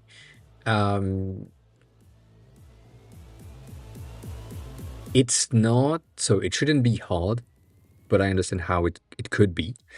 But it shouldn't be hard for you as the person that is creating the product to explain why it's good. Like, um, obviously biased. It's my own shit. But why do I like this perfume app? Because it provides me with a recommendation in the morning, and it ensures that I'm going through my collection and I'm not having any perfume that I have that I haven't touched in a long time uh, and forgotten about. That's the main thing. It just provides a place where I have the information, so then I can just go in there, see what was my feeling about this thing, and I have the information. Cool. If I go here, why is it good for me and why is it good for you? I needed a thing to learn Japanese vocabulary specifically that were around my personal interest. So I created vocabulary dictionaries for the thing that I'm interested in. So I like slangs in Japanese. It's really cool to know how other people are speaking in a day-to-day life. So I built a slang dictionary, which is the only one that I have completely worked on and worked through on all of these words to just know when to use them, how to use them, how they are said, what is their meaning, and so on. So that makes a lot of sense for me, and it would make a lot of sense for the people that are in the same environment as me. What is the good thing about this section? I have a ton of places where I went, and like in Tokyo and in Paris, and I wanted a place to store the information. And because a lot of you are also interested in going into Japan and France for some reason, don't go. Uh, you probably wanted to have information and recommendation from someone that has been there or lived there that is like much better than if you just go through Google recommendations and you just look at things.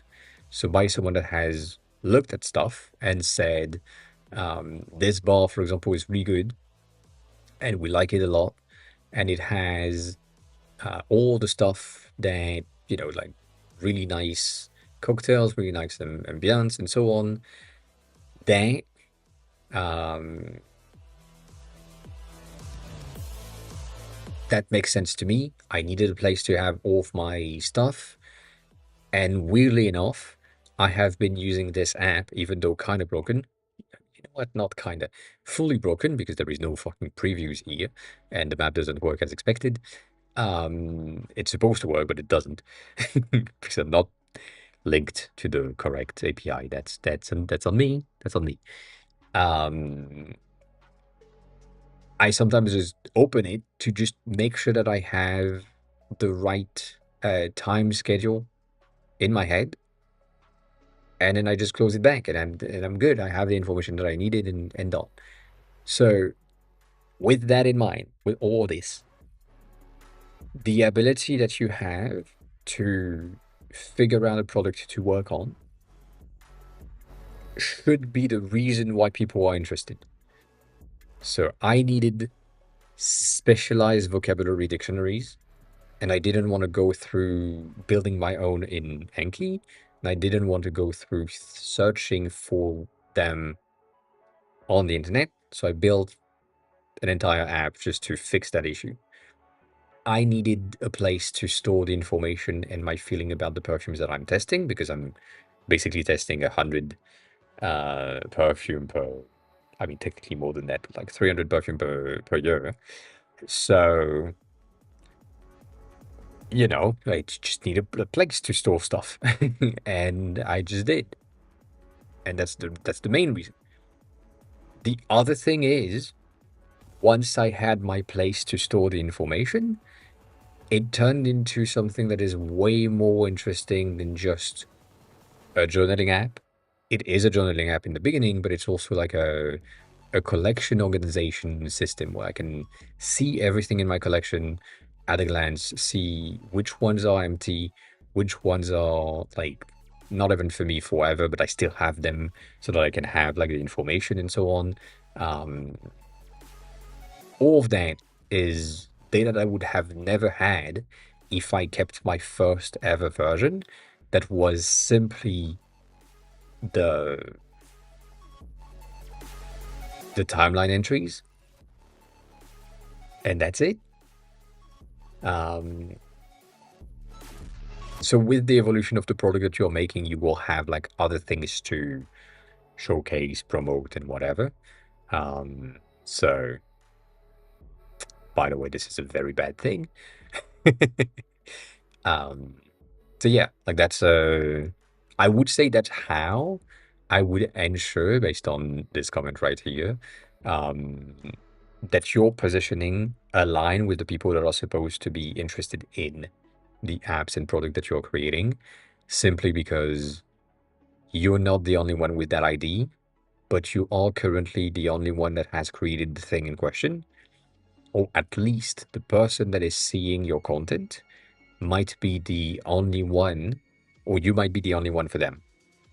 So this is something that I had to convince myself uh, in the beginning of streaming and in the beginning of potentially doing some YouTube videos as well, was I know there is so many other YouTubers and streamers that are doing design related content, and that's okay. And maybe the way that I'm speaking, maybe the way that I'm presenting the thing clicks for some people and doesn't for others. And maybe it doesn't click for anyone, in which case I will stop. But if it does for at least 3 people, that just means that it's fine. Like it's okay. So that's my recommendation in making sure that you are promoting the right problem, or the problem that you had in your head when you built the product in the first place. It's just I need this. I at the point where I had this ID, I just needed this thing, and now it does this, and I'm in the plan of building all of that. So if you are interested in this thing that was the core of the app, then the accessory thing that I've added to that product will probably be beneficial. But if you stay I'm only promoting the center, the core of the app, which is like a journaling app for your perfume collection for me. And then you open the app expecting a journaling app for your perfume collection, and you end up with a daily recommendation, with a rotation system, with an organization system, with a way to make sure that you have your perfume in folders, getting a wish list, getting a purchase assistant that makes sure that you're not spending money for no reason, and like a personal profile with all your olfactory notes, the thing that you like, and so on. All of that adds up, but I only told you that it was a journaling app for your perfume collection. So there is like a bit of a like hyper positive around what it is, but also this is a negative point. At the same time, it's a positive and a negative. It's a negative point because maybe someone is looking for an app that does personal profile. Welcome back home. Personal profile for your scent DNA. Like that's the thing that they were looking for, but because I'm not really marketing it, they are not gonna try my app because it's not in the words. Therefore, it's not in there, like in your brain. So that's the thing. If you look at the oh goddamn, is it like app.store on Apple? Or is it just store?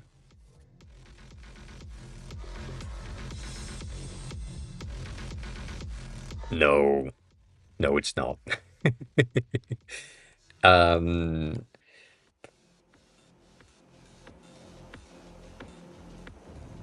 that if you go there. If you go there, the thing that people will see is recommendation system, journaling system, organization system, and then the rest is like hidden. So like layering, discovery, and then profile. So yeah, I don't know. Send the fucking link. Send the link in chat. God damn it.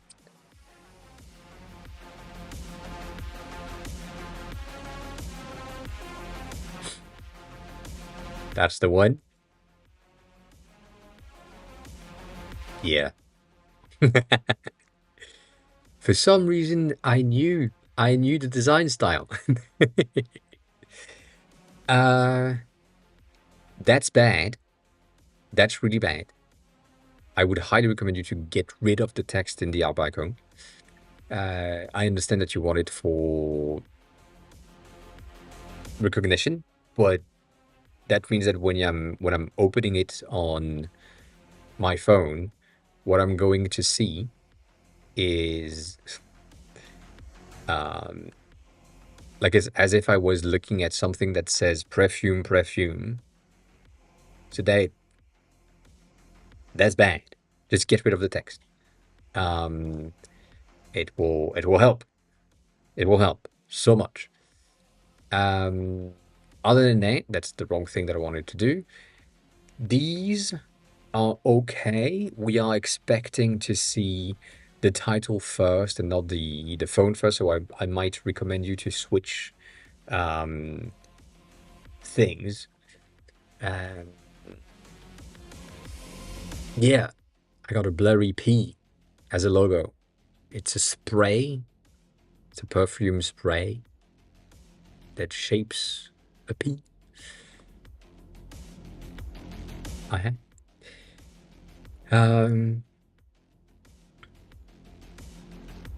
there is so much issues with these pictures. Um, yes, exactly.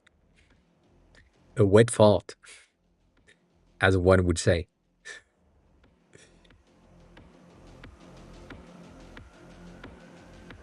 So, yes and no. Your App Store page is okay, but that's about it. Let me explain. This is bad. The fact that you have the lifetime access as the first image that people will see, um, it's it's bad. That's not why they would open the fucking thing. They want to know that it's tracking weight, fixed food habits, and play the game. That's the first thing that should be there. And that you should have the rewire your brain thingy, maybe logs, and maybe on the fourth slot have the lifetime access, to switch things out. Um, that's the to me that's the recommendation. And then these two, insight and this, I don't know, but overall, my main thing is based on how we see stuff. Let me just go back. The only like stuff that you want the people to see when they are scoring the App Store, which is like basically just vertical thing, is what does this app do and why is it good for me? So if you wanted to keep this one in the first three, because your lifetime access, no ads, no subs, whatever, is good for you, I would just switch the two options, blue gray options. But I would still keep like the track weight as the first thing because it makes so much more sense. The presentation, even though you will probably never go that far, um, is going to be, let me see if I can just find them really quickly. Really quickly.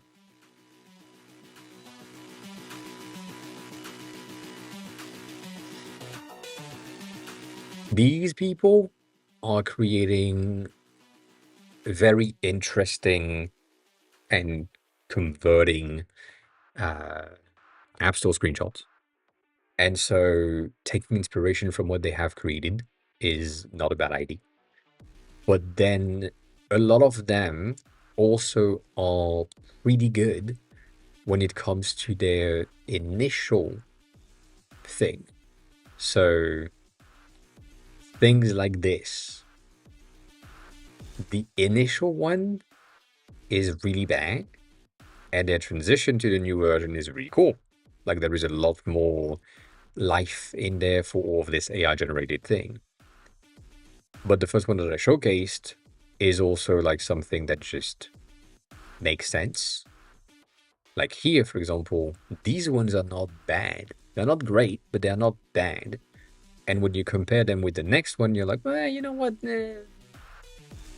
Fine. So you could get like some inspiration from the first one because it's not used anymore, and you don't copy just the exact same thing. But yeah, there have been like doing so many that works. Currently, you are in that department, and that's kind of bad. I don't want you to be in that department because that's taking too long and too much work from your point of view, for sure. But um, yeah, you know, it's an option. It's an easy thing to do. Easy switch. Nonetheless, for you specifically, switch the order. Second one needs to be in first, that's for sure. Lifetime.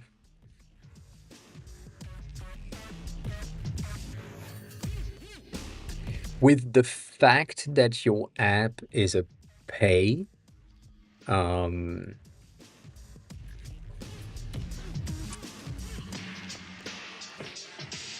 yeah, maybe the lifetime access is an option. I mean, it's not an option. What I mean is something that is important to have in the screenshots, but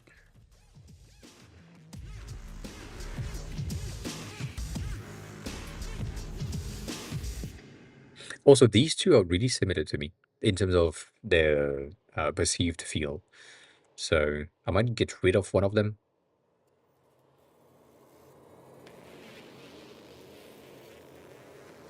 just for the sake of getting rid of one of them. Um,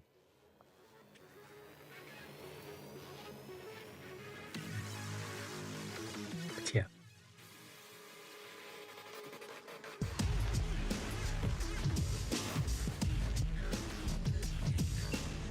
overall, it's fine. I know you're fine with fine, but Nox, we're calling. Um, no, no, because you are doing a paid app. That's the thing. You already are in lifetime. Like there is in the eyes of people. Let me just go back there. This being paid doesn't really change. I wish I had this open. Um, yeah, that sounds about right, Stony. Sounds similar to me.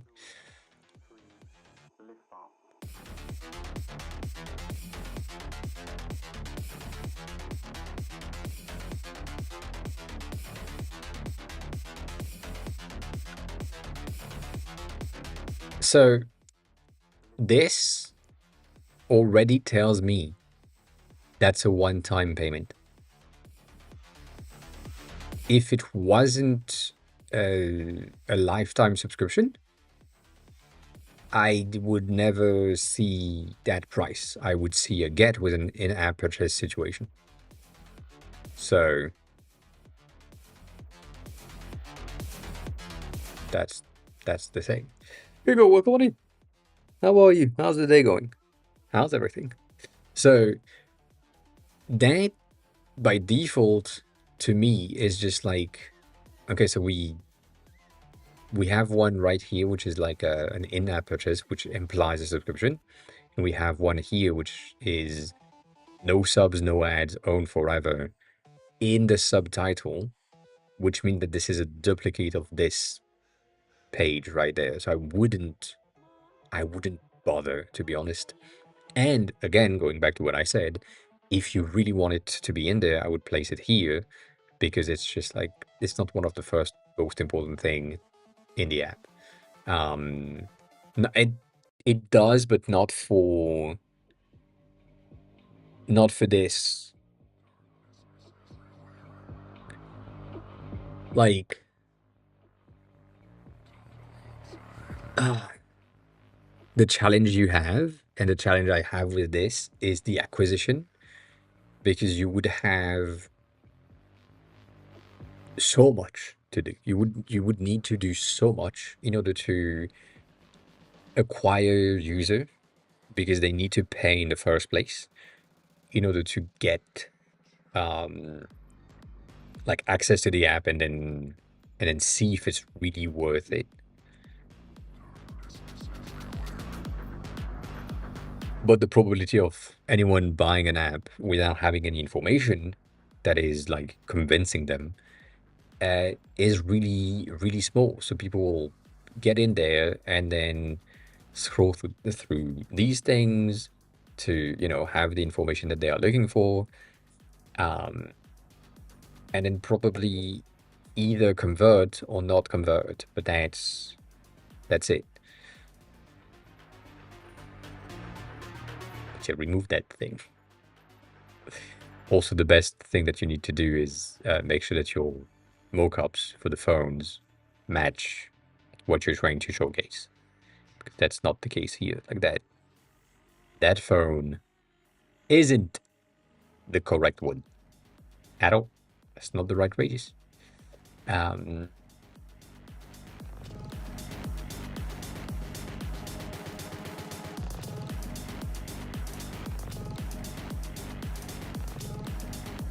which, you know, you can do one of these. This is the easiest thing to do. It's not an iPhone. It just works. It's a shape that looks like a phone, but it's not a phone, and we're fine with it.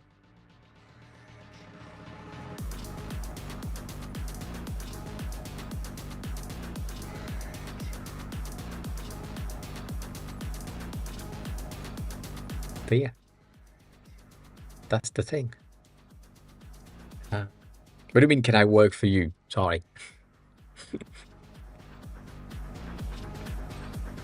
Delayed. Delayed.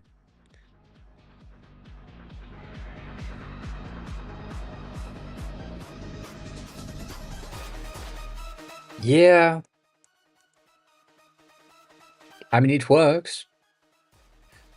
I hate it, but it works.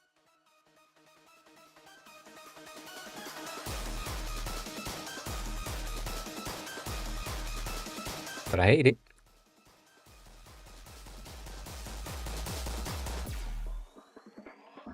I mean, obviously, I think the centered uh, card above everything would make a lot more sense, but I understand why you want or would not want to do that.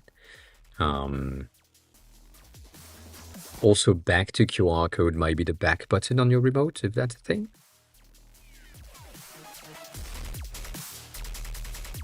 But that is better than this. Not gonna lie, this is gonna be better. Uh, for readability's sake. But yeah. Yeah.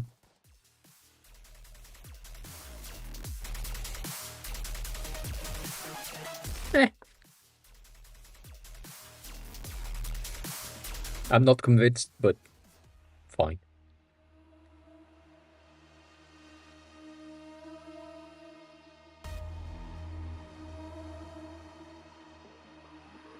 Fine, fine, fine.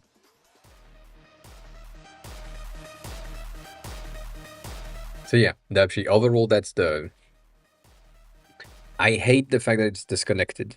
Like that's the main thing. The fact that you are typing on the right of a form that is on the left. This makes no sense in the brain mental gymnastic that is like, oh, form is a line, yet like usually. Um, I understand why it happened, but yeah, there is a disconnect in between the two that just makes it too much. Yeah, no, I agree with that. But a tester robot doesn't have the ability to do so. So that's the thing. But based on that statement, which is true, most people will never see that screen. Most people will just scan the QR code and be done with it. So, yeah. Yeah, you're good with it. You are good with it. Um,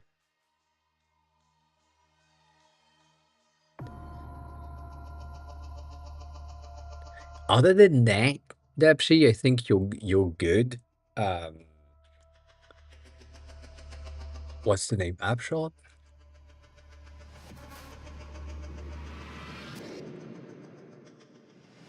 Nope. Yes. Nope. No, that's not it. That's a new one. But there are like a lot of these that exist if you are interested that basically just give you the ability to just create your app screenshot in no time. You potentially have used one of them for the things. Um, you know, it's working. It's an option. Um,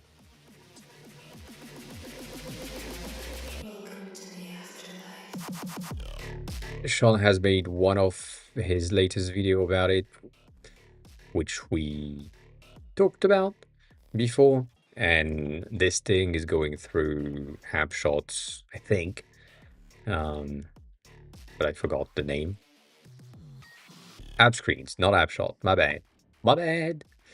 Um, but it is like good enough.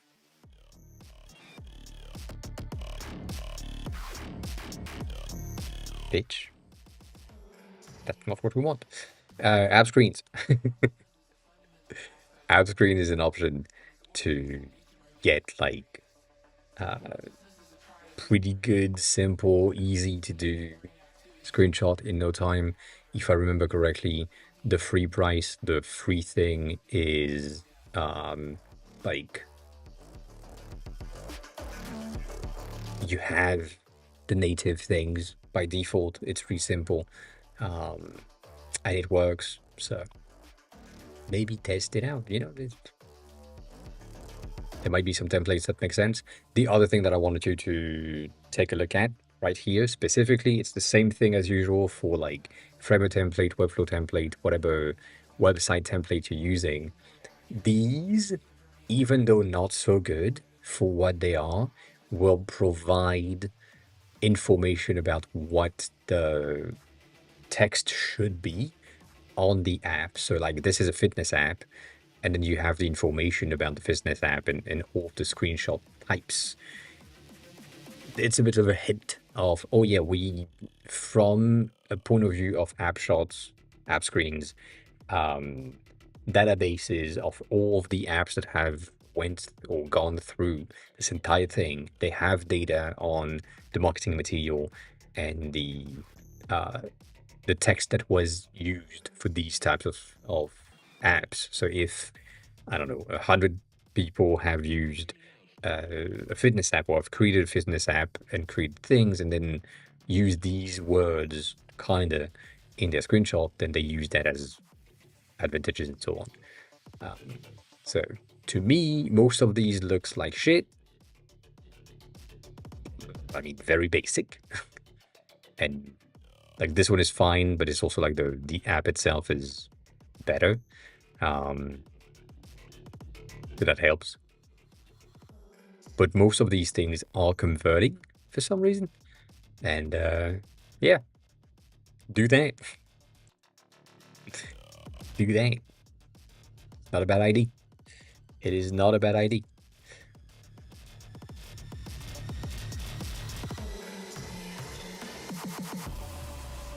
But like, look at that. That makes no sense.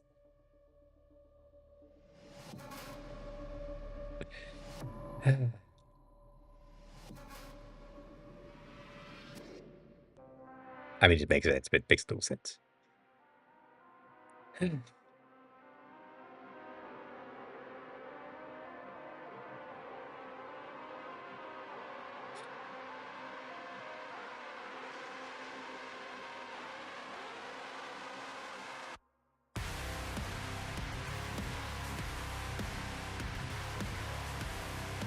1.7 1,000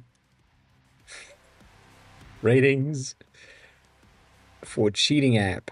That's crazy.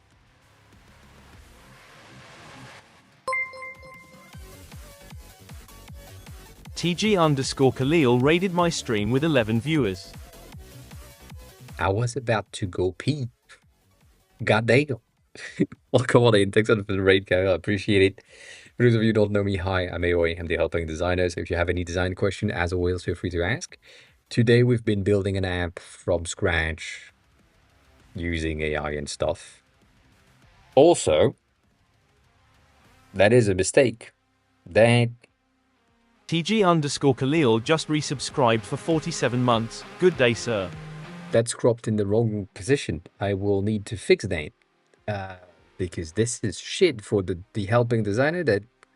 That text right there makes no sense. Not supposed to be there. Also, thanks a lot for the reset for 47 months. Goddamn. Goddamn. Holy shit. Bossy, welcome on in.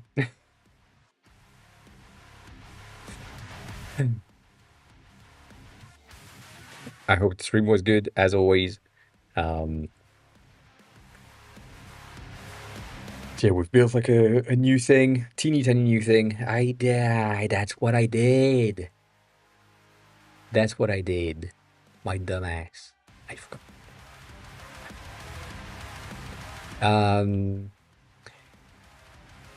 It's a nice thing. It's a nice thing. I think I like the background more than the chat, to be honest. But yeah. You know, new stuff. New stuff. But thanks a lot for the raid again. I appreciate it. As always. As always. And yet, actually, the only thing that I fear for you, from your point of view, for your app specifically, is the design of it. Because it look AI generated or templated-ish. From two point of view, your app store screenshots, but also from the app itself, except the cards. So the cards that you have right in the God damn it.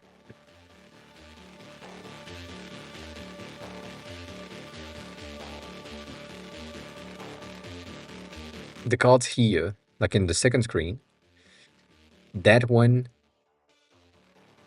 these have a design thing to them. Like it looks human made, but the rest of the other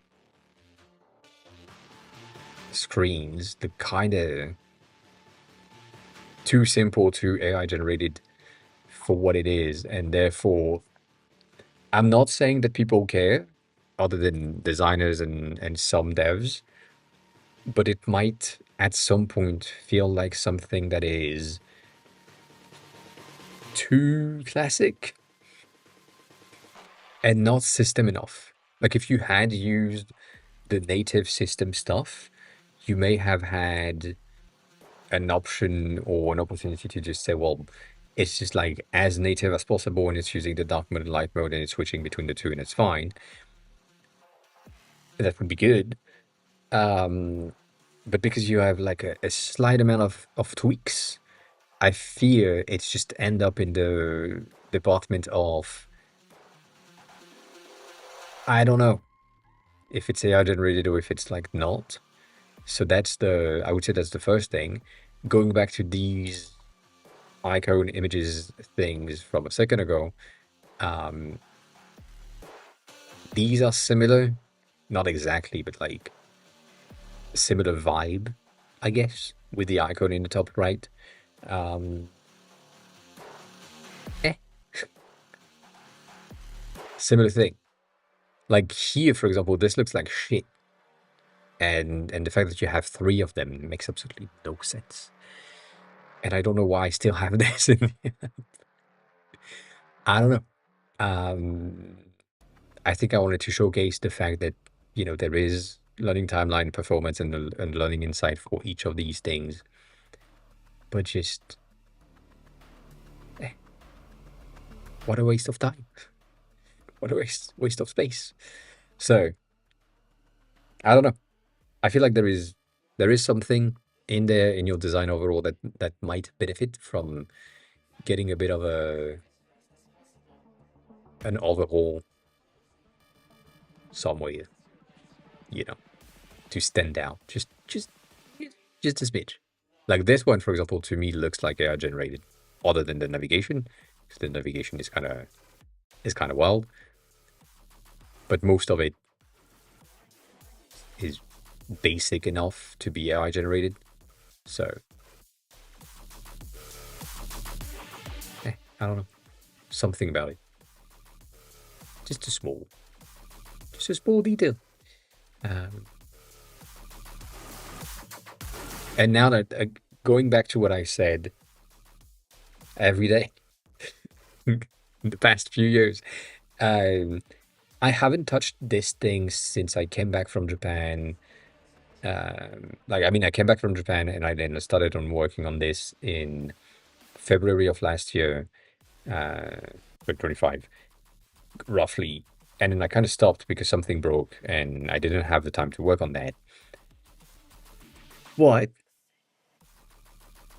for some reason, now that I'm looking at it, I feel like this is so dated and it should be so much different. And I should have something that is design wise, um, way more interesting, way more, I don't know, something different.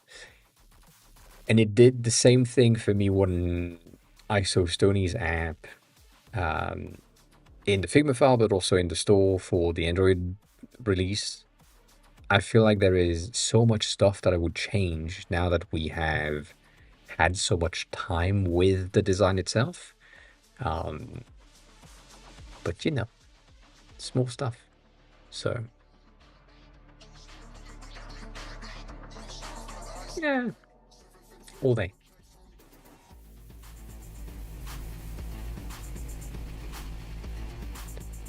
I do like this one a lot. It was pretty neat. And then it would be good for these. I think it goes for these three. Yeah. Cool. That works. Um,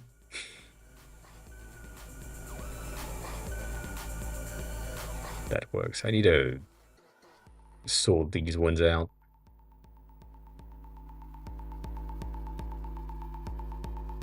Anyways.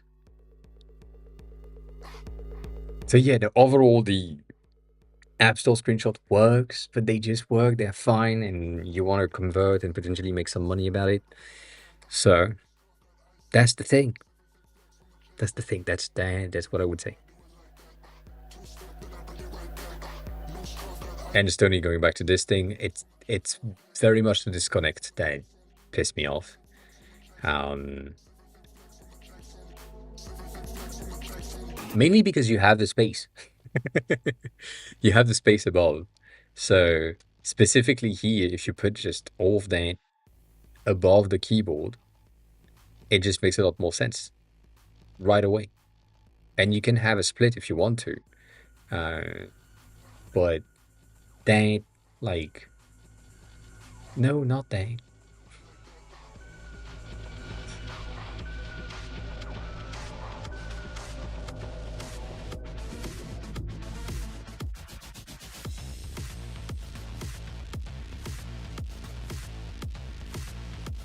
Like, if I'm just doing this, even though that's going to be really bad, but, I don't care. Um, if I'm taking that, let's say that the barcode is going to be, or go back to barcode is going to be somewhere else.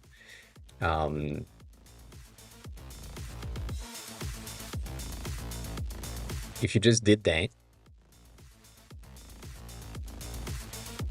and then, I don't know, put an image, put something, do something about it here, this makes so much more sense for me to just play with it. Because it's like, it is connected, the keyboard is connected with the email and password. And that makes sense in my head. So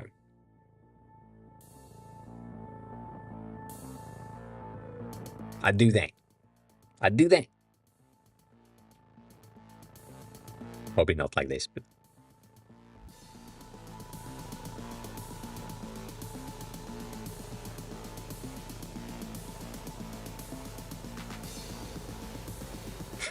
I fit. I do fit. I agree.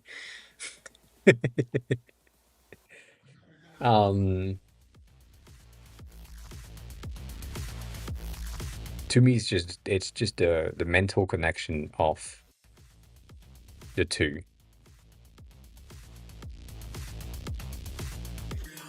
But it's, to be honest, it's not much. Like it's not a matter of much difference or something. It's just like by doing so and having this element really linked to the keyboard itself, somehow users understand really quickly that, all right, cool. I have keyboard, I have inputs, I know what I need to do here. And that just makes more sense to me. I don't know. Shit.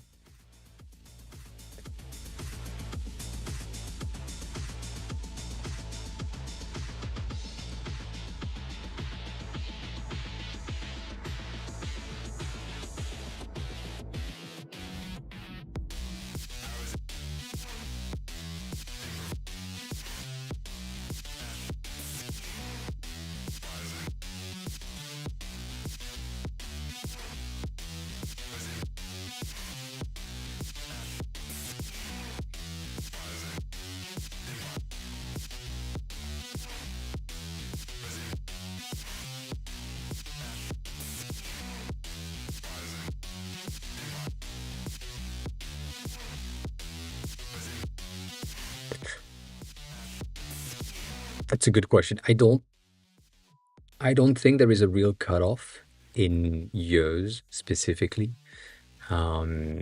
where, as I've mentioned before, Gen Alpha and some of Gen Z, not. I mean, Gen Z is still kind of fine, but like a lot of Gen Alpha don't know how to search the web. Um, but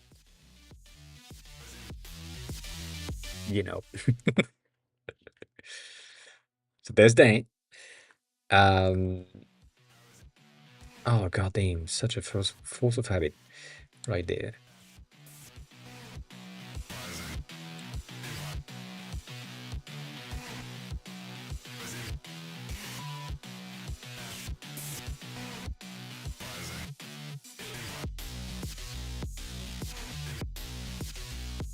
Other than that, um, node based are not the most common thing, so people have no real understanding of how they work in the first place. So that's like kind of bad.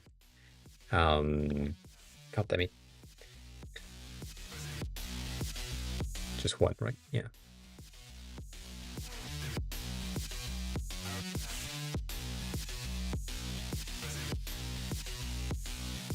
but there's that. Um, Infinite Canva, on the other end, is something that a lot more people understand and can probably just play with, just because it's, it's, this is how it is, and it's just fine. I'd say it's not a matter of age, but more a matter of use cases. So the reason why FigJam exists in the first place is because they wanted to have an environment in which all the people, so that's the first time I'm seeing their new interface at the bottom, which is way better than the previous one anyways. They wanted like an interface that looked more accessible and easy to understand from a marketing point of view, from a manager point of view, from someone that is not necessarily a designer. So it is still an infinite-ish Canva for all of this, but you have something at the bottom with the tools that is a bit more better. I don't know. Karma, hi, welcome in on YouTube. How are you? Who are you? How did you find the stream? Thank you for chatting. Appreciate it. Well, come on in. So that's a thing, right? The people wanted to have at Figma, the people wanted to have like an interface that made sense for people that are not designers, and therefore they created this first version and then they changed it to something else. I like this version a bit better because the tools look the same as the Figma one.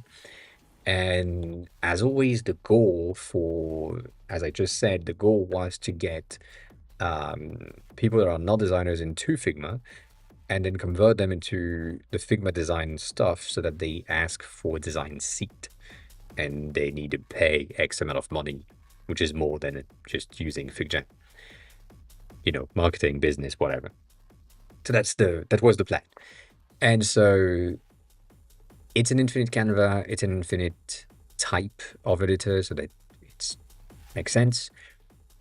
But it's not like that complex, and a lot of people just are fine with it. A lot of people are not like designers. So node-based is a lot more complex than infinite canvas for that reason. Most people are aware of an infinite canvas and how it works. A node-based editor like this, the Blender stuff, is really cool for the people that have a visual brain, but it's not cool for the people that don't. Someone like me that understand that going from this node to an RGB node to, I don't know what that is. I don't know this one. Like you have your RGB mapping and then you have your splash, which is interesting, which that is just a PNG going into your principal BSD. That makes sense to me. Like all of that makes sense to me. I know exactly where I need to plug things inside of this interface to get a glass effect, to get some distortion. I just add like a noise node somewhere and I plug it into the thing. I forgot. So that that for me is an easy thing, but it doesn't mean that it's working for an age group.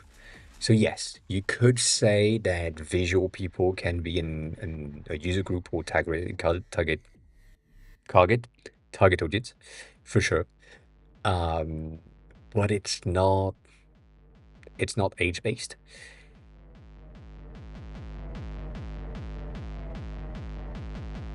And technically speaking, a node editor is going to be an infinite Canva with the detail that the node editor infinite Canva is only accepting nodes, whereas the infinite Canva editor accepts whatever tools you want. So that's I would say that's the main difference. Other than that,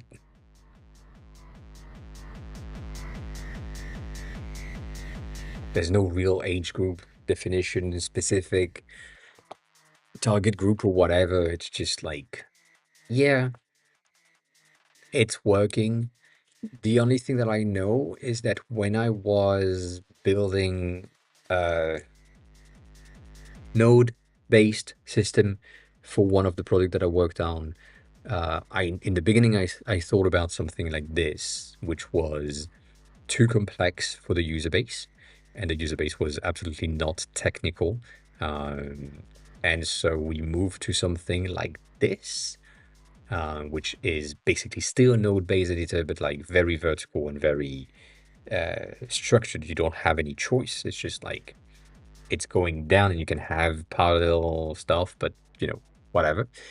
To then end up in the Zapier editor, like basically the endpoint for us was something like this, with the ability of potential side things. Like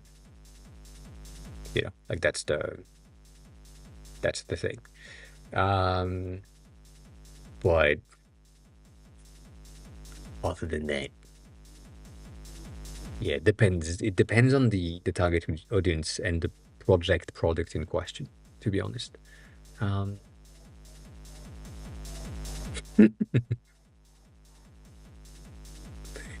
um, like one of the things that I talked about before is voice flow, which I don't know if they still alive. I hope they still are alive. Um,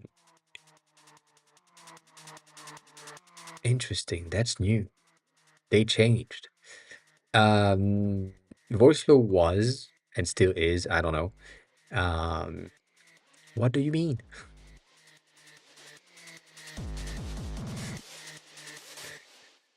What? Why? Um, this one was, and I think still is, a voice editor for, or a node editor for voice commands. And apparently they changed to an AI chat things, which is kind of sad, but fine, whatever.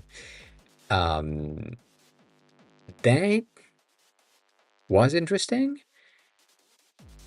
but they have a very, very, very specific target audience in mind. It's devs and or managers that want to integrate voice in their tools, in which case they needed something that helps them create the flow of responses of the voice interface and then figure out how things work. So their initial thing was basically AI speakers like Google Homes and so on. And now apparently it's just AI agents. So they just changed. But that was the thing. So I would say overall, like it really depends on who you are targeting and what is your goal to, just get the information. Is it simply um, providing a tool for devs, in which case node editors and Infinite Canva are going to be pretty good? Are you providing a tool for uh, managers, in which case you may have some issues with the node editor, but the Infinite Canva is going to be pretty fine? Maybe you are trying to create something that is your YouTube playlist thing, which is a fun way to create a playlist, but also it's not a technically good way of doing it. And I explained that before. But yeah, let me go pee for a second.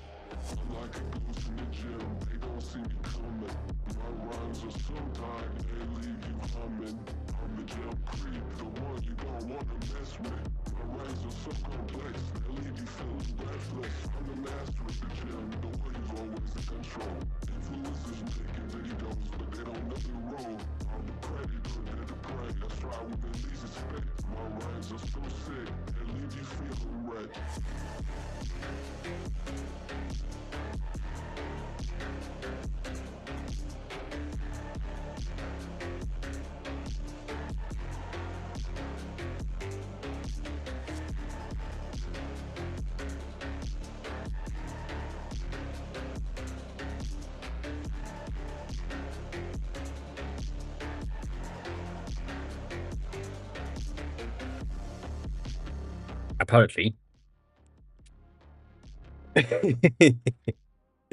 we are listening to some demon rap stuff. Interesting. But yeah, no, overall, like that's the thing. The tool and the platform in question, the output of how the platform is going to be used from your user point of view is based on the user. So if you know for a fact that you need some sort of infinite canvas for the thing that you're trying to create, then it will kind of limit the type of target audience that you will end up having, simply because people will try and then they're like, well, that's too complicated for me. Or we'll see the landing page and we'll say, well, that's not something that I can understand ever. So, just having a bit of a a bit of a not sure.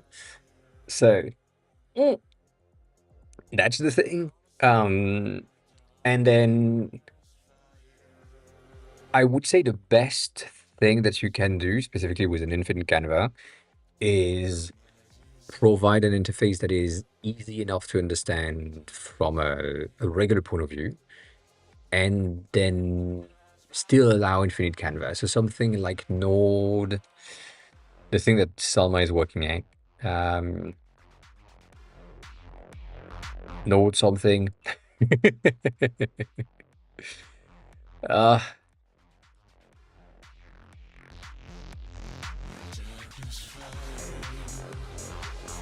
no, I forgot the name. Why did I forget the name? I know that the app icon, but I think they changed now. So sad. Um, yeah, I forgot. God damn. Basically, there is something that is some sort of a no-code code tool where you have an infinite kind of a lag Figma where you can have your multiple pages on the same place, but then you can add variables and other links in between tools or in between pages.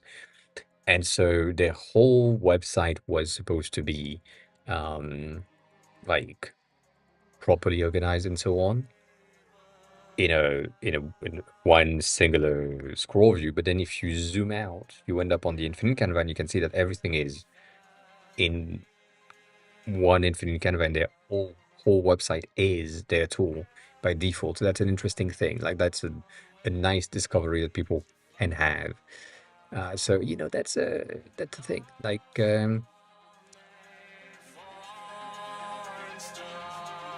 I don't think I don't think um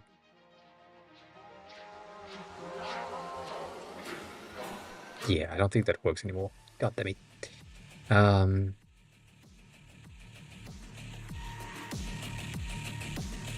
eh,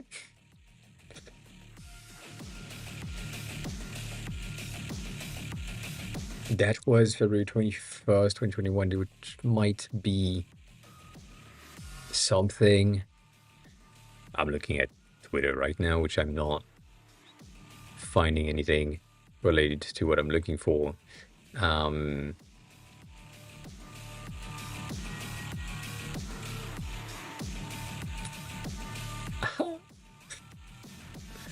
so sad. So sad. Would have been good, but also probably highly probable um, that you know the the whole website has changed since then. So we're gonna see. Um,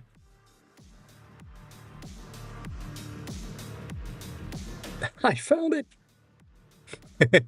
It's called Nodecraft. That's the reason. Um, yeah, they changed their fucking website. So sad.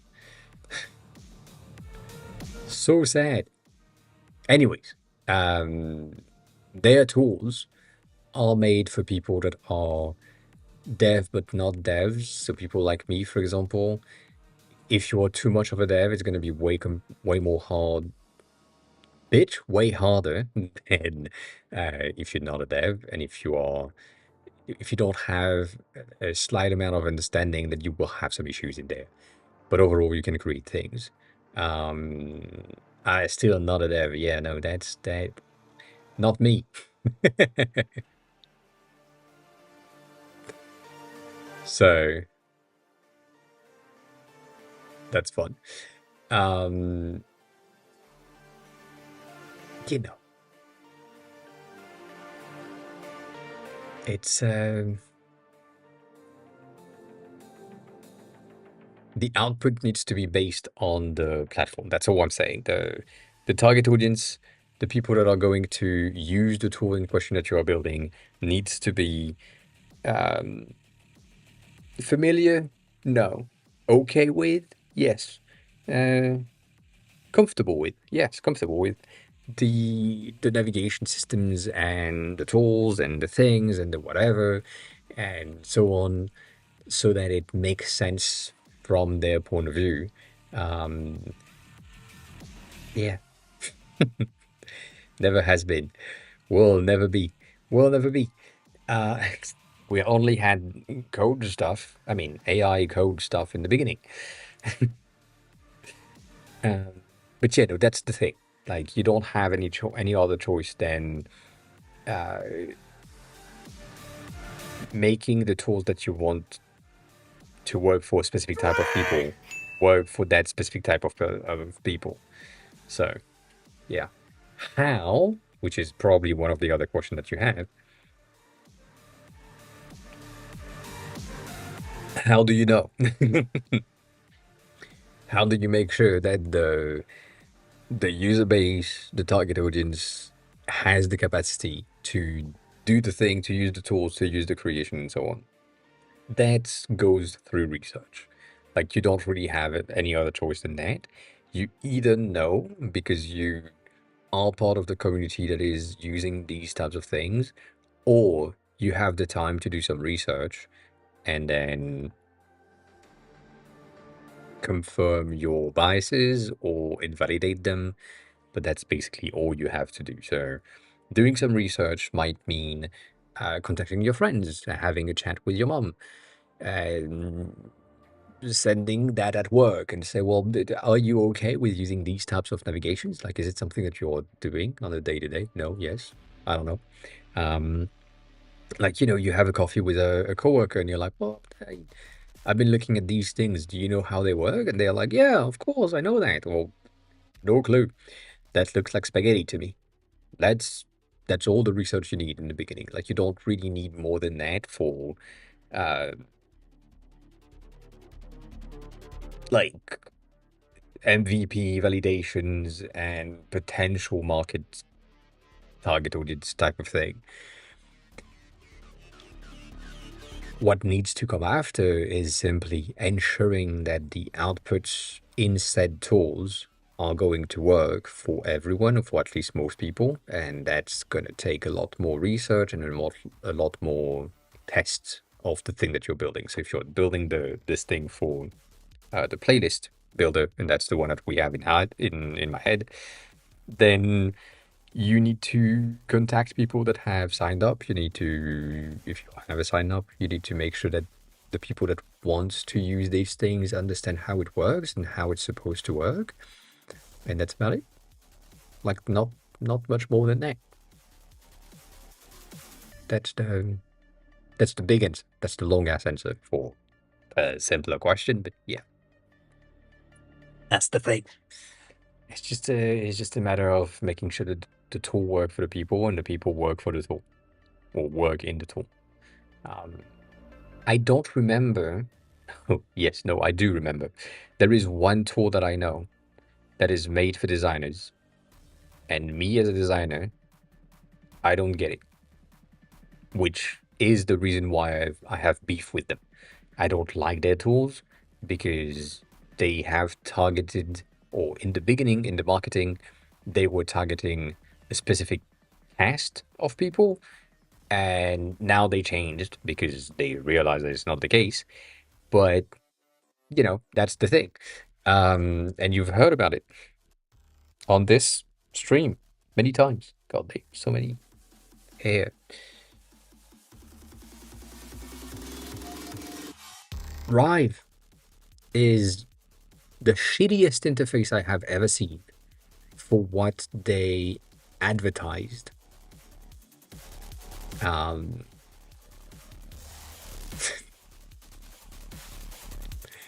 so they say Rive create with motion.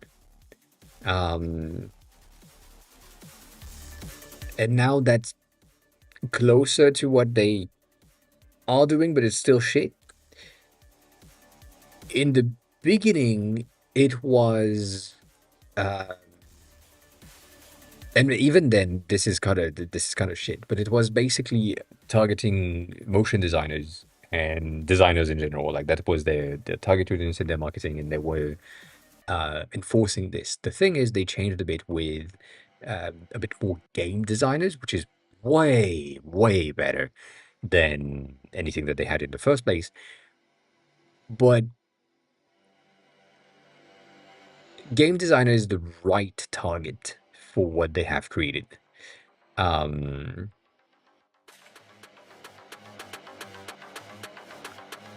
Randomly hot glue something onto the live site because a feature they weren't in a rush for. Suddenly in rush for. That is a fee. That needs to be you need to be paid for that as a rush fee. Yes, a rush fee. Cool, good. So these things, right, are really cool, and we love all of them. We love everything that they have created for the animation, the system, the like that's a really cool button. We love this button, but my main issue is what they have. It's not an AI thing. This is a motion design, officially motion design thing, but it's mostly um, a game dev thing. And personally, I don't get it. Um, and I hate it. But when you open the app for the first place, um, or for the first time, you end up in an interface that is Figma like, right? So you have your layers roughly on this side, you have your tools at the top, and then you have your inspector around here. And it was a bit different in the first place in their first releases. This is a bit better than what we used to have, but still not exactly how I expect it to be. Nonetheless, it doesn't really matter. You can switch from design to animate, and when you switch to animate, you have this view, and this view makes no fucking sense unless you are a game dev and you know what a state machine is. And as soon as you do, this is an amazing platform. Rive is really good for animation, it's really good for motion design, and it's really good for triggered motion design, which is basically game dev. And it makes so much more sense. And so the whole thing, you know, makes sense, but then you are not in an interface that is marketed towards you. That's my beef with them.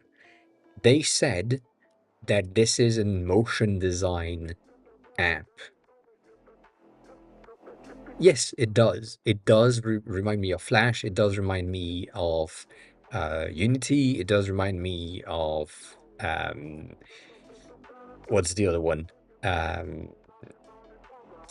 the other fucking game dev interface that I forgot the name of, obviously because I'm old. But that whole thing, After Effects, not really because we don't have a state machine in After Effects, or not in the based thing. But yeah, kinda. Nonetheless. So you have your stuff around there, and then you need to define your state. So you have your events listener that are, yes, Unreal. That's the thing. That's the one I was looking for. And then you have your timelines, which are like timelines. So because you are talking to me as motion designer in your marketing site, this is what I'm expecting when I click on animate. I'm expecting to see this. But no, the first thing that I see is a state machine, and the state machine made no sense for a motion designer that has never seen a game dev environment.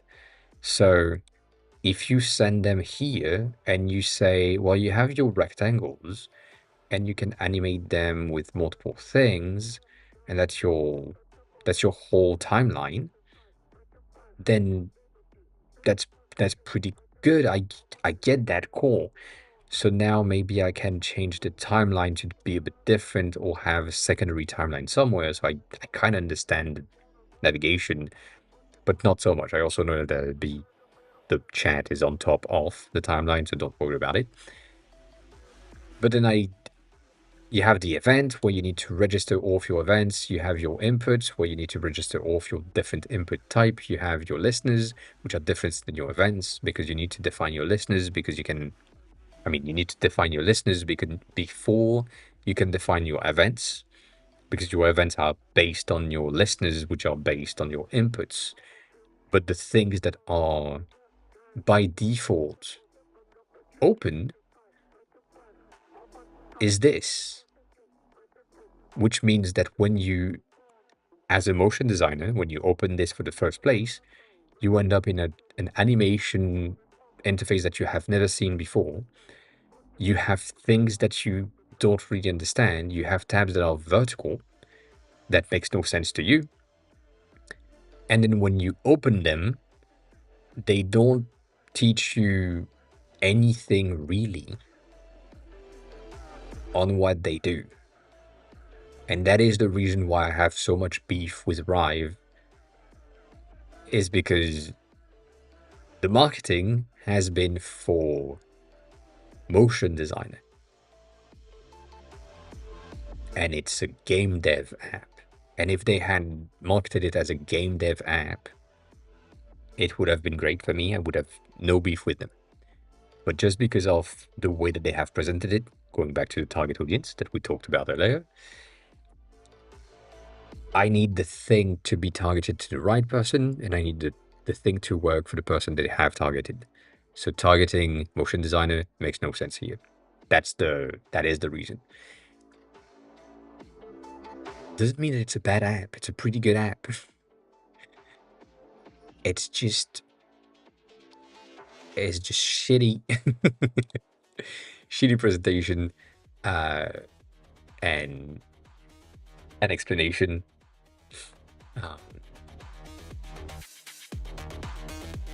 Mainly because of how they have sub-targeted things, like um,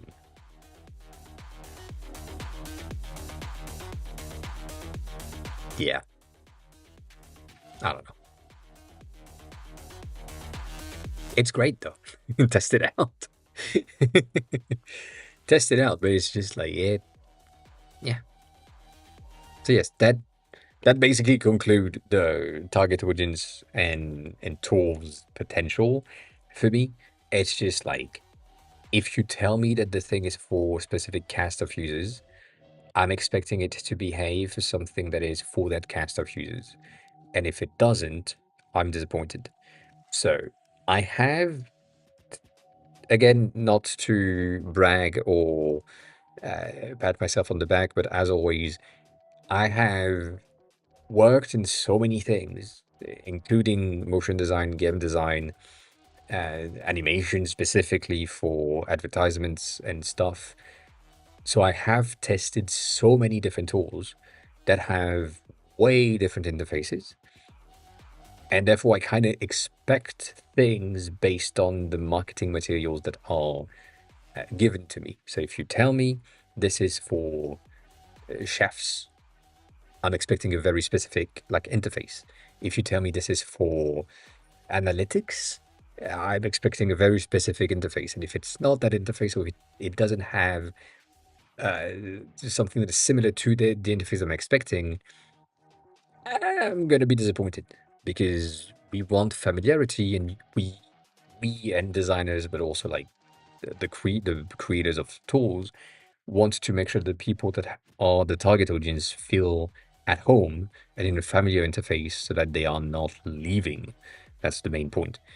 And I've been dunking on Rive since it came out because of that reason. It's just like you're telling me motion design and I'm seeing game design, and therefore it doesn't match.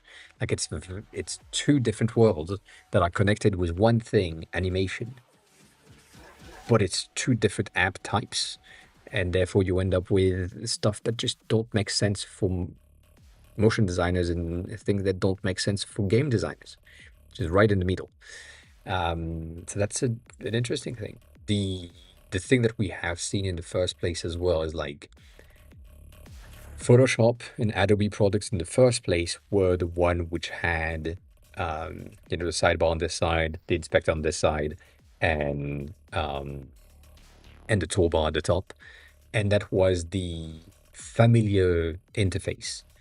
When Sketch arrived to replace Photoshop for creating user interface, they used a bit of an opposite thing where this side were the layers and this side was the inspector, or the opposite. No, this side was the layers and this side was the inspector. So in Photoshop, you had layers and inspector around the ear or around the other side.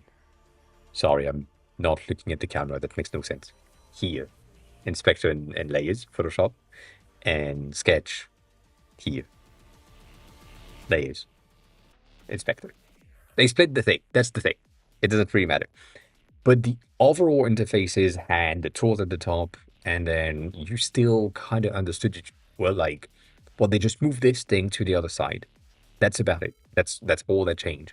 And then they improved on the app and so on and whatever. When Figma arrived, they did the same thing that Sketch had. So they have the layers on this side and the inspector on this side. And then when Framer arrived, guess what? They did the layers on this side and the inspector on this side and the tool at the top. And all of the other design related tools are doing the exact same thing because it makes sense and it's familiar, and therefore you have adoption and conversion really easy. Because if I put Figma previous interface and Framer current interface together side by side, and you have no ID what these tools are, you're like, oh yeah, that's just a different skin for the same tool. Like it looks so similar that it's basically the same thing.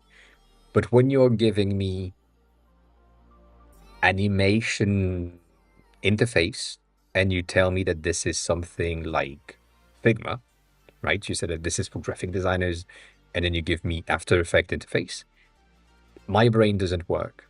So, I mean, it does work, but it's just like, hey, that doesn't compute. That's not what happens. So this is something that Modify did, um, which I doubt.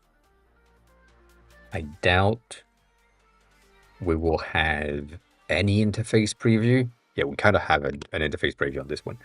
Um, so Modify has been acquired by Figma. We talked about that before, but like that interface here is a graphic design like Figma interface. And then you had a motion timeline that popped in when you selected something that changed your inspector sometimes, but not all the times. So you still have that layers here, inspector here, but then you added a timeline that popped in at times, not all the times. And it's just weird. You can have this here, but you can see that the motion design thing was really strong for them, but it didn't make any sense. And that's also one of the reasons why Modify was kind of weird for me to work in, because it's a combination of Figma and After Effects animations, when in comparison, kinda, um, you had Unicorn Studio, that is a brand new interface type that worked for this type of things. It's just like layers and inspector, but the inspector really changed based on the shader that you have. So yeah, Micah, hi, welcome in. I feel like you've been here before. I've seen your name before. I don't know.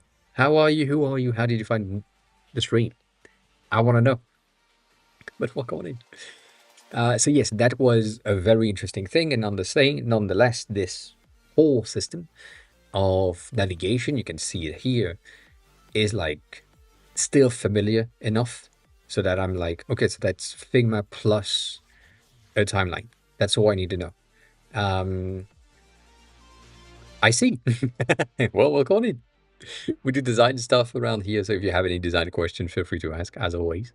We sometimes touch some code here and there, but that's rare. But yeah, that's what we do. That is what we do. And right now we're talking about familiarity in tools. At least that's what I'm saying. So yeah, overall, that's the thing. So if you want your target users, Chris, to get access or understand the tool that you're trying to build, you would need to make sure that your target user have some understanding of the thing that you're trying to build. So I'm gonna obviously use me as an example. Ban is a reaction to Bento being dead, right? So Bento is dead as of next month, like 1 month from now exactly. This is the interface that people are known or have known since the beginning. It has changed. This plus button doesn't exist anymore, and this video has never changed since the first version. Um, and all of that, right, is the landing page. You can move things around and so that's their stuff. That's why you are known for. So me right now, my landing page doesn't really convey what the fuck we are doing, except potentially here where we have a bit of the grid, but that's about it. When you go in the editor, which is where you have things, then you are in a familiar interface where you have your tools at the bottom, you have your grid when you can move things around, but I'm adding stuff that are not necessarily linked to Bento to give you more personality, more flexibility, more customization overall. And so you have like these new tools where you can change the image that is going to be on the link. You can have different themes for your entire Bento page or like band page and so on. Like all of that is familiar enough so that people figure out how it works. Adoption can work because it's like, oh, it's the same as, so I get it. But there is still more stuff in there that are like, okay, I see how things behave, but um, you know, like that's the thing. So yeah, I would say that's the best thing that you can do for your product is just like, okay, I need to build something for the users. I know that currently they are using this thing, and I want them to convert from this thing that is dying to this thing that is probably surviving. I don't know, I doubt it. And therefore here is the interface. I want the thing to be very much similar, but not too similar as well. So that's what I would highly recommend you to do. So if right now you are debating um, whatever, like grid navigation, infinite Canva, and so on, um, that might be the case. Um,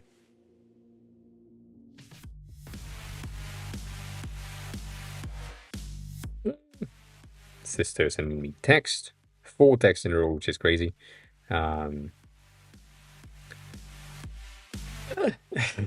so yeah, if you are trying to make sure and ensure that the tool that you're building is adopted, used, so on, make sure that it matches the expected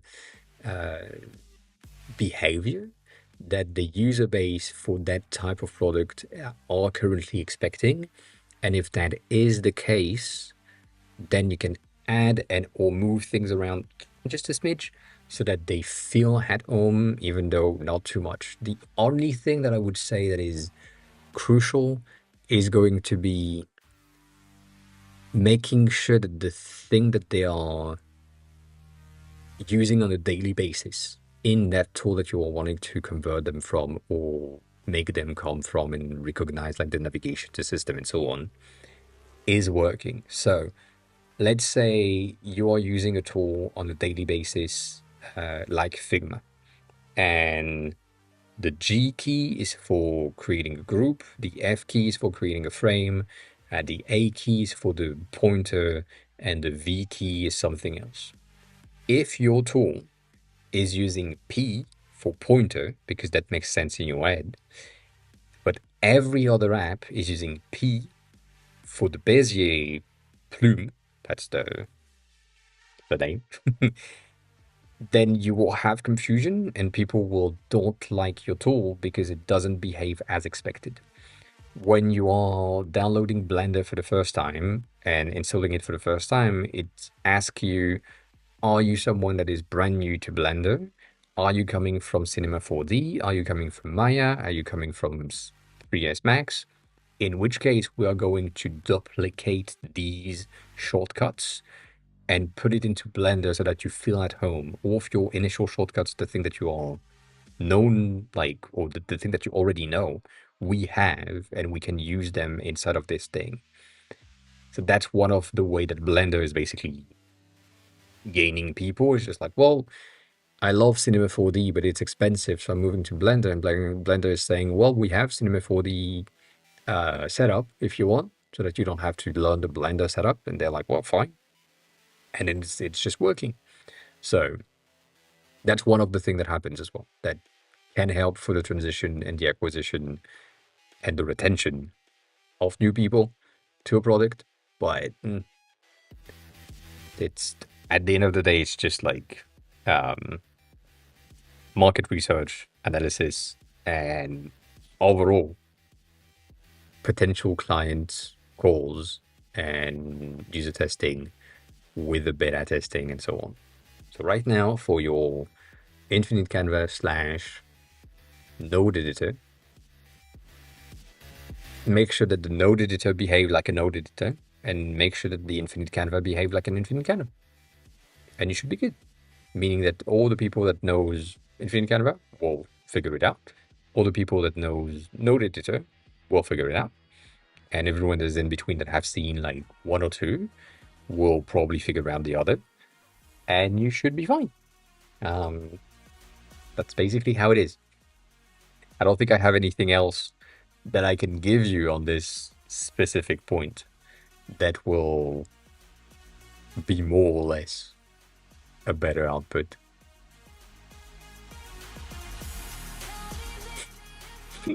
Probably not. Probably not.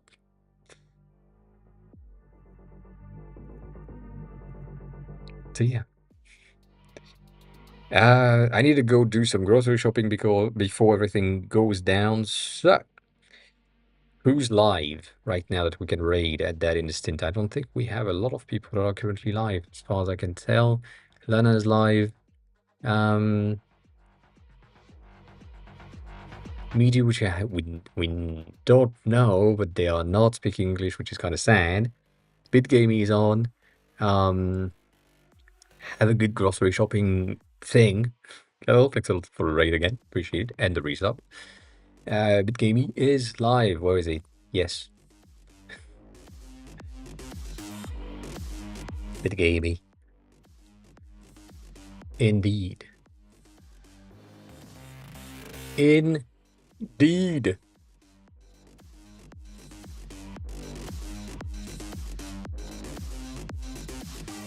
All right, cool. I'm sending you there. I am sending you there. It's been a while. I think last time we raided in BitGaming was like 3 months ago. I took a month off, so that doesn't help. Yeah. As always, thanks a lot for being here. Really appreciate it.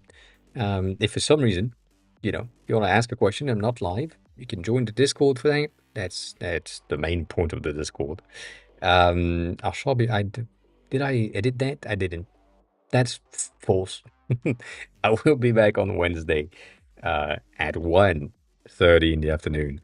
that's the time. As always, if you have a perfume collection, use that. If you want to learn Japanese, use this. And if you want to create design stuff, use that. All the links, everything, all the links, all the time, all at once. This is new, kinda. It's a bit broken, but it's new, meaning that now this is browser source. It updates automatically based on the stream, so that's pretty cool. I will see if I can figure out how to make it a bit better. But so far, eh, it's something. Anyways, Stony, you won today. Congrats. Congratulations on winning. It happens. It happens. I know. I know. As always, take care of yourself, eat something, drink something, be kind to each other, and I'll see you all on Wednesday. Bye.